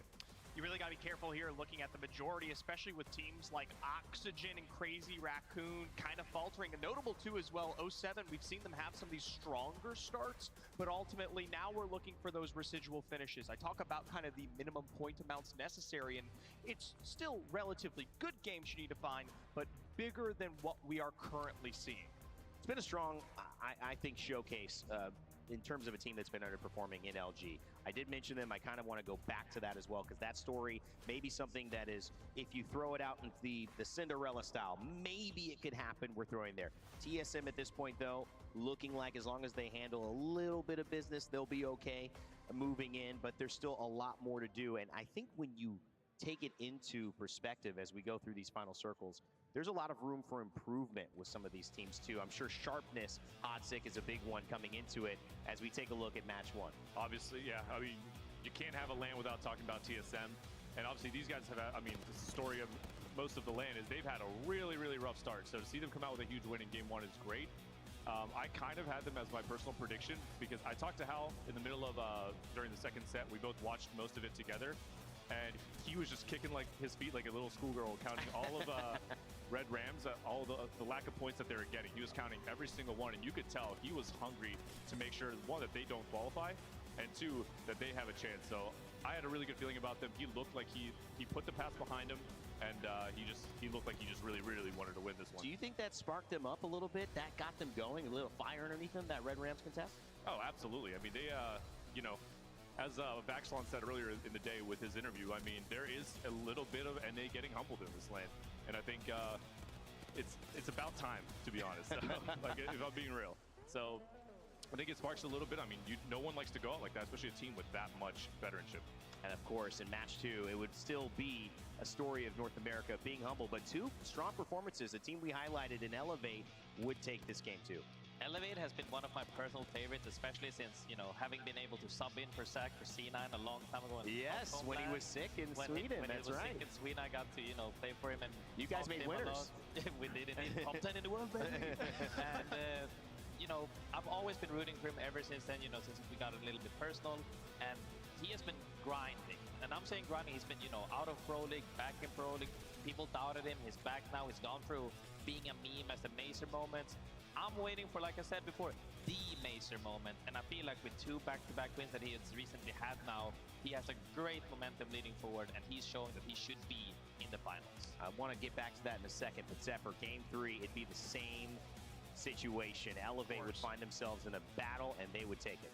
You know, it almost feels like deja vu. I mean, compared to the last game, especially going into this next one, we talk a lot about the presence of some of these heavy hitters, notably, of course, Fury and their Lonesome, but Dark Zero most notably there. But at the end of the day, Elevate has shown, especially coming into this last series, how effective they are at controlling this space and putting down pressure when the pressure is on. When some of these teams are starting to get more aggressive to go for some of these plays that you have to be ready for. So, especially in moments like these, when we pop the evac into the sky, it's nothing more than the double meat grinder. Elevate are ready and happy to share the bullets to spare that puts Dark Zero to rest. So I have to say, when it comes to the tussle of the muscle for Elevate here, 2 major wins on the board and one of the best in North America should be more than safe at this point. Graceful, back to you, because you did have that moment, and I wanted to bring it up. I'm glad you brought it up yourself. As someone who played in substitute for Zach when he got sick in our first land back, we didn't have a crowd at that time. What is there something maybe about Zach and that experience that maybe you know about him, that you've experienced in that environment, that maybe people watching at home don't, because they see one side of things, but they don't get the full story. So, you know, I've gone through everything from seeing their personal macros. You know, I had to take the reins over after he got sick. I saw the macros, I saw all the hard work and effort he put in, even from when he was super sick in his room. He really wanted to say, hey, you know, this is something you can work on. And he just kept giving me feedback and tips and always sharing for us. And, you know, that amount of passion, you don't really see that online a lot. You know, for us, when we're playing on land, you really only see the, you know, the peaks and the lows, the mountains and the valleys. That's right. And I think that, you know, there's a lot that goes on behind the scene that you don't really get to see. And I'm just happy to see all of them do well, not just Zach. You know, all of them are doing great. And I'm happy to see NA step back up as well, because we have been waiting for their awakening. It's been a rude awakening, but it's finally here. Hodzik, that's a great point too. Just you know, there's a lot of things that go unseen in these moments. Some not so great, you know, and some that sometimes though strikes and I think makes the character of the team and the players that you see here on screen in our program. Yeah, and I've definitely been sadly on both ends of it. You know, we've had our group stages where we've absolutely rolled, and ones where we really struggle to get by, and it's really. Like I've been kind of reiterating throughout the whole tournament, it's really all about you got to take group stage with a grain of salt, even though, yes, it does matter. Yes, you're playing for upper bracket. You don't want to be in lower bracket. That's a scary situation. But it's all about just figuring out how everyone else is playing at LAN. It's a completely different environment. Every LAN is different from the next. So it's really, you got to take it with a grain of salt. I saw a lot of sad faces when I was hanging out in the player lounge during set 2. Zach and Elevate being one of them. I could tell he had like a stone cold look on his face where he was, you could tell he was a little flustered, but at the same time, like extremely locked in. So I'm really happy to see them bounce back, and I think all but pretty much secure a winner's bracket for them. You love to see it, the heart of a champion. Our teams, our players certainly are champions. All they've done to get here the 10 weeks leading into our Split 1 playoffs in Season 20, which has been phenomenal and certainly thrown so many new things at us, including 100 perks. Well, guess what? Season 21 is bound to throw some new things at us as well, including a very much anticipated mode in solos. Let's take a look.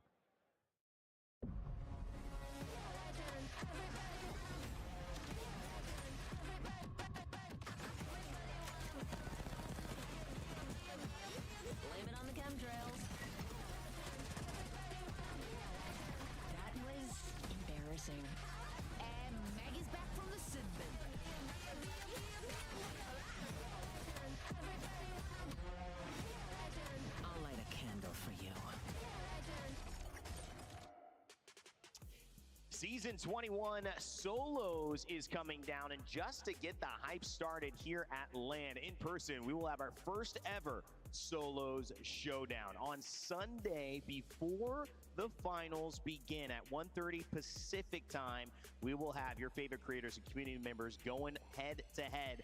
And a surprise, maybe not a surprise, a good thing, maybe not a good thing. We'll find out after Sunday. I'll be in that as well, alongside some other people. But, I'm getting coached by Graceful and Hodzik throughout this week to try to make the talent team proud. We will see if I fail them. We will see. I hope not. But it'll be fun either way. One thing, though, that we now have to turn to as we get into not just 3 matches of solos, that's later, but 3 matches left to go in our group stage. It is about to be over, fellas. But there is usually this big number that we talk about, Zephyr, the magic number of what you need to qualify, where these teams need to aim at. What is that? Break that down for us as we're getting closer to teams looking at that very imminent decision of whether they make it or not. Yeah, I mean, people can't forget, at the end of the day, Apex is actually finite. It's 111 points in total per game here. So when we get to the end of group stage, there is a threshold you have to hit. And what better place to look than some of our previous lands? We talk about 104 points, 103, and at the lowest minimum, 92 here. Now, granted, we've seen some top-heavy performances between Dark Zero and Aurora. So when we start talking about that number, we can settle somewhere close to an average, somewhere around 98, but even at its highest, just shy of 100, the average currently sitting at 100.6.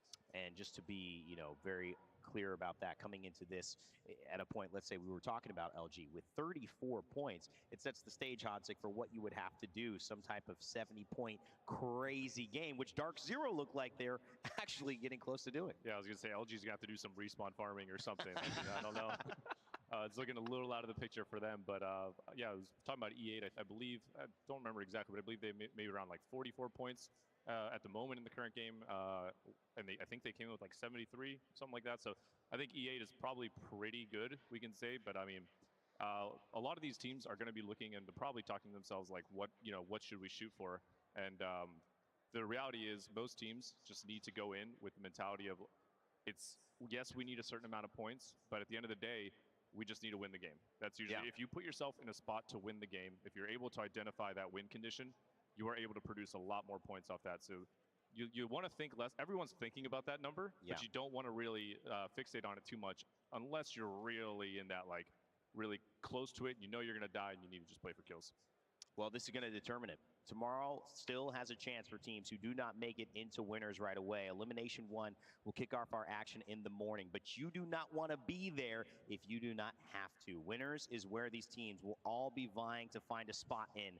And of course, they have 3 games left to make it happen. We are going to go down to our casters to begin our final 3 games of our group stage. And with that, Gaskin, Dia, take it away.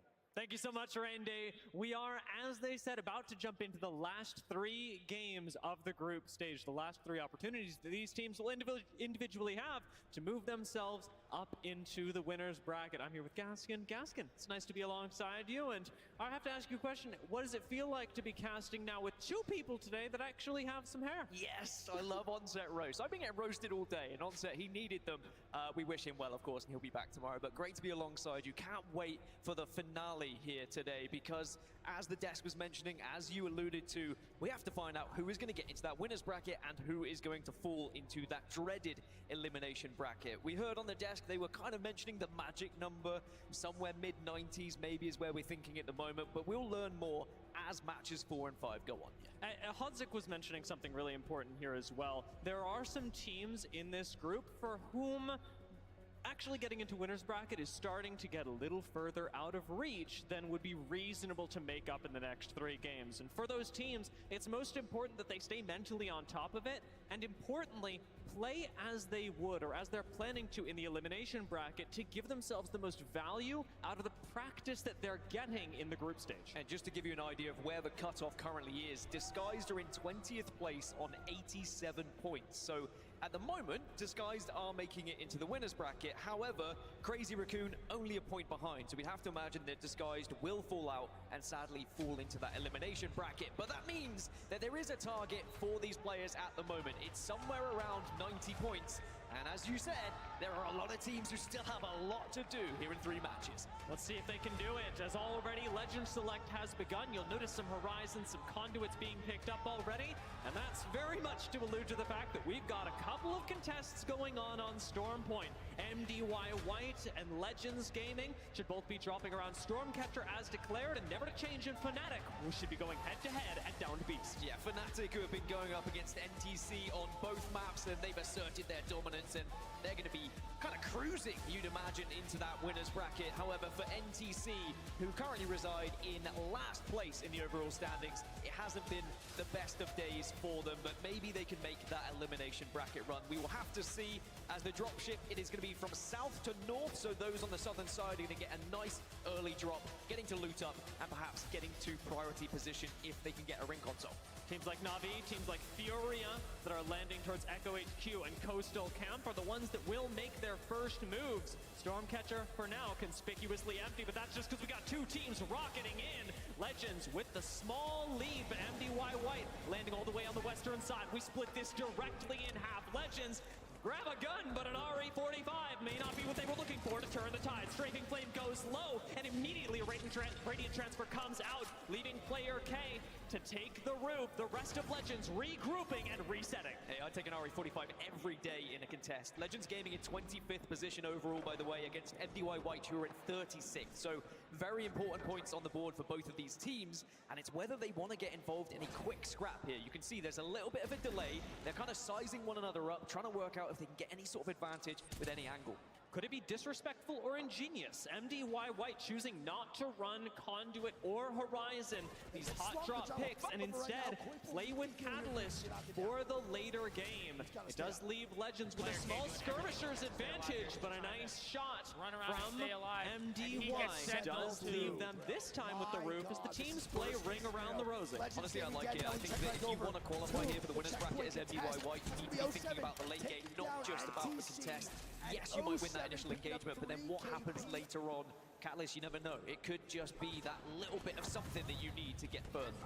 The reinforced doors, at least when Stormcatcher proved useful enough to take down Strafing Flame. The first blow gets dealt to Legends Gaming, and Koifel, while they do fire back, does not find enough, takes a wide swing, finds an answer. Feichu is down. Legends getting double swung on. Player K and Koifel on slivers of HP.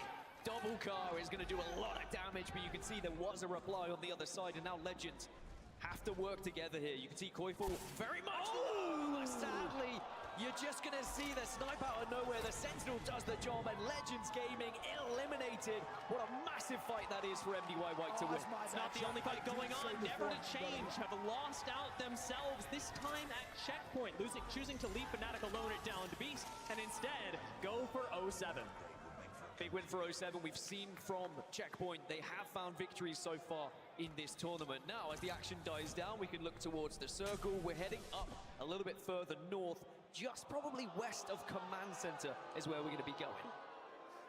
Just as we're thinking about that, it does look like we're going to hit a short pause, giving our players the opportunity to best prepare themselves for the circles to come as we sort out a few things.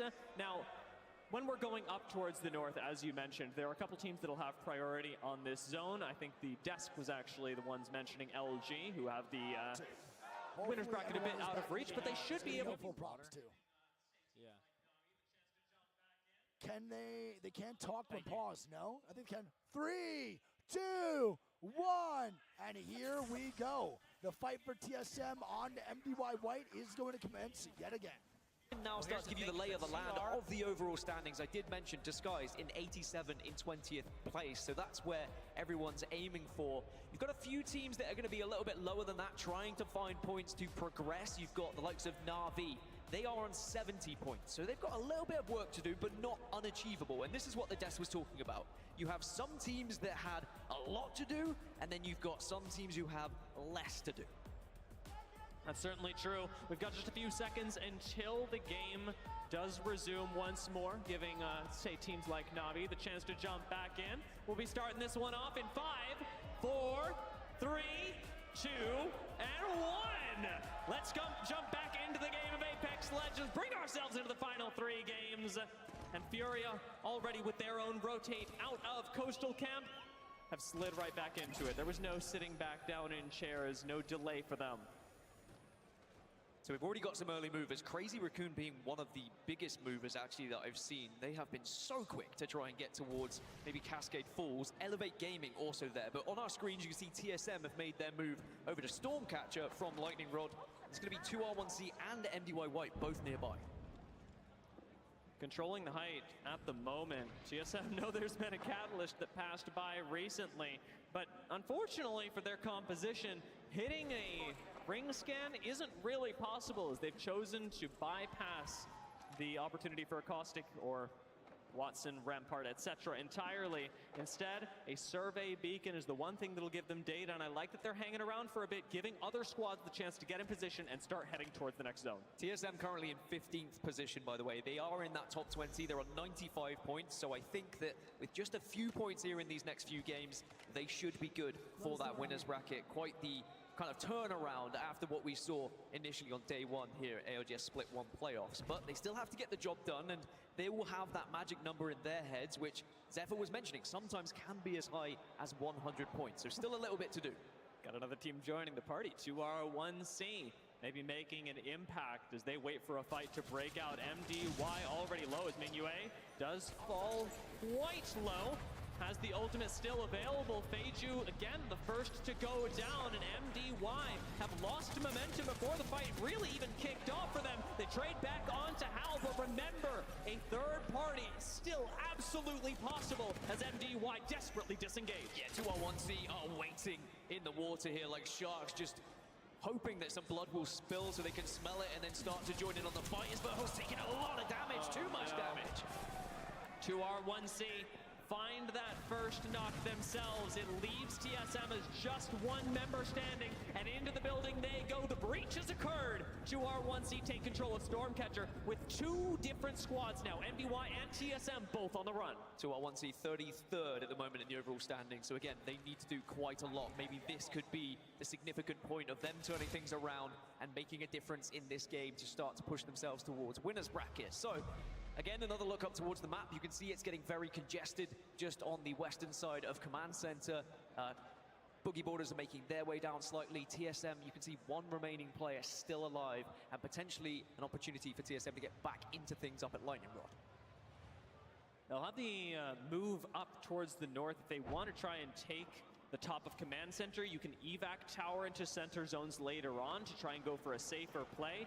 E8 control the exit of Command Center on the low ground, however, and are playing an interesting game here, both controlling high ground for the teams below and from the squads behind them that could move out of Command Center later. For Meidan, it's a bit risky to set up here, especially if you want to play into the late game, because you're relying on the ability to take multiple 3v3s at a time.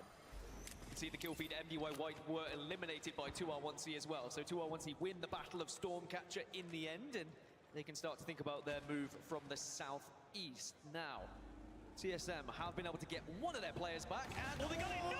Oh, so close! Oh, not quite time! No! Rams falling right into the trap of 2R1C. Now, weirdly, TSM is still alive after all of this shenanigans, but banner recovery looking even more unlikely. And 2R1C taking the strategy that Hodzik recommended to LG, a little bit of respawn farming. Have to respect it though, honestly. Just no man left behind for TSM, as it will be Imperial Hell as last remaining player, and we'll see whether he can rat his way to some points for TSM, because it could be a couple of important points, honestly, with their hopes of getting into the winners bracket.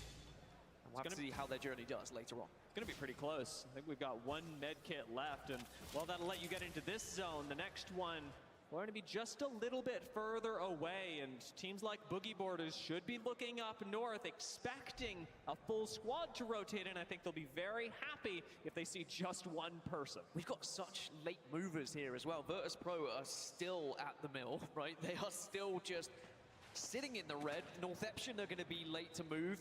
Na'Vi are going to be late to move as well, as we check in on Dark Zero, are going to be holding the southern side of this zone, and you can see they've got the ring console information. This is one of the things I was nervous about, though. E8 are the ones up on high ground, now really under pressure as DZ start to move in. There are a squad sitting in command center that could take advantage of this fight, and we've got another one brewing and just as quickly ending over by Stormcatcher as Made in Heaven go down to WMNDY. Yeah, NDY there just making sure they shut down Made in Heaven, and again, important points on the board, and they'll now be able to move from that southern side, but they could run into Furia, who are starting to move in a similar position. This is where it gets tricky with a circle like this. When you are moving from south to north, you've got the elevation you have to worry about, whilst also thinking about the choke points other teams are going to be moving in through on the map as well. One of the funny things about the way the WMNDY are rotating at the moment is that they don't seem to be prioritizing Evo Harvesters or Ring Consoles nearly as much as other squads. When you're playing low ground like this, it's very likely that they, much like Na'Vi and North Ep, should take a similar route to Furia and end up congested over by Cascade Falls, or worse yet, cut off in their journey by moving up to command center. Yeah, it's very frustrating when you get cut off like that, and you can see actually Virtus Pro have finally made it into zone on that northwest side, so they could arrive through the choke, but could be greeted by the likes of 07, the likes of Fnatic, as action starting to unfold between Na'Vi and North Eption. I mentioned this earlier, and you can see ults now coming out. With the bang ult used, looks like Na'Vi have bunkered down effectively. Since they hold the high ground and with the caustic, there is a defensive advantage to be had here, but as the round closes, Na'Vi have to worry about the increasing damage that they'll take, especially if they're not able to answer back with equal or greater damage onto the low ground. Kinda does set up well and defensively. It's interesting to watch how Na'Vi are approaching this, since they haven't even chosen to use an evac tower yet. One of Na'Vi's biggest criticisms at previous events is playing incredible in regular season, but struggling when they get to land. They could right all those wrongs right here with this fight and start to get closer, as it's going to be big chunks hit with the Peacekeeper. North Eption were all over them for a second, but now it's just Razy left, and Tyler finishes the job, taking out North Eption, moving us to 14 squads left. Na'Vi should be able to reset in the zone and continue onwards, albeit through the south side. Continue their journey to potentially making it to the winner's bracket for the first time and not having to fight through that elimination bracket. Now, TSM, we check in with them briefly. It's still how, it's still survival, and up into the top 15, so one extra placement point. Every point matters at this time in the tournament to try and get in through as well. But I think he's going to be fine for now, but as it gets a little bit further into the game, I will start to worry for him. I'll be honest, he doesn't look too happy about it. Looking at the left hand of the Great screen, assessment. pretty unenthused. Oh wow, that is a zone shift I've just seen as well. There's going to be a few teams unhappy about where the zone's going to be pulling, but a few that will be particularly excited about it because they did bank on it being a northern pull. Virtus Pro, by the way, have just arrived into zone again. So even though they were out at Mill some time ago, now they are making a big job of trying to get to center zone.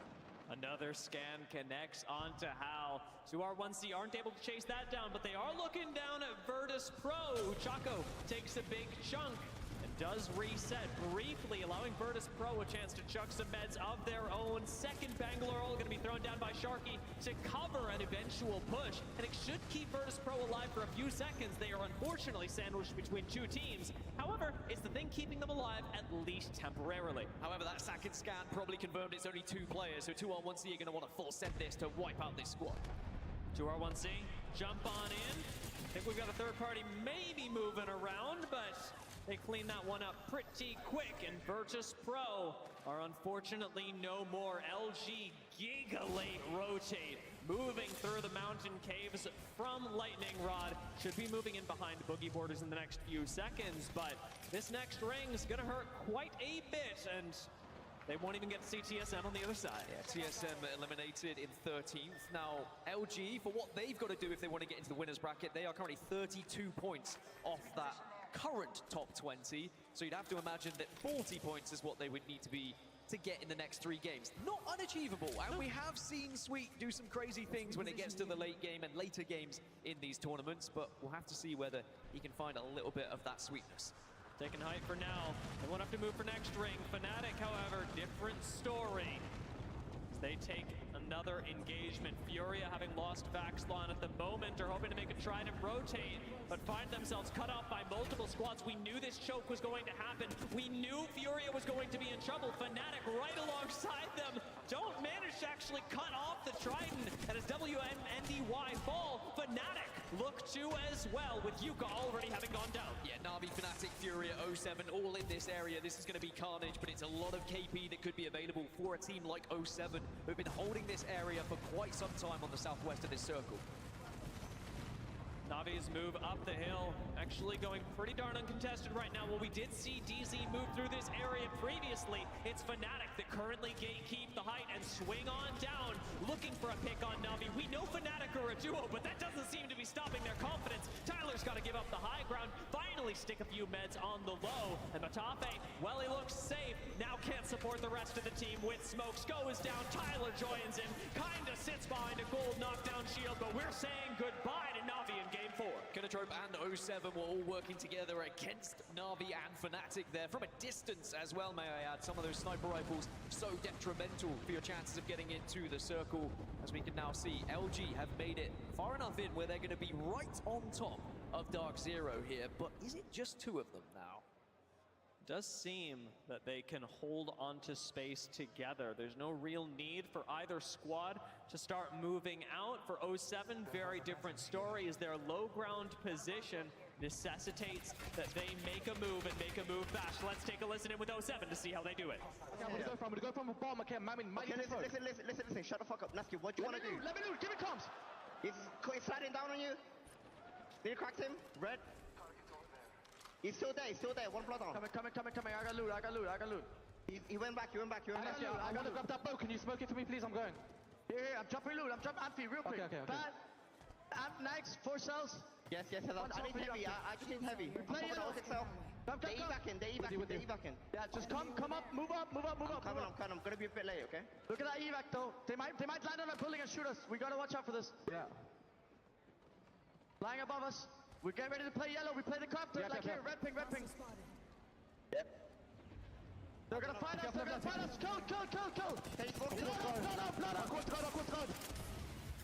We need to fight it. Smoke the right. He died. No smokes. Good on me. No, good on me. Pushing. Yes. Push this shit. Now we can go back. Go back if you can. Shoot this man. Give me low. From away. Why did you kill one? Red pig, go back to the spot where we can blood on that. Go. I'm trying. We're gonna die here. Fuck. I didn't have smokes. And Dark Zero look overall. We had an attempted jump from third party to third party, but it does ultimately bite 07 as they end up going down. E8 still alive on high ground, but the next focus of DZ.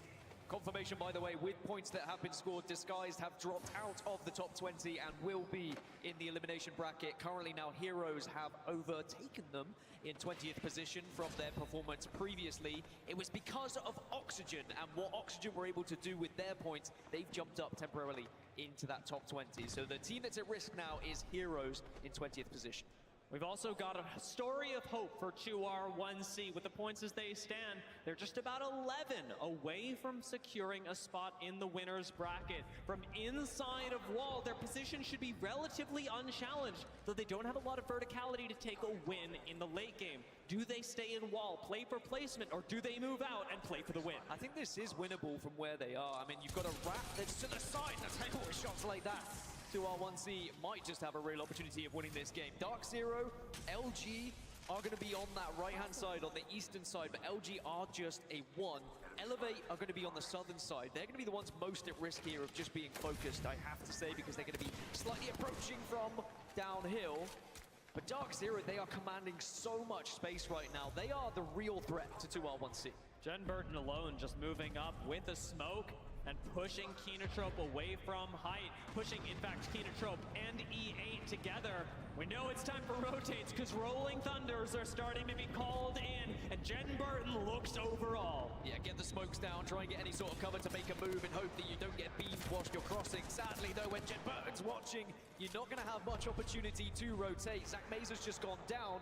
This was what I was saying. Elevate are going to be the first team who should fall here. You can also see Kinotrope Gaming taking a few losses. Shubi falls. It's going to be tight, but E8 are the ones to go down first, meaning more placement points for Kinotrope, though perhaps not an extended lease on life as Dark Zero take a swing, leaving, in fact, Zero himself to try and finish the job. He will retreat back up, maintain control with the rest of DZ, but we know that Kinotrope is their next focus. Yeah, they are also another team that are about 11 points away from current safety, so another team that could disrupt things in that top 20. By the way, LG's still alive. Sweet is ratting it out, but he might have just got spotted here by Dark Zero as he's going to make a mad dash to the center of the map. Definitely been sniffed out, but they can only do so much. DZ don't want to drop into Sweet and risk making a one-for-one trade that would open them up to a push from another angle. 2R1C now laser focused on Kinotrope as well. Two different full squads looking directly at Kinotrope, who just got a respawn on Tappy. What on earth will they do from this position? A win here for Kinotrope or for 2R1C could really propel them up these leaderboards. It's massive. For Dark Zero, they don't need it. They've already qualified for the winner's bracket, but sometimes you just have to try and assert dominance throughout these tournaments, and somehow, some way, Sweet's still alive. He just keeps getting scanned, but he's just kind of saying, well, scan me all you like. Are you going to push out and actually try and go for it here? Yeah, nobody's actually got the leeway given to them by any other squad, as everyone holds each other in chokeholds across the map, but the ring is going to push us all together. The ring will be the great equalizer. Initial nades start falling in on Kinotrope, and Rufa goes aggressive against the odds. Zero smells it all happening, watches it occur, and starts to contribute to their takedown. Miyake does go down to 2R1C, but Kinotrope are getting thrown into the meat grinder, and I don't like the looks of it. Does this open things up for 2R1C? No, because Sykes was watching the other side, and also Sweet getting involved at the same time. And Dark Zero on full rare, you'd have to imagine, should be able to just solidify this one. But 2R1C, if they can get one knock here, if they can just get that one entry, they can really change things to their fortune.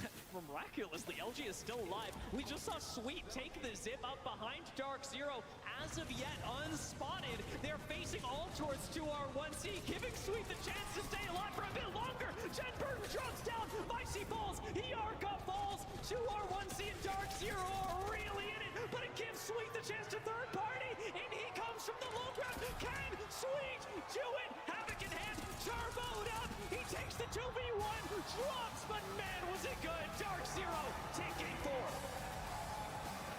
Dark Zero continue to be the dominant force here at LGS Split 1 playoffs, closing in on 200 points in the group stages, really looking like the informed team going into this weekend's competition.